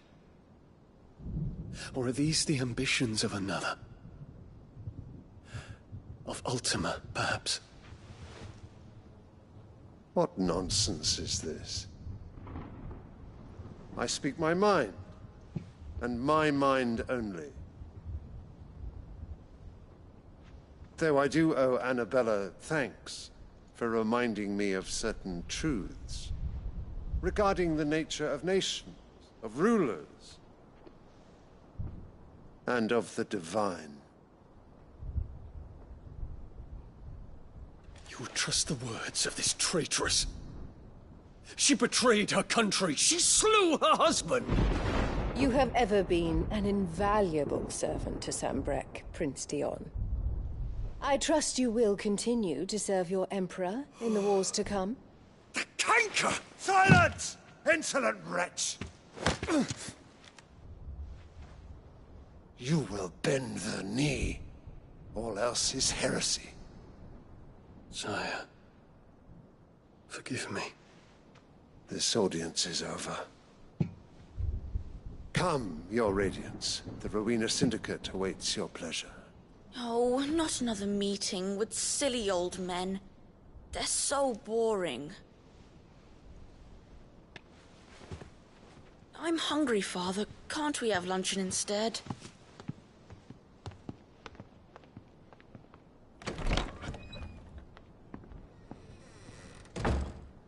Does it pain you that you will not inherit your father's throne? I have suffered worse.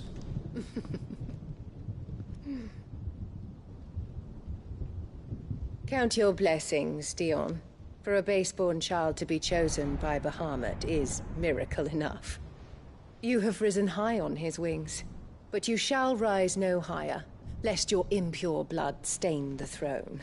What do you know of my blood?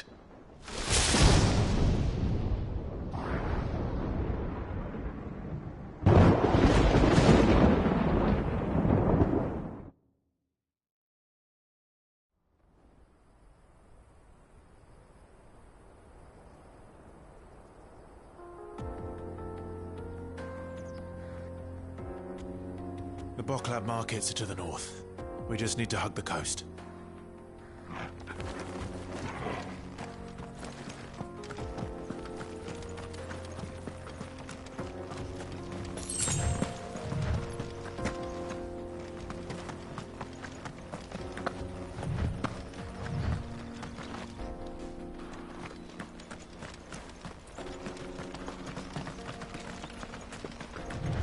Infiltrating the Dominion won't be easy with the Imperials on hire. But No. His Radiance has lost one capital already. We can be sure Sylvester will do everything in his power to hold on to Twinside. His troops are well-trained and increasingly battle-hardened. But it's not as if we can wait for the siege to end.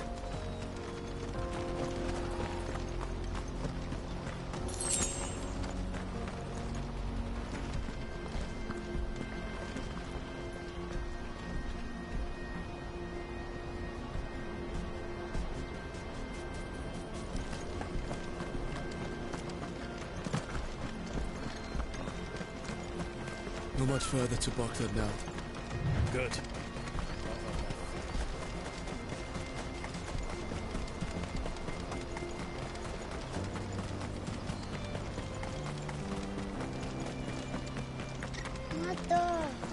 More refugees. and they're all making for the crystalline dominion. Because they don't know how to live without the crystal's blessing.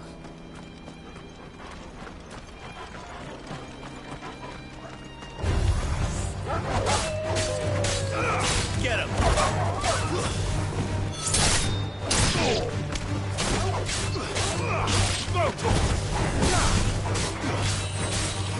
Get him! Stay down!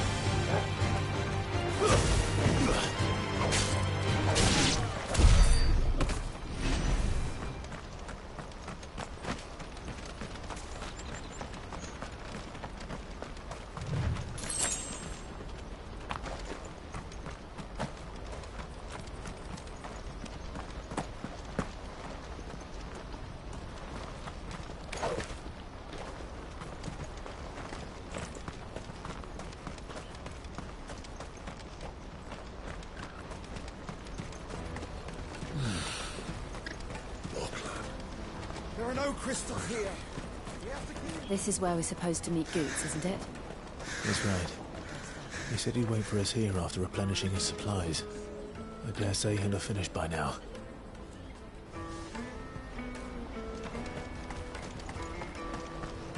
Porter for hire. Best service at the best price. Others will carry off your fortune. I'll just carry your goods.